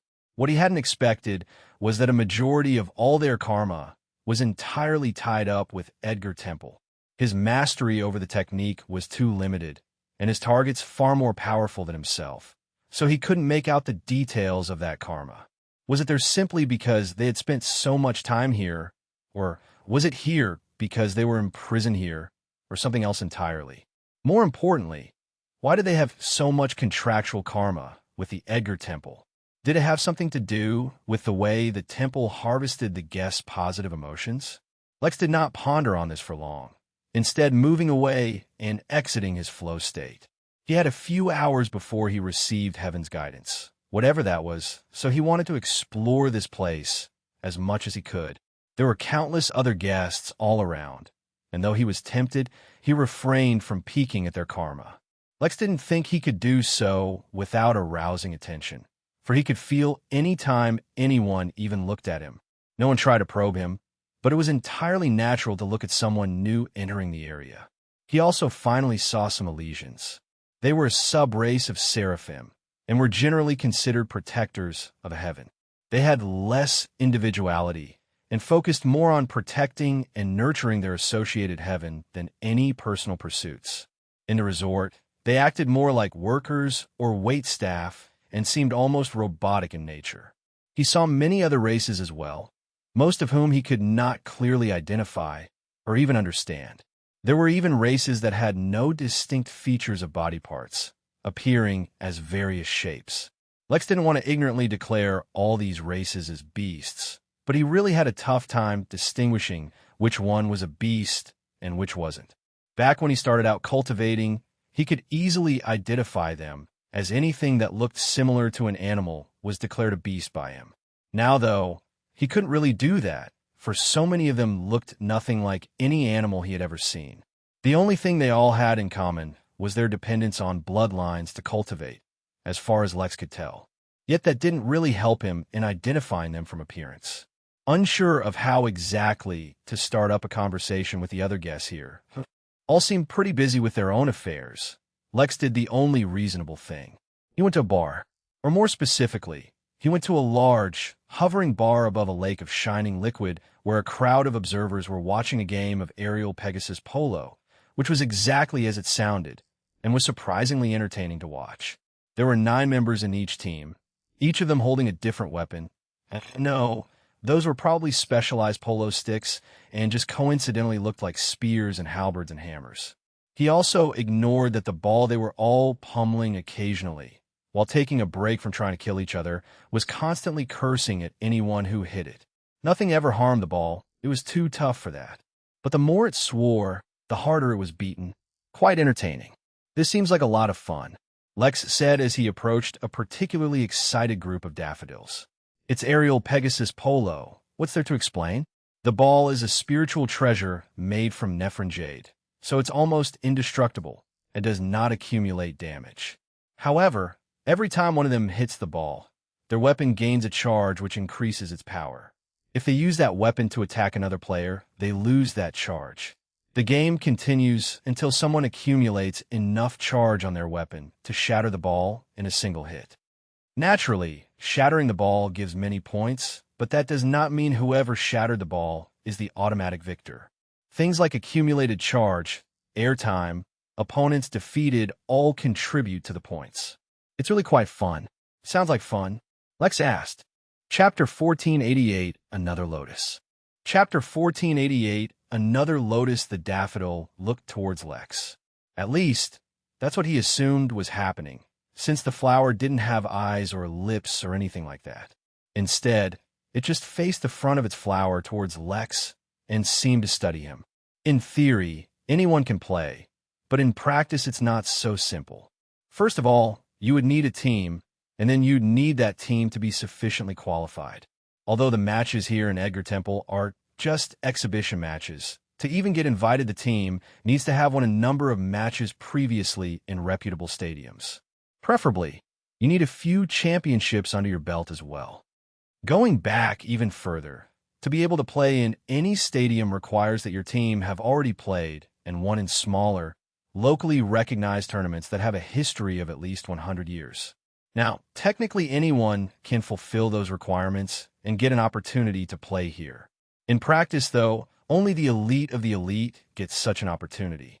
The Federation of Aerial Pegasus Polo is an inter-realm organization, by the way, so the number of teams on the waitlist to play here is absolutely massive. I don't mind, this looks like fun, said Lex, looking at the ball, screaming out a yo mama joke, or rather insult. How does one go about joining a team? Or registering at the Federation? Yeah, you have to be in a place with abundant Pegasi for the game to naturally occur, and then wait for the Federation to find such a place on their own. It's a long and tedious process, but it can't be helped. Most of us just enjoy watching the games. It's a pretty standard here in the resort. But then again, I haven't seen you before. Are you new here? Yeah. The name is Lex. I'm for the Origin Realm. Got gifted a coupon for the resort by someone I know. What about you? The name is Daffodil. I've been here for about 3,000 years, and I have a few hundred more left.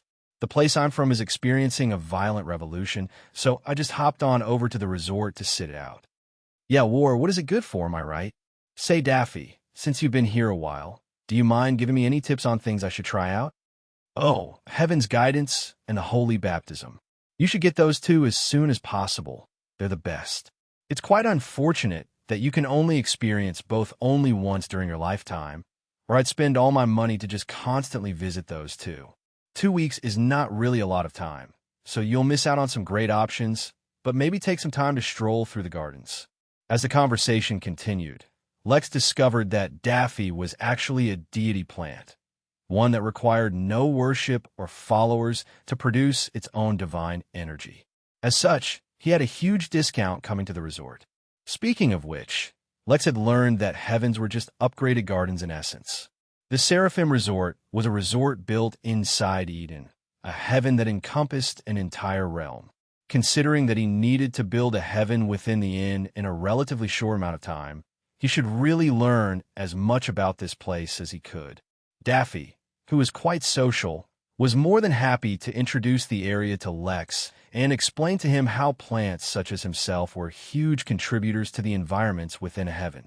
Ultimately, they spent the remainder of their time touring the place, right up until Lycanderoth showed up, ready to take Lex to Heaven's Guidance. Daffy had already introduced what that was to Lex, but Lycanderoth did so once more as he took Lex towards the depths of the resort. Heaven's Guidance is not a function of the resort, but rather a function of heavens. Each person can only experience it once in their life, regardless of which heaven they do it in. Naturally, the stronger and larger the heaven in which they receive guidance, the better the result will be. The Seraphim Resort, as the prime destination for countless Tao lords to patron, naturally has one of the best heaven's guidance in the universe, and is greatly sought after. Those that do not have a premium package should not even think about getting it from here. That's because heaven's guidance is the easiest and most direct way to learn something. Many immortals save the opportunity till they reach the peak of the celestial realm in hopes that it can help them understand the Tao. Such a thing is obviously impossible, or becoming a Tao Lord would be too easy. That doesn't mean that heaven's guidance is not powerful or effective. It can allow you to learn things that you ordinarily would not be able to at all, or would at least take a considerable time to do so. It can't be that simple, right? Lex asked. Naturally not, Lycanderoth said. Each instance of guidance costs a tremendous amount of divine energy, as well as numerous other resources that require a lot of time and effort to gather. So obviously the cost to use it is also immense, but it is more than worth it. I'm looking forward to it. Am I signed up for Holy Baptism as well? Naturally you are. The premium package is all-inclusive, and if you pay to extend your time, we can even take you to some of the services that take a long time. Lex nodded his head. Compared to the guidance, the baptism was even more straightforward. It was like the ultimate elixir for body cultivation and would strengthen the body a lot. Now Lex, who is already far stronger than any Earth immortal had any right to be, would never say no to more gains. Lex was led to a circular chamber containing a lush, green meadow with a purple and white lotus right in the center, one that was all too eye-catching. Lex felt a subtle warmth from his back and knew in an instant what he was looking at. He asked. The world seed lotus he was bonded to was also one of the flowers from that series.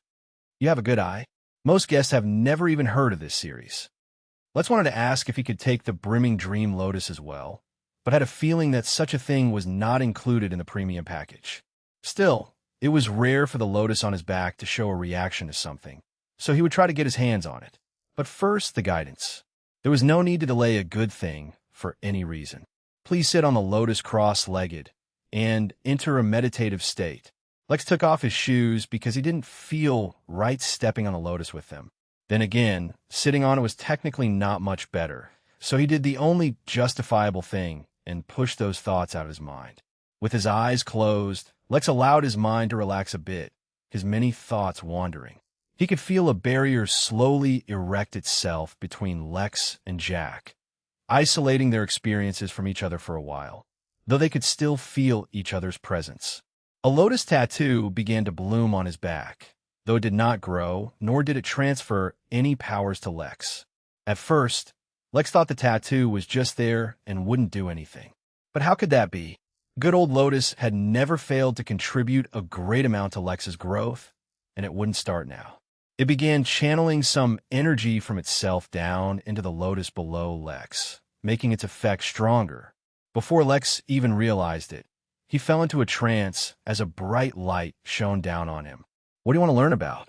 It was not a voice, but a question that just appeared in his absent mind. Karma, Lex responded out loud. Chapter 1489 Hardcore Drugs. Chapter 1489 Hardcore Drugs. Lex had never done drugs, not really. He had seen the occasional movie about what it feels like to do heavy drugs, though. Trippy visions, feeling light-headed, vibrant colors, and so much more. Honestly, it was a little enticing, but he did not want to get addicted and dependent on drugs, so he never really considered it. But nobody told him that if he went to heaven they would give him the drugs and call it a very expensive service. When Lycanderoth had told Lex that he would learn about whatever he wanted, he thought he'd be getting some kind of lecture, or maybe some kind of cosmic data uploaded directly into his brain. Nope, none of that happened. Instead, he lost the ability to think entirely, and his mind was opened up to only be able to experience things. Every part of his immortal mind was completely occupied as he saw a vision of himself drifting across what could only be summarized as a rainbow road. There was a carpet of 1,000,000,000,000 colors below him and a galaxy of random things above him. He did not need to pay attention to the colors below or objects above, for he was aware of all of them all at once. Between pure white and eggshell white and 100,000 other whites, there were just as many shades of red and blue and green and orange. Above him were peaches and gorillas and angry turtles with different colored shells. As he continued to float, the colors and objects started to converge, and as each color mixed with each object, they transformed into something else entirely. Cold pizza fused with the color gold and transformed into a master's degree, whereas when a dark blue fused with cold pizza, it turned into a gravestone. When purple fused with a park, it turned into a wedding ring, and when red fused with a park, it turned into skin cancer. Green fused in a glass and turned into a bottle of olive oil. But when a lighter shade of green fused with glass, it turned into an oppressive government in a small island nation. Just when Lex felt like he would be overwhelmed by the fusion of trillions of colors and objects, a soothing sensation flowed into his body from somewhere, helping him cope with the burden, allowing for the vision to go into its next phase. Now, alongside colors and objects, emotions showed up, and the scale of the vision became so vast that Lex's mind should not have been able to tolerate it all. But that is where the effect of the brimming dream lotus came into play. Except, originally, the lotus was only supposed to help Lex enter this vision. It was not supposed to help tolerate it. The longer the vision continued, the more Lex would benefit. But conversely, the longer the vision continued, the more it would cost the Seraphim to sustain this session. Lex was, naturally, not aware of any of this. He was transfixed by the vision and continued to experience it, unaware of the chaos he was about to unleash onto the Seraphim. Within the Seraphim Resort, in an office nearby the central building where Lex was receiving his heaven's guidance, a number of Seraphim were feeding the formations that made their heaven's guidance possible. The resort put in a lot of effort to make their heaven's guidance as potent as possible, so as to attract countless customers. It also justified their incredibly expensive prices, which could not be calculated in simple spirit stones. The guest receiving the guidance has already been in there for over a minute, one of the Seraphim said, observing the formations. Wasn't he only an Earth immortal? How can he receive the guidance for so long? We have a file on him. Apparently, he's a suspected apprentice or heir to a very powerful Tao Lord. A Tao Lord student is bound to be extraordinary, said another one. In that case, we should ensure an enough supply of divine blood and agar incense to support 2 or even 3 minutes, said the first Seraphim, operating the formation to tap into deeper reserve for the various resources that made the guidance possible. I'm getting an anomalous reading from the brimming dream lotus, said A. Third Seraphim. Cut off access to new crystals, but let it continue to use the ones it has, the Seraphim ordered. As per protocol, we have to supply enough for a 2-minute buffer, so now we've extended it to 4 minutes. How is that possible? That damn plant is already past its prime. We should have replaced it 10,000 years ago. Shit, we can't afford a guidance to be interrupted or the guest will suffer a backlash. Provide it with a 1% required energy stream. What the hell is going on? How is that guy still receiving a guidance? There's something wrong. The rate at which the divine blood is being used has increased by 15%. We have a code blue. I repeat, we have a code blue. Divine energy from across the resort has started flowing towards the guidance dome. Something unexpected is happening. I'm already here, said a Seraphim that suddenly appeared, her wings seemingly made of light, just like her skin. I can see the issue. That lotus has somehow tapped into the energy reserves of some unknown realm. Pin-drop silence suddenly filled the hall as everyone tried to wrap their heads around the horrifying words that they'd just heard. Chapter 1490 no sensa.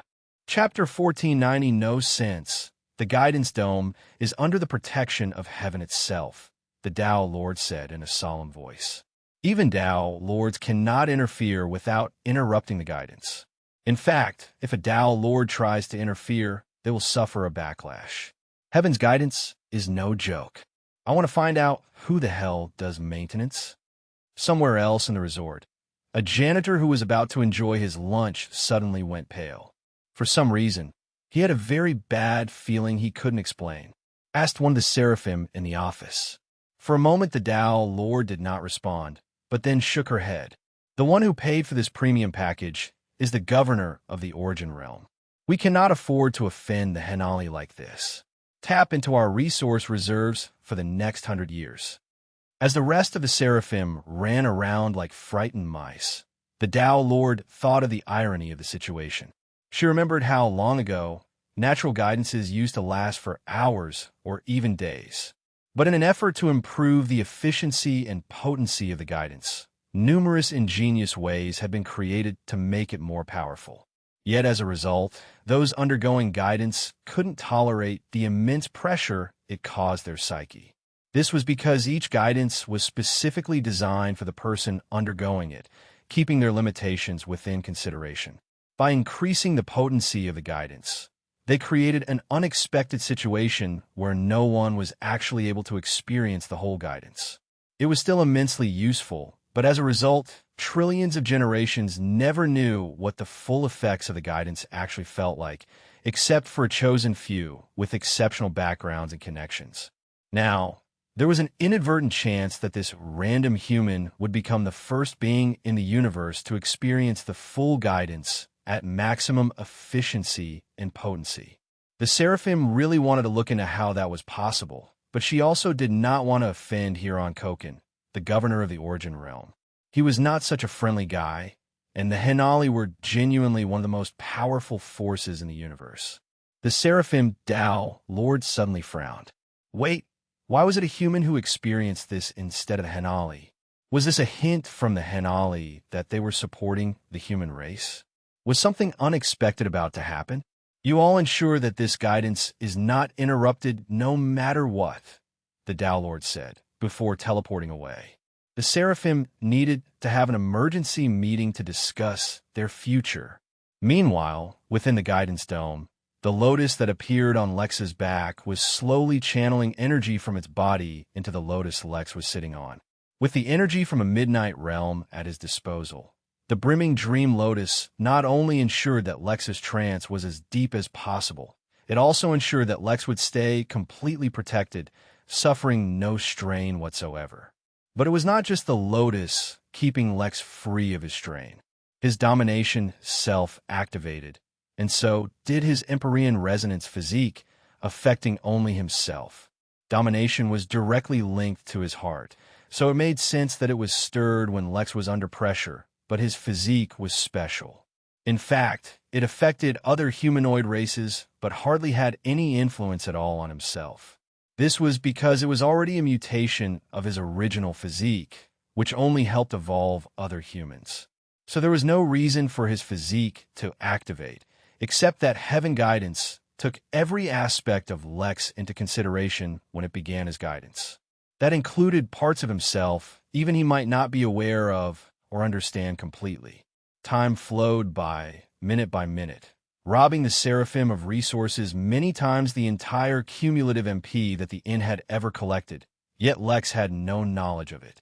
He was still in his trance, witnessing colors, objects, emotions, and intentions mixed together, giving birth to completely unpredictable results. Sometimes the end result was so complex and sophisticated that in his current condition, Lex had no way to entirely comprehend what it was. Other times, the result was ridiculously simple. He saw hunger and the color red fuse with a flower to give birth to a rock band. He saw cartoons and pink and love give birth to an entire generation of emotionally stable adults. He saw emotionally stable adults lead to a time of loss and famine and war, for without the inherent flaws in their personalities to motivate them to action, societies declined. He saw the decline of empires mix with the color brown, and the intention to survive blend with hopelessness, and, of everything, it resulted in homework. If he still had the capacity to think, Lex would have wondered what any of this had to do with karma. As he could not think, he could only continue to observe, absorbing all the information like a sponge. Each fusion segment became longer and longer, as one more element was added to it each time, causing the equation to become even more complex and unpredictable. A more complex equation did not mean that it made any more sense, nor did a simple one mean that the end result was predictable. There was no pattern to be discerned at any step, with the only thing that seemed to follow any kind of rule was that one of each, a color, an emotion, an object, and some kind of intention were added to the equation. Until that changed, that is, when the number of independent variables in each equation reached 10, all rules seemed to break down. Colors were added to colors. Objects were added to objects. Some equations were 10 variables long, while others had hundreds, or even as small as one. A single color, without any other variable or input, sometimes resulted in an outcome other than that color. It was an absolute mess, almost as bad as the mess outside, where the Seraphim were panicking because Lex's guidance had lasted over 20 hours. Chapter 1491 Ofu. Chapter 1491 OH Fu. I have looked into the causality of this incident, but it's extremely warped, said a Tao Lord, leaning over a table that showed the live image of the guidance dome, sucking in enough divine blood to operate for days of use every second. It's not just because the heavens guidance itself is interfering with all traces of karma. It's also because the guest in question reeks of too many powerful beings. On him, I have discovered traces of the Artica race, of elite members of the Versailles Bank, of the Henali, some deities as well, and an undetermined number of traces whose identities cannot be discerned. Someone or something has also cast a very powerful protective spell on him, so much so that we cannot learn any personal details about the guest through prying.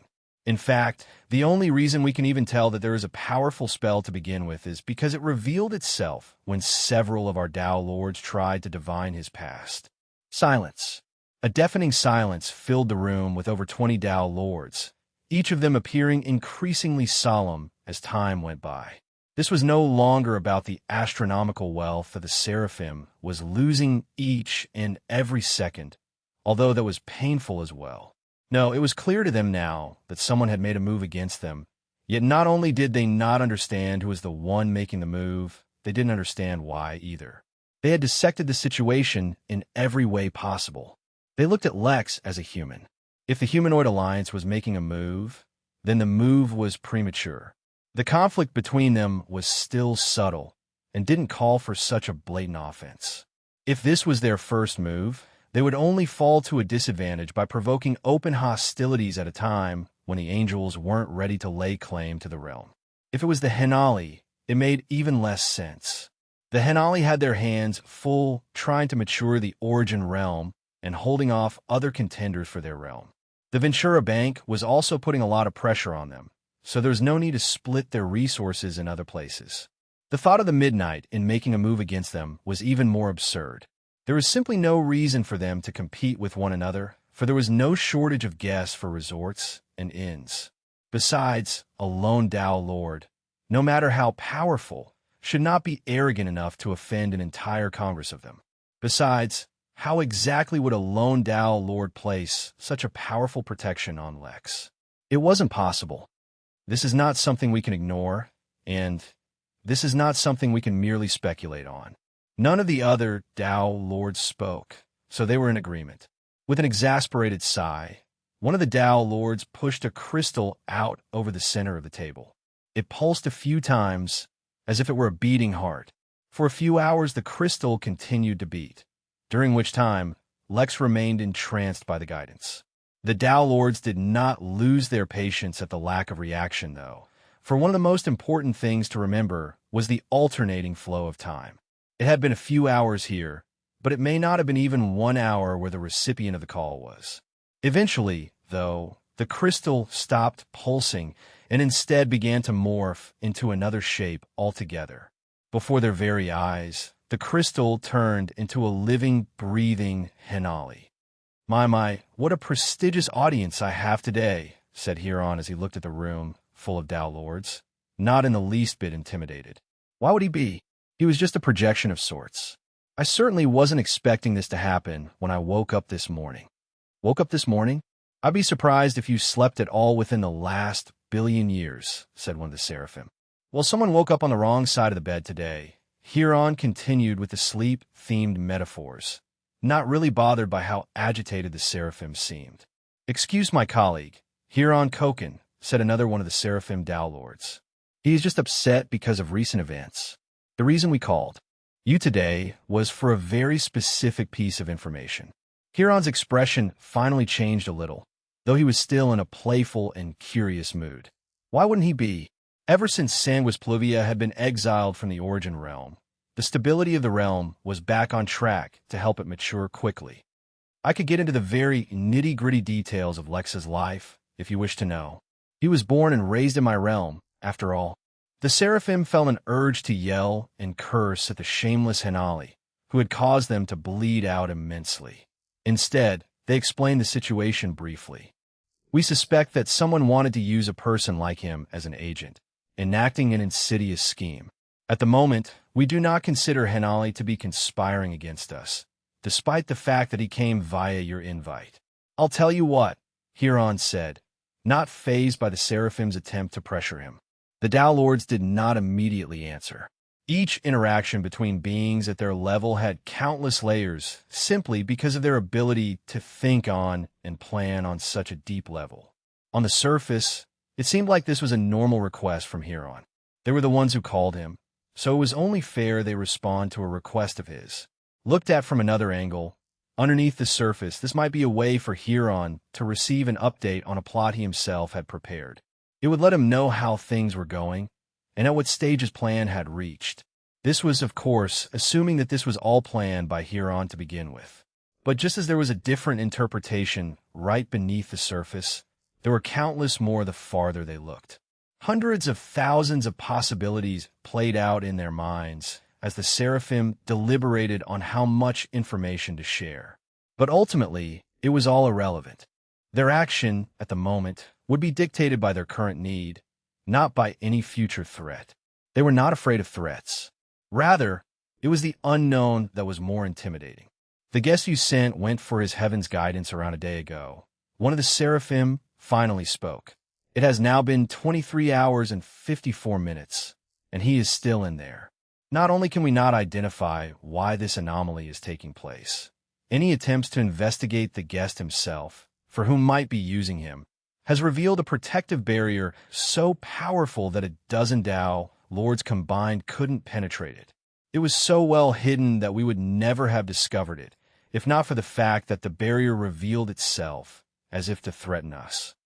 Hereon, this is no longer about the immense loss the resort is going to suffer for this heaven's guidance. It will take thousands of years to recover, but we can tolerate that. Hereon frowned, which took the seraphim by surprise. A Tao Lord shows no expression save the ones they once showed to the world, so a frown from a Tao Lord was a powerful thing. He remained silent for a few seconds before speaking. The gist of the matter is, there really is no deeper background. He is from a Midnight Inn, and the innkeeper is his mentor. Some time ago, the Midnight Inn did the Henali a great favor, so I wanted to repay it. Yet when I was about to enter the Midnight Inn, I discovered a dangerous aura and stayed out. Now I cannot say for certain if this has anything to do with your current predicament, for the owner of that aura is not the quiet type. If he made a move, you would not get a silent and harmless barrier.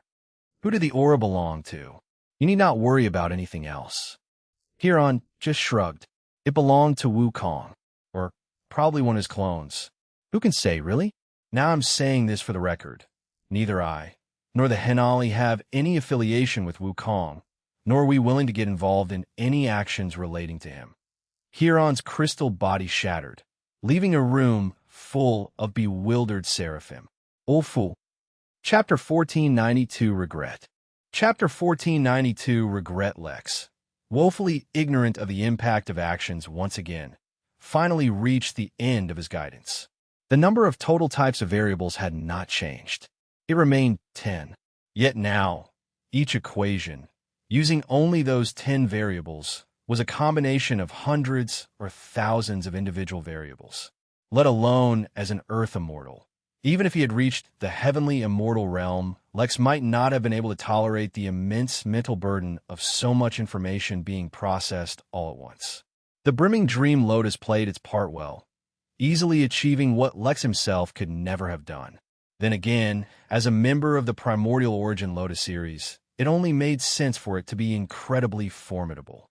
One by one, all the other combinations disappeared from his mind, as if they had never existed to begin with, leaving only one incredibly long combination that was longer than any before it. The pressure Lex had been feeling once again returned, though this was no fault of the brimming dream lotus. Rather, it was the pressure of the vision itself. As all the colors mixed with all the intentions, and all the objects, and all the worlds, they finally produced two things. If Lex had the ability to think, he would have been stunned. When the vision started, a slice of cold pizza and the color golden fused together to produce a master's degree. Now, at the end, as hundreds of other variables fused, they produced a cold slice of pizza and the color golden. The vision had come full circle, while remaining devoid of all sense and pattern. Perhaps it would take the mind of a celestial immortal, or maybe even a Tao Lord to make sense of the visions. As it was for Lex, they were nothing more than visions, at least for now. As the visions finally came to a close, the protective shield around Lex's mind slowly faded, and he once again gained the ability to think. Yet though he gained the ability to think, he did not get an opportunity to think on his visions, for something else happened. A bright light shone down onto Lex from the sky. Within the vision, of course, and the aura of a powerful omniscient and omnipresent being shone down on him. You, who have received the guidance of heaven, are eligible to become my augur. Yeah, "No thanks," Lex responded without much consideration. "I already have a job, and I'm not looking for a new boss. Speaking of which, one of my old bosses took me to Cultivator Prison to be questioned, so that left a bad taste in my mouth. Not really fond of working for others anymore after that." The light continued to shine on him, almost as if it was astounded by what had happened. It seemed the light wasn't omniscient, or else it would have expected such an outcome. Lex also took the moment of silence to consider who exactly was speaking to him and what their presence meant. Eventually, though, the vision began to fade and the light started to dim, so Lex thought it was over. Who knew that just before the vision ended, he heard the voice murmur to itself. Another Sephor brat. That caught Lex's curiosity, and he wanted to talk to the light some more, but didn't get the chance to, for the vision finally ended. The trance finally ended, and the vision was complete, but that did not mean Lex woke up. Instead, he fell into a meditative state, a necessity, for he had acquired an immense amount of information simply in the form of memories, and it would take him some time to digest them all. But as this burden fell onto him, he began cycling his cultivation technique, which began strengthening his mind even more than it already was. The seraphim, meanwhile, all breathed a sigh of relief, for the guidance was finally over.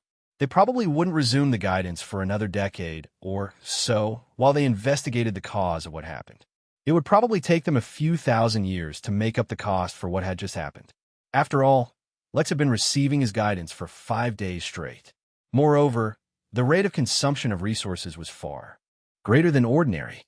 So while in practice it seemed like he had only been receiving guidance for 5 days, he had used up the same number of resources that a century or two would have consumed. But even though the guidance was over and Lex was no longer under heaven's protection, no one tried to interrogate him, nor did they try to blame him for causing them such a loss. It was as if there had never been any such concerns to begin with. Lex spent another 2 days meditating before he finally recovered, though the experience left him feeling more confused than anything else. He was supposed to have learnt something about karma, though now that he was awake, he felt no more knowledgeable about the subject than before. Moreover, a bright white light had called him a brat, and Lex was pretty sure the light had also insulted Lex's family. Lex opened his eyes and froze. He was in the guidance dome, just as he remembered, and nothing had changed. Yet when he looked upon the world, everything was simultaneously the same and different.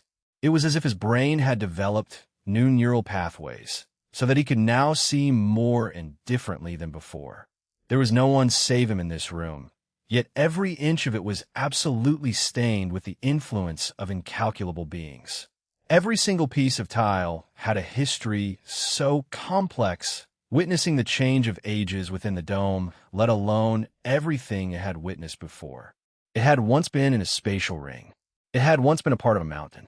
It had once been a part of an asteroid that crashed into yet another asteroid, but that was from before it assumed its current shape. The very air he breathed carried such heavy karma. It had supported the life of innumerable living beings and witnessed great powers. The very air around him had such history it deserved great odysseys written for it.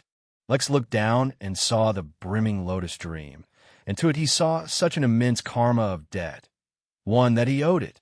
Lex squeezed his eyes shut for a moment, and when he reopened them the world was back to normal.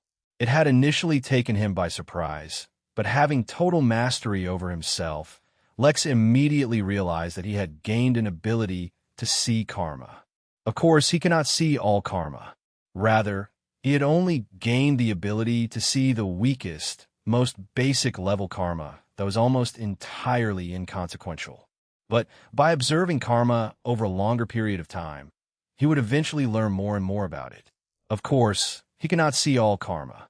Rather, he had only gained the ability to see the weakest, most basic level karma that was almost entirely inconsequential. But by observing karma over a longer period of time, he would eventually learn more and more about it. In fact, even a brief moment of observation gave him great insight. But now was not the time to lose himself in such things. He hadn't forgotten that he was in a foreign place, and though they claimed total safety, he only trusted the safety the midnight provided him. Lex got up and called Lycanderoth, who also acted normally, as if what had happened was the most natural thing in the world. His schedule had changed, but he still had more services to take advantage of in the resort. Meanwhile, within the folklore realm, Jack was actually enjoying a rare moment of peace. It wasn't that the river Styx wasn't trying to kill him. Far from that. It was just that his crew was capable of handling it without his intervention, so he had some time to rest. As it happened, now that his connection with Lex had been restored, Jack also gained the ability to look at karma. After all, the ability was not linked to his physical body, but rather his soul. He was a little curious about what he would see if he tried to look at the karma of his crew. They were far from normal. It was not that he was in any position to call anyone's past abnormal. Rather, he just wanted to know more about them, so that there wouldn't be any unexpected surprises. As such, he decided to take a small sneak peek, a decision he would regret for a long time. As soon as he activated the ability, he saw not the karma of his crew, or his ship, or the accused river of death. Instead, he saw the karma of fairies, and it was putrid, from the heavens themselves, just like the many laws that govern the functions of the universe. Jack saw a putrid, brown hand, made of thousands of individual hands all clasping one another, wrapped around his own body. The hand reeked of death and decay. It reeked of sewage and bad eggs.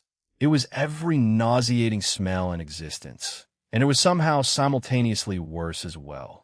Chapter 1493, Pyrenex.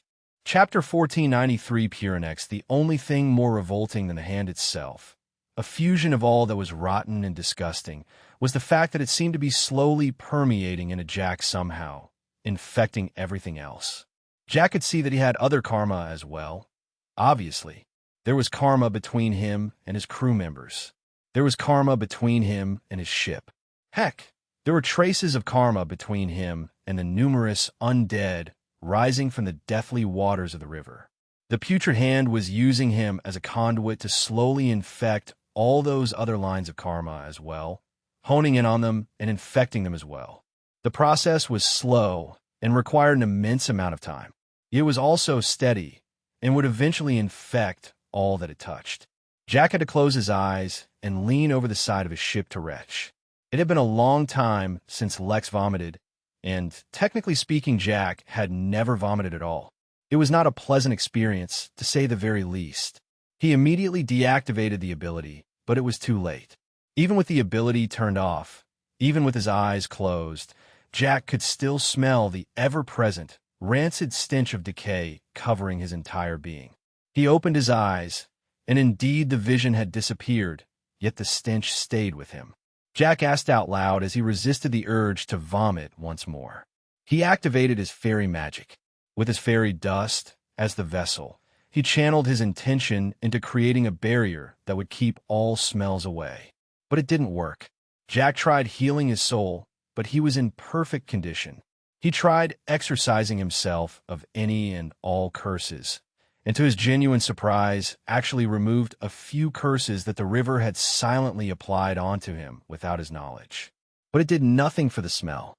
This was not his own personal karma, of that he was sure. No, this was the karma of a fairy. It was the karma that kept fairies as a forgotten race, demoted to the rank of servant or slave across the universe. What kind of tremendous power could do this to them? It surely couldn't be a Tao Lord. He was certain of that. If a single Tao Lord could influence an entire race across the universe in such a way, they would be way too powerful. But maybe a collection of Tao Lords could achieve as much. Who could say? At the moment, though, Jack didn't care about any of that. He just wanted the smell gone. Unfortunately, no matter what he tried, it was of no avail. The smell was stuck to him, and it wasn't going anywhere. Manic desperation began to fill Jack. It wasn't that he had such a weak willpower that he couldn't tolerate some smell. No, rather it was the knowledge that this smell could actually drive him insane, and through him it could drive Lex insane.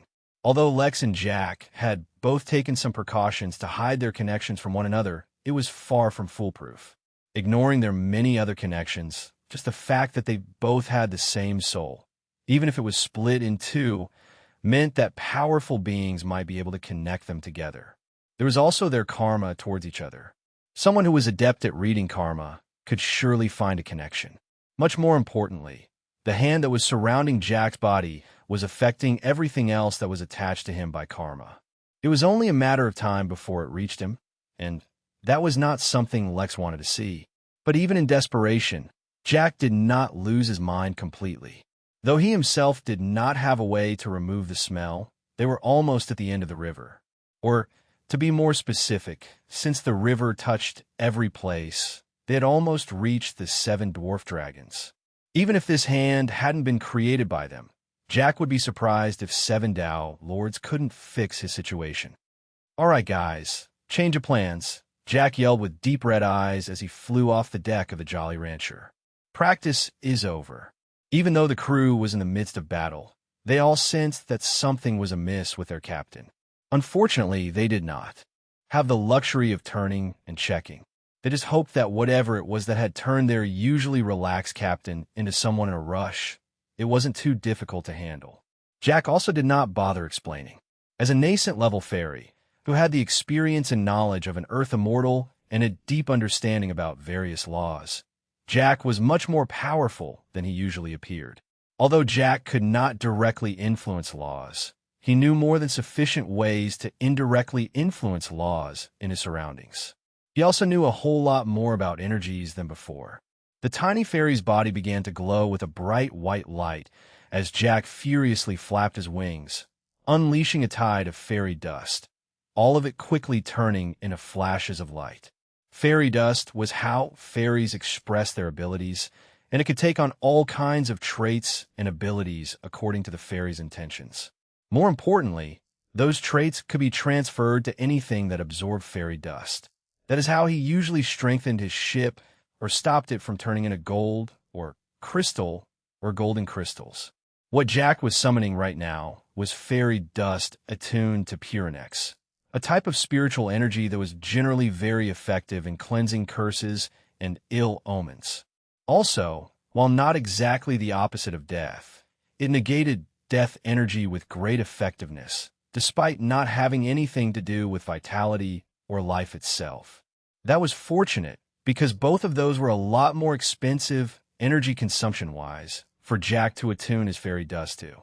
Chapter 1494, The Great Escape. Chapter 1494, The Great Escape, as more and more fairy dust gathered around him. The light it was giving off became so bright that it became impossible to ignore. The horde of undead shrimp that his crew had been fighting off became distracted as well, all of them turning and hissing towards Jack. While the others responded to the light, they were responding to Pyrenex. Death energy was a type of energy that was created around death. The greater the death, the more of it would accumulate. On its own, death energy was not harmful to anyone or anything.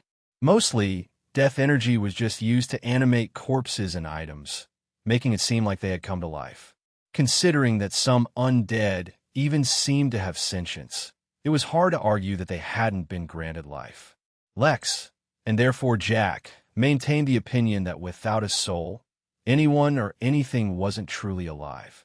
It helped simplify the already too complicated universe for him. Since Pyrenex negated death energy, one could say it was great at killing undead, which is what drew the hostility of the numerous undead. "Return to the ship," Jack ordered as he twitched his nose. Unfortunately, even closing off his sense of smell could not keep away the pungent aroma that was haunting him. No one questioned him and immediately returned, even the usually oblivious Goldilocks. Once everyone was back aboard, Jack allowed his fairy dust to fall on them as well as the ship, allowing Pyrenex to permeate into them. "Hold on tight and attack from the deck if you have to." Without explaining his intentions, Jack flew to the ship's helm and channeled even more energy into it. There was one good thing about being a fairy, and that was his nearly limitless supply of spiritual energy. Even Lex did not have as much energy as Jack when he was in the nascent realm, so Jack spent his energy without concern. The golden gravity eels up front started to push forward, their bodies emitting anti-gravity fields, allowing the Jolly Rancher, which was being dragged behind through chains of gold, to pick up speed. Invisible formations that no one had detected before came to life, not only covering the eels, but the chains of gold as well as the ship. Since Nether Lily Gold reached the theoretical limit of spiritual energy conductivity, Jack had seen no reason to not make use of it. Using all the knowledge Lex had attained, Jack silently carved out one formation after another, not only strengthening his ship, but giving it various abilities and protections. The crew was bewildered, for they had never seen their captain so serious before. They didn't even know that their ship had these formations, or that they were so powerful. Yet the more their usually insane captain acted steady and responsible, the more fear they felt. Was there some unspeakable danger about to befall them? Little did they know, that was exactly it. It was just that it would take the decaying karma hundreds of years to actually affect them through their karma with Jack. The Jolly Rancher smashed through all enemies without slowing down or coming to harm. The Purinex was the perfect offense against the undead, immediately harming them when they made contact, while the ship itself was plenty durable on its own, making it the perfect battering ram. Ollie asked, "Yes, that's right, but we are neither seeking its beginning, nor are we seeking its end." The owl looked at the other crew members, who either did not respond or simply shrugged. "But Captain, there is no shore on this river," the owl emphasized. "Don't you worry about that." Ollie left, grumbling to himself. The ship doesn't need sails to fly. More importantly, we're sailing against the wind. Unfortunately, the owl got no answer. The ship, shining like a beacon in the pitch black of night, continued to ram against any undead that came in its way, and oh boy did they come. Just as Purinex cleansed death energy, the undead hated Purinex and would do anything to get rid of it. If Jack made use of it for too long, he would eventually end up attracting something far more dangerous than he could handle. Fortunately, he didn't need to wait long. Just like everything else in the folklore realm, the power of the river came from its legends and stories. Jack had studied many of them, though he could not claim to have read them all, and had a basic understanding of it. The river could be reached from anywhere in the folklore realm, but that simultaneously meant that any part of the river could touch any part of the realm. Theoretically, he could have transferred out of the river to his destination the moment he reached the river, but that would not have made a good story and would have been a disrespect to the awesome power of the river. A journey had to be made. The distance covered was irrelevant, for the journey was more symbolic than anything. They had to overcome trials and tribulations and properly witness the awesome power of the river and understand how much weaker they were than it. Otherwise, if they exited and claimed that crossing the river was easy, that would have directly challenged the legend of the river, and such a thing was not something they would have been able to tolerate. But this was not something he could have explained to the rest of his crew. The reason this worked was because this was Jack's understanding of the rules of the folklore realm. Yet once he discussed the rules with his crew, they would have denied or negated some of his theories, adding their own insights into the mix, and that would have affected how the realm behaved. Everything here was a grand story, and as characters in a story, they had to have the understanding of not trying to manipulate the story. The moment they tried, they would fail. Yet if they found a convenient loophole, Captain Jack took off his captain's hat and placed it against his chest, as if paying his utmost respects. Remember this day, ladies and gentlemen, alligators and ducks. For this is the day we sailed the mighty river Styx, braving its untold dangers and fury, fighting tooth and claw and nail for our lives, and escaped with our lives. We saw but a tiny glimpse of what the river dash. But Captain, we've been sailing for multiple days now, not just a day, Pebbles the hamster corrected, causing Jack to sigh. Chapter 1495 Flying. Chapter 1495 Flying, Pebbles. I'm pretty sure this is why you lost your limbs, said Longbeard, the gnome. The hamster just looked at the gnome in confusion, tilting its head sideways. Maybe it was because today it had all its limbs, but had patches covering both its missing ears. What are you talking about? I lost my limbs when my wife had a cooking accident. Longbeard simply shook his head. Pebbles was he was too simple for this complex world. Jack took a deep breath and controlled his emotions. Normally, he would have found the interaction between his crew quite entertaining. But with the stink constantly harassing his senses, Jack couldn't find the humor in the situation. "Never mind. Let's just get out of here," Jack said. Actually, there was no such legend, but the others didn't know that. Since Jack had said it, and his crew had heard it, the legend had gained some level of recognition and power. Of course, such a weak legend was in no way enough to actually give them a way out. Instead, it just provided subtext for the legend of his crew that he was in the process of creating. The anti-gravity from the eels spread along the chains and slowly encompassed the ship. This anti-gravity made the ship travel faster, but the ship could not actually escape the pull of the river so easily. In truth, Jack had thoroughly analyzed all legends associated with the river and discovered no matter what version of the story he heard, everyone traveled the river by boat. Having a strong and sturdy boat was paramount to survive the waters. But the more important thing was, in a world full of cultivators, no one tried flying over the river. Yet Jack was flying right now. It wasn't just that he was flying over the ship, he could even fly away from it. But the longer he did, the more the pull of the waters affected him and would eventually pull him down. The power and legend of the river was strongly linked to the water, obviously, and a part of that power was to pull things into the water itself. Conversely, if he could allow his ship to escape the pull of the water after being affected by it for so long, he could similarly resist the other powers of this entire area. That was a secret he did not intend to reveal to others, for explaining the magic behind something would take away the magic. In essence, escaping the waters and escaping this realm of death were one and the same. Yet even the anti-gravity of the eels was not enough. If it had been so easy, then the river would not be such a scary place. But as someone with plenty of experience subverting common sense, Lex, and therefore Jack, was not so easily intimidated. Once the anti-gravity completely encompassed the ship and all the formations were activated, a change suddenly started to take place.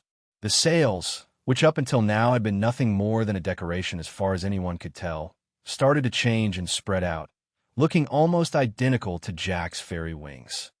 "Tiny sparkles, if you will," Jack said, his tone completely level, as if everything was under his control. The first mate of the ship, the only one in the crew who seemed to have some idea of what was happening, quickly climbed up to the crow's nest and pointed his horn up into the air. The ship was shining under the effects of Purinex, but when a unicorn pointed its horn in the air, all the light was somehow directed towards it, passing through it like some kind of prism, projecting a rainbow light coming out of it and shining onto the sails. "Everyone, brace yourselves," Jack said, though his voice transmitted no urgency. Whether Jack meant that they themselves were about to become legends, or they were about to reach the 7 dwarf dragons who were the stuff of legends, the crew did not know. What they did know was that as Pebbles tied itself to the ship's mast, they couldn't decide if it was a genius or a complete idiot. Jack flew down, still flapping his wings furiously to produce enough fairy dust to keep supplying the Purinex, and walked up to none other than Bob, whose mouth was shut. Using a legendary jawbreaker, the candy was practically indestructible, and the only way to get rid of it was to lick it till it slowly withered away. Of course, he could also spit it out, but the drama cat loved the candy too much to do that. Without saying anything, Jack handed the deity a piece of paper. When the drama cat looked down to read it, Jack slapped him in the back of his head, causing him to spit out the candy. Unable to help himself, Bob ended up reading what was written on the piece of paper out loud. "I can't believe we're about to become legends on our own. It would be a shame if something suddenly happened that would make our legend much smaller." Oh Lord, what kind of dash before Bob, devourer of jawbreakers, could deviate from his script and say something to ruin things. Jack stuffed another jawbreaker into his mouth.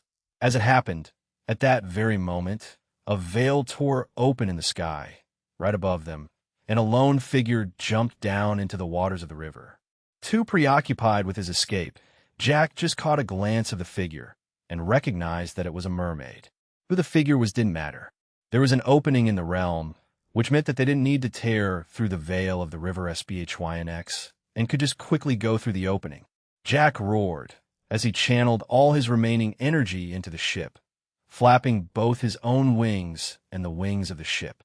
Yet even as the ship seemed to be rising, the waters of the river rose with it, as if they were unwilling to let it go. Ba, this is so badass, said Monk, the bear cub, as he watched the Jolly Rancher literally resisting the pull of the deathly river.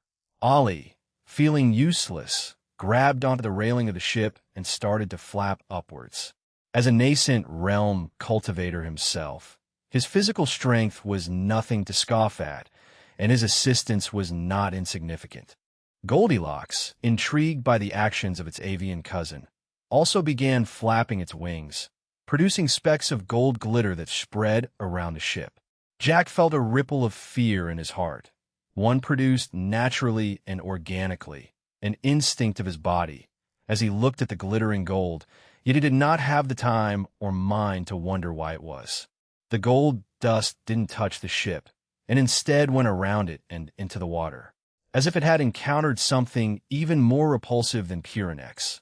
The water suddenly let go of the ship, and the Jolly Rancher shot into the air like a rocket. Jack exclaimed, as the ship went much faster than he anticipated. Like a rainbow-colored, shining bazooka, the Jolly Rancher emerged from the hole and rammed into a tide of monsters that had been chasing the mermaid. As if that was not enough, the ship, led by the two gravity eels, cleaved through the horde and crashed into a castle, and then right through it.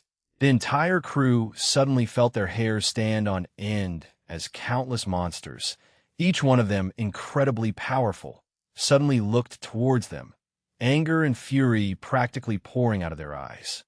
Longbeard asked, though it was a redundant question, "They're allies of the mermaids." "Kill them," one of the monsters said.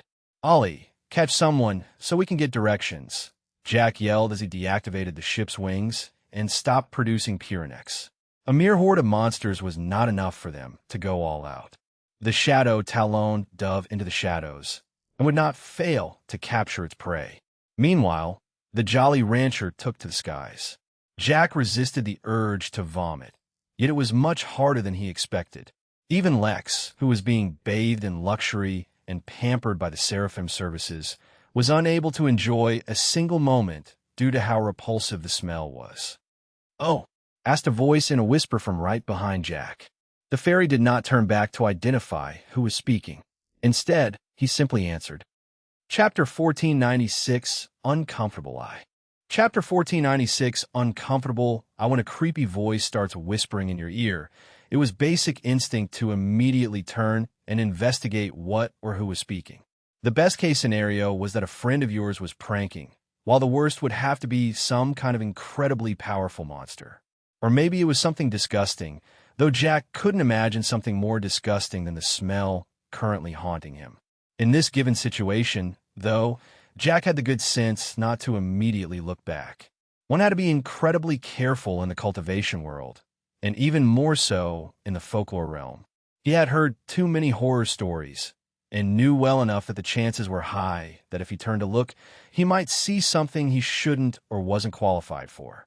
Of course, he has basic protective instincts, so he immediately wrapped his body in a protective layer of fairy dust, and then answered the strange voice's question. He was looking for the 7 dwarf dragons, because he wanted their help to get to the Artica realm, and that they would find the New Age Expo interesting. It was a win-win scenario, or at least, that had been the case originally. Oh, such an altruistic soul. Jack frowned, for the voice had suddenly turned grating. Normally, he wouldn't let just that bother him, but at the moment his tolerance was very low. Naturally, I hope they can bring me and my crew along with them when they go. The voice, instead of questioning him further, began to laugh demeaningly. Oh, poor little fairy. That may have been true at first, but now you have another request in your heart too, don't you? Jack suddenly grimaced, and not because of the annoying laughter behind him. Instead, it was because he had indeed been hoping that the Tao Lords would help them fix his situation. It wasn't exactly lethal. After all, he was being affected by the hand, even before he was aware of it. But at least he didn't have to constantly suffer as a result of it. He lived a pretty decent life, albeit in ignorance. Now that he knew about the hand, He had a clue about what was affecting the fairies and could possibly try to resolve it, at least for himself. But the ideal situation would be for him to at least escape the influence of the horrendous smell first. Yet, it seemed like hoping for charity was not a good strategy. In truth, if a large part of Jack's mental capacity was not occupied by trying to maintain his sanity, he would have already realized it was so. Desperation, however, caused him to be blindly hopeful. But a request for a favor is still fair. Jack clicked his teeth and thought about it for a moment. But even though he was used to achieving the impossible, it wasn't as if he could pull an impossible feat out of his pocket whenever he wished. He couldn't think of another way to get the Tao Lord's favor, nor could he think about how to get to the Artica realm himself. Technically speaking, the Tao Lords did not even need him to come and tell them about it. He was sure they already knew about it. But the legends about the seven brothers were clear. Since they were habitual troublemakers, the other Tao Lords had specifically set restrictions against them. Only if someone requested their aid or assistance could they leave their territory, and much more importantly, the realm. Of course, to actually restrict them was probably not so easy. It was probably more of an understanding. Otherwise, Jack would not have been able to find a way to reach them, even if he did use the River of Death. No, I'll stick to my original request, Jack said, suppressing the immense reluctance in his heart. As distracting, disorienting, and disgusting as the smell was, it wasn't actually causing him any direct harm. He would just have to tolerate it for the time being, as going to the Artica realm as Jack was much more important than getting rid of the smell for discovering the fairy's hidden past. We shall see if you can maintain your resolution before the end. The voice faded away, and when Jack checked behind himself, there was no one there. Only the information that had somehow just appeared in his mind remained as evidence that such a mysterious being had visited him in the first place. Unfortunately, it would take them several days to reach the temple. Without a solution to his smell problem, Jack was feeling even more irritable, yet he had to control himself. Tiny sparkles, change of plans. I know how to reach our destination. Follow the path and lead us to the temple. Jack felt weary, not from escaping the river Styx, but from the constant torture he was being exposed to. The severity of the situation was so severe, it was only after the strange voice had forced him to give up on getting the Tao Lords to resolve his situation that he thought of the most obvious answer of all. His own cultivation technique, the one he used as Lex, was still applicable even on Jack. If he was under any kind of strain, the technique would use that to push his growth in that direction. Since he was being tortured by the smell of karma, cultivating now should give him some resistance to karma, right? If that didn't work, he was certain to get some mental resilience at least, though what he was truly hoping for was complete immunity to the smell. Chapter 1497, Uncomfortable 2. Chapter 1497, Uncomfortable 2. Jack closed his eyes and began to cultivate. There was a very important discovery he had made long ago. Both his bodies influenced each other, and so did their cultivations. For example, if one of his bodies gained fire immunity, then the other would also slowly begin to develop a similar trait. It probably would never reach the same extent as the original body, but reaching at least 50% of the effects should be possible over a period of time.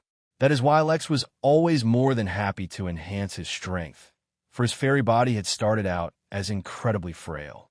Now, after a long time, it was much better, but not to the standard he wanted. Similarly, if Jack made any gains in his cultivation, then Lex would also benefit, despite having a higher cultivation. So if he could actually gain some benefits from being tortured by the insidious smell of a hand that had probably never washed, he would just have to accept it.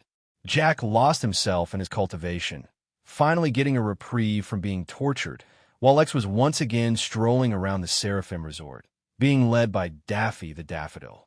"Hey man, are you sure this is okay? I feel weird watching," said Lex with a clear amount of hesitation. "Look, if you don't want to watch, I'm not going to force you. But this is entirely natural. Look, I don't want you to take this the wrong way, but I can't really judge myself based on what others do. All right. I can just chalk it up to being a cultural thing you don't understand. Tell you what, just follow me to the entrance, see how you feel about the place. If you don't like it, you don't have to watch." Lex followed, but it was obvious to anyone who saw him that he wasn't exactly happy about it. They arrived in front of a massive, festive-looking tent that reminded him of what circuses looked like in cartoons. In front of them, there was a whole line of snickering guests, entering the tent impatiently. "This feels so wrong," Lex muttered under his breath, but went in anyway. To no surprise to Lex, the inside of the tent was actually much larger than the outside showed. In fact, it did not even look like a tent, and instead looked like he had entered another realm. That was because, in a sense, this was another realm. A soft, buzzing sound filled the air, though the source of the sound wasn't immediately obvious. Of course, Lex already knew what the source of the sound was. It was the very reason he didn't want to come here. The sound was produced by bees. Massive, fuzzy, cultivation version of bees that were actually immortals, though these bees didn't have sentience in the way other immortals did. For all intents and purposes, they were just as smart and self-aware as the bees on Earth. Daffy exclaimed, "Don't wait for me, and if you want to go back, that's also fine." Daffy was too excited to wait for Lex, and hopped on over into the large open fields in front of them. As the bees sensed Daffy's presence, they emerged from a distant forest and started to casually make their way towards him. Lex was filled with doubt and hesitation. High school biology was enough to know that plants pollinated one another through the wind and through the help of insects. He had cracked his fair share of plant mating jokes when he was a teenager. But right now, he felt like his mind was being violated as he tried to decide what exactly this qualified as. One of the services that the resort provided was essentially the cultivator version of a petting zoo. The difference was that instead of tiny goats and pups and stuff, they had cute and cuddly bees who were beloved by all. The fact that the bees produced a certain type of honey that was basically the elixir of life, capable of reviving most Earth immortals from the brink of death, and allow even heavenly immortals to recover from heavy wounds, was also a great incentive to meet them. Yet Lex could not get over the fact that the bees would also transfer pollen from one deity plant to another, and it was too much. Lex immediately shut his eyes and teleported out of the tent just before Daffy could hug his first bee. Somewhere out there, in the universe, there was a kid learning about and laughing at pollination. But here, in the Seraphim Resort, Lex was recovering from the trauma of nearly witnessing his friend pollinating with the help of the bees. One reason he was so out of it was, in fact, the smell. Although Lex could not smell whatever Jack was smelling, since both bodies had the same soul, he was also feeling the aftereffects of smelling it. Or maybe that nausea was just from the whole bee thing. The verdict wasn't yet out on that one. To distract himself, Lex roamed the resort, taking in its splendid views. He was talking about the resort, not the angel baddies who he had spotted once more. This time, though, they were meeting with another group of angels who were most certainly not political prisoners. In fact, on one of their wrists, Lex saw a watch very similar to the one he saw Giselle wearing once. The Eden watch, which had helped her a lot back in that Temple of Time. Lex narrowed his eyes as countless thoughts went through his brain and then decided to go meet them. He was very interested in Eden Corp anyway, and not just because of Giselle. Belle, his sister, also had something to do with it. Chapter 1498, I Thought Devils Were the Evil Ones. Chapter 1498, I thought devils were the evil ones. The dozen Valkyries, as well as the group of angels they were meeting, almost immediately detected Lex the moment he started to walk towards them. It wasn't as if he was sneaking up on them, so he waved his hand towards them as a greeting. His last conversation with Shireen, the leader of the Valkyries, was not the best, not that he could blame her. As someone who had been a prisoner for a very long time, and had supposedly been abandoned by her own people, it made sense that she was highly cynical and wary. In fact, the concerns that she had about the inn were actually genuine, and she was the only one who seemed to worry about them. Everyone else, as far as Lex had seen, somehow just assumed that the innkeeper had things handled. In a way, that was a good thing. It helped him avoid unnecessary trouble.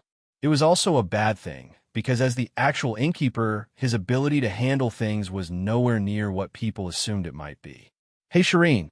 It's been a while," Lex asked as he approached, completely nonchalant about the fact that the entire group had been silently watching him approach. He was entirely at ease, though many would have felt awkward or at least uncomfortable being stared down by a group of much more powerful women, who also just happened to be incredibly attractive. Not that he was paying attention to that at all. He also didn't care how their armor looked aesthetic as heck, and that the air around them smelled like early spring. It has indeed been a duration of time, though if your intention was to convey that it has been a long duration, I will have to disagree. Regardless, after receiving your direct and unfiltered criticism about possibly requiring therapy and being excessively cynical, I assembled a mood among my sisters to discuss if time had truly altered our perspectives. After a review, we concluded that in many cases, we were letting our vast experience influence various conclusions we were drawing without first confirming the details of the situation. Well, I wouldn't so much call it direct and unfiltered criticism, maybe more along the lines of some constructive, friendly advice. Not exactly, said Shireen. Our status as political prisoners remains uninfluenced, and at the moment the Angels' foreign policy does not allow them any leeway to try and remedy the relationship between the Seraphim. Well, at least you haven't been abandoned, Lex said, trying to frame things positively. Indeed, we have not. The political convenience of having us as prisoners, while they've adapted to operate without us, is such that if we successfully escape from here, the Angels will have to provide new prisoners to take our place, or give up the Seraphim prisoners they hold. At this point, Lex really stopped trying to put a nice spin on things. These poor Valkyries really have been just abandoned. I gotta say, my impression about Angels is really taking a hit. The Devils were very much the bad guys from a more macroscopic view. It was just that since most of them had a very good relationship with the Inn, he hardly ever got to see that side of them. But he had not forgotten that they use humans to farm demons, and that there were some devils involved in the attack on the Midnight Battalion back then. For all intents and purposes, the attack had been carried out and orchestrated by RA, at least as far as they were concerned. But there had been hints that there were devils involved in that incident somehow, and he hadn't forgotten that. This is an internal matter among Angels, said the leading Angel, a blond man wearing thick silver armor. I assure you that such a decision is not easily made, nor are we in favor of it. But the circumstances are such that we cannot easily do as we please. The Seraphim are no threat, but there are many forces who are using the Seraphim to hold us Angels back in place. I'm sure, Lex said dismissively. The internal decisions of the Angels is none of my business anyway. Shireen, I had a couple questions I wanted to ask you. Shireen looked towards the Angels for a moment, who silently started back. Lex did not think they were secretly communicating, more like trying to guess each other's thoughts. Very well, let's talk. But I have a stipulation of my own. El Harkin, do not do anything unbecoming of a Valkyrie, the Angel said in a stern tone. It has been a long time since I spent any time among the Angels. Millions of years, in fact. My memory is beginning to wane about what is and isn't becoming for a Valkyrie. Besides, I've heard that much has changed since Eden Corp was formed. I'm not so sure about what ideals the Angels pursue any longer. Now that you have confirmed that I am very much still a prisoner in the eyes of Eden Corp, with no more value than to live forgotten for all eternity, I believe our business is concluded. You may leave at your leisure, or enjoy what the resort has to offer. I assure you, their services are very good.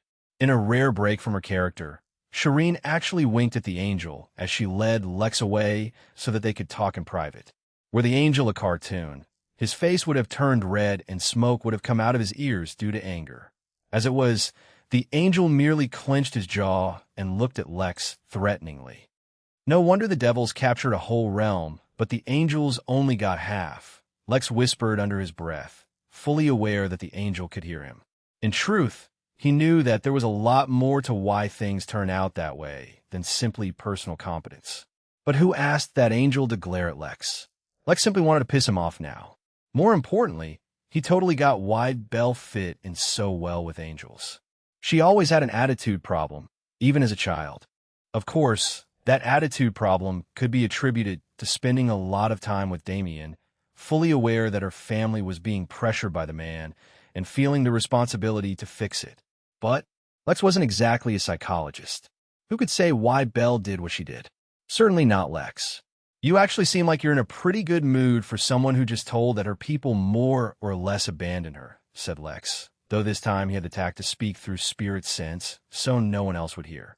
That is because that is not what happened, Shireen said with a smirk. Through one of the other angels who arrived with the envoys, I learned that my granddaughter has reached the peak of the celestial realm. But that is not enough to sway Eden Corp, which, for better or worse, now controls the fate of all angels. Please do not ask me to help her become a Tao Lord. That's a little outside my capabilities, Lex joked. It was obvious that Shireen's request would not be that. Even though Lex had very limited knowledge of the Tao Lord realm, he knew that others couldn't really help one become a Tao Lord. Unbelievably, Shireen actually chuckled at Lex's bad joke. Lex suddenly regretted making her laugh, because her beauty was infectious when she was cheery. Lex had a firm grip on his pubescent body's actions, ensuring nothing untoward happened, yet it was becoming harder. Nothing like that. But you see, the internal competition among angels is tough, and unless my granddaughter gets some support, she won't be able to take some time away to actually cultivate, not without peace of mind at least. As it happens, I have made quite a few friends among the many guests who have visited the resort over the years. If you would be so kind, I'd like you to deliver a message to one of my friends.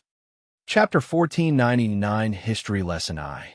Chapter 1499 History Lesson I. Lex raised an eyebrow, but didn't immediately respond. There was a lot to take in here, not to mention the possibility of establishing good relations with a potential Tao Lord. Barring that, having the favor of a few peak celestial immortals wasn't bad either. But the randomness and abruptness of this quest had Lex feeling like a particular video game character from the 5th entry in an RPG series, so successful the game studio decided that they didn't like money anymore and gave up the idea of ever making a 6th one. Lex took a deep breath, in his mind that is, to cool down. For some odd reason, he suddenly got worked up thinking he would never play Elder Scrolls 6 now that the Earth had basically been invaded and overrun by AI and religious fanatics.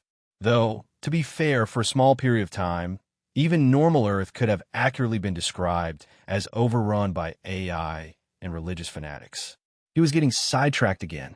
The point was, he'd come to Shireen because he had his own quests he was working on, but she had suddenly presented him with another juicy quest promising long-term benefits. The thing was, he had his own stuff going on and couldn't always just take off at the drop of a hat to fulfill some side quest. If you don't mind me asking, isn't this a little abrupt? Just a few days ago, you were telling me how you had to weigh your options and didn't believe in a deal too good. Your concern is valid, but this is what you can refer to as an open conspiracy, Shireen stated. I have not yet revealed crucial details to you. More importantly, the connection between my granddaughter and I cannot be hidden. Anyone can guess that we will try to help each other. Lastly, nothing I am doing is illegal.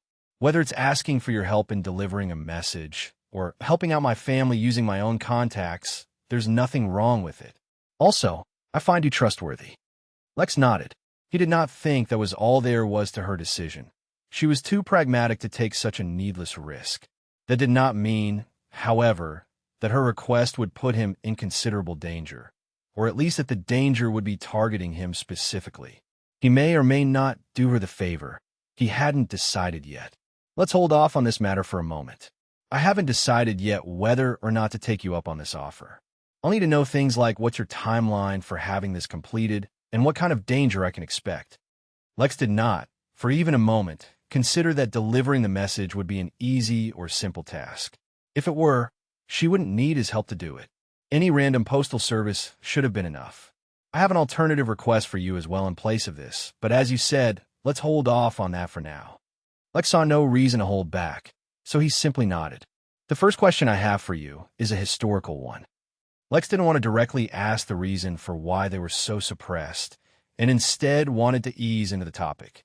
Yet even just that was enough to cause Shireen, as well as all of her Valkyrie sisters, to take on a very solemn expression. I know some, Shireen said in a hushed tone, though Lex saw no reason why she needed to suddenly lower her volume. That sentence took Lex by surprise, but then upon a little consideration, it made sense. Whatever force suppressed the entire race into slavery and servitude must be incredibly powerful, probably even more powerful than the entire humanoid alliance. The problem Lex was facing was that without understanding the issue, he could not begin to work on it. But by now, he also understood that recklessly trying to obtain knowledge and information could also do more harm than good. Well, at the moment, I don't know anything about it. The Valkyries looked nervously at one another, as if deciding whether or not to share anything at all. Lex didn't say anything. He didn't want to force someone into an uncomfortable situation. "Do you know about the history of the universe?" Shireen asked. "History? I don't know much, though I know a little about the universe's growth. Based on what I understand, right now our universe is in its early developmental phase, wherein it is still growing. During this phase, new realms can still reach maturity, and the overall universe can still grow. The next phase, whatever it is, will stagnate the growth of realms, fixing the total number of mature realms." "An oversimplification, but you are more or less correct," Shireen said. "I'm not going to get too much into the life and development of a universe. Rather, I will address some of the history of our fledgling universe. Each phase of a universe's growth can be called an era, depending on personal preference. But each era is too long. There are hardly any beings left from the beginning of this first era. Even most of the Tao Lords alive today were all born later on." Chapter 1500 History Lesson 2. Chapter 1500 History Lesson 2. Lex paid great attention to Shireen as she spoke. It was not just her words that his attention was focused on. From her tone to expression and even body language, each of those could provide an additional hint. The name of this era is the Dawn Era, referring to the dawn of this universe. But when looking back at this era, it is further divided into 3 periods based on the general trend of what was happening during that time, and each of these 3 periods are referred to as an age. The first age is, predictably, called the Primordial Age. It was a time when the primordials ruled, each of them directly born into the Tao realm. It was a time of chaos and confusion, and little is actually known about the Primordial Age. But what is known about the Primordial Age is that many of the universal powers who still rule today came into being in those early days. That is also true for the Humanoid Alliance, who were, back then, one of the leading forces in the universe. But as the Primordial Age came to a close and the Enlightenment Age began, there was a sudden change. The reason for that is unknown to most, but the effect is known by all. The Humanoid Alliance suddenly lost a tremendous amount of power and was targeted by many others. That is also when the fairies fell from grace, forever condemned to live in misery. Do you understand now? The beginning of an age was marked by the fall of the fairies. Lex frowned and took everything in. He already knew that this was not going to be an easy task, but seeing as how one of his bodies was a fairy, he wasn't going to back off. The way he saw it, there were 2 ways he could do things. The first was to hide his second body and keep it at a low cultivation realm, at least until his main body reached the Tao. Then his main body could begin to tackle this problem and eventually solve it. But his main body had its own fair share of issues, which brought him to his second possible solution, which is to grow his second body in strength and identify powerful allies who might want to help. The Humanoid Alliance had clearly been targeted, but the fact that it was still surviving spoke of its strength. Surely they would want to regrow their power, and there would be forces hard at work doing just that. They probably had a lot of allies as well. He would need to get involved with all of that. So basically, while his main body remained neutral, his second body would very much have to take a strong stance and involve itself with these powerful organizations. He hadn't decided yet which one was the better option, though fortunately he didn't need to decide immediately. After all, whichever path he took, Jack needed to become at least an Earth immortal first, so as to attain some degree of immortality and the ability to live for a very long time. Okay then, let's move on to my second question, Lex said, dropping the topic that clearly intimidated the Valkyries. They obviously knew more than they were saying, or else they wouldn't be so afraid. Some time ago, while I was undergoing my Heaven's Guidance, I encountered a special kind of rare lotus. The Valkyries let out a sigh of relief, as if they were relieved that the question was not nearly as scary or potentially harmful. Your request is not unheard of. Unless the specimen that you require is something entirely unique, the resort should be open to it. After all, you do have the premium package. However, do not expect the purchase to be cheap. Anything and everything used by the resort is already top class, and for you to purchase something from them, you're setting yourself up to be taken advantage of. Your valet should be the most optimal way of setting up the transaction. Just be mentally prepared for the price they quote. They will push you to the psychological limit of what you can pay. Well, no one said that heaven is cheap. As if the name triggered a special mechanism, a flight of light shone in front of Lex, and through it stepped out Linketeroth. The seraphim asked, politely, I wish to purchase the brimming dream lotus that I saw during my heaven's guidance. Could you contact the resort for me and find out if such a thing is possible? Most certainly. Please wait just a moment. I will be right back, he said, and disappeared into a flash of light. What Lex found interesting was that he sensed no use of space during his teleportation. He was using some other means to teleport around. Lex and Shireen sat in silence while they waited, for the Valkyrie wasn't really one for small talk. A few minutes later, the seraphim returned with a peculiar look on his face that Lex couldn't quite identify. Dear guest, the price for the lotus is written in this envelope. Lex nodded and, after mentally preparing himself, reached out for the envelope and peeked in. Despite everything, the price he saw within caused his jaw to drop open. And that's where we'll leave this part. If you enjoyed it, smash that like button, subscribe for the next part, and drop a comment telling me which story you want to hear next. Thank you for watching, and I'll see you in the next part.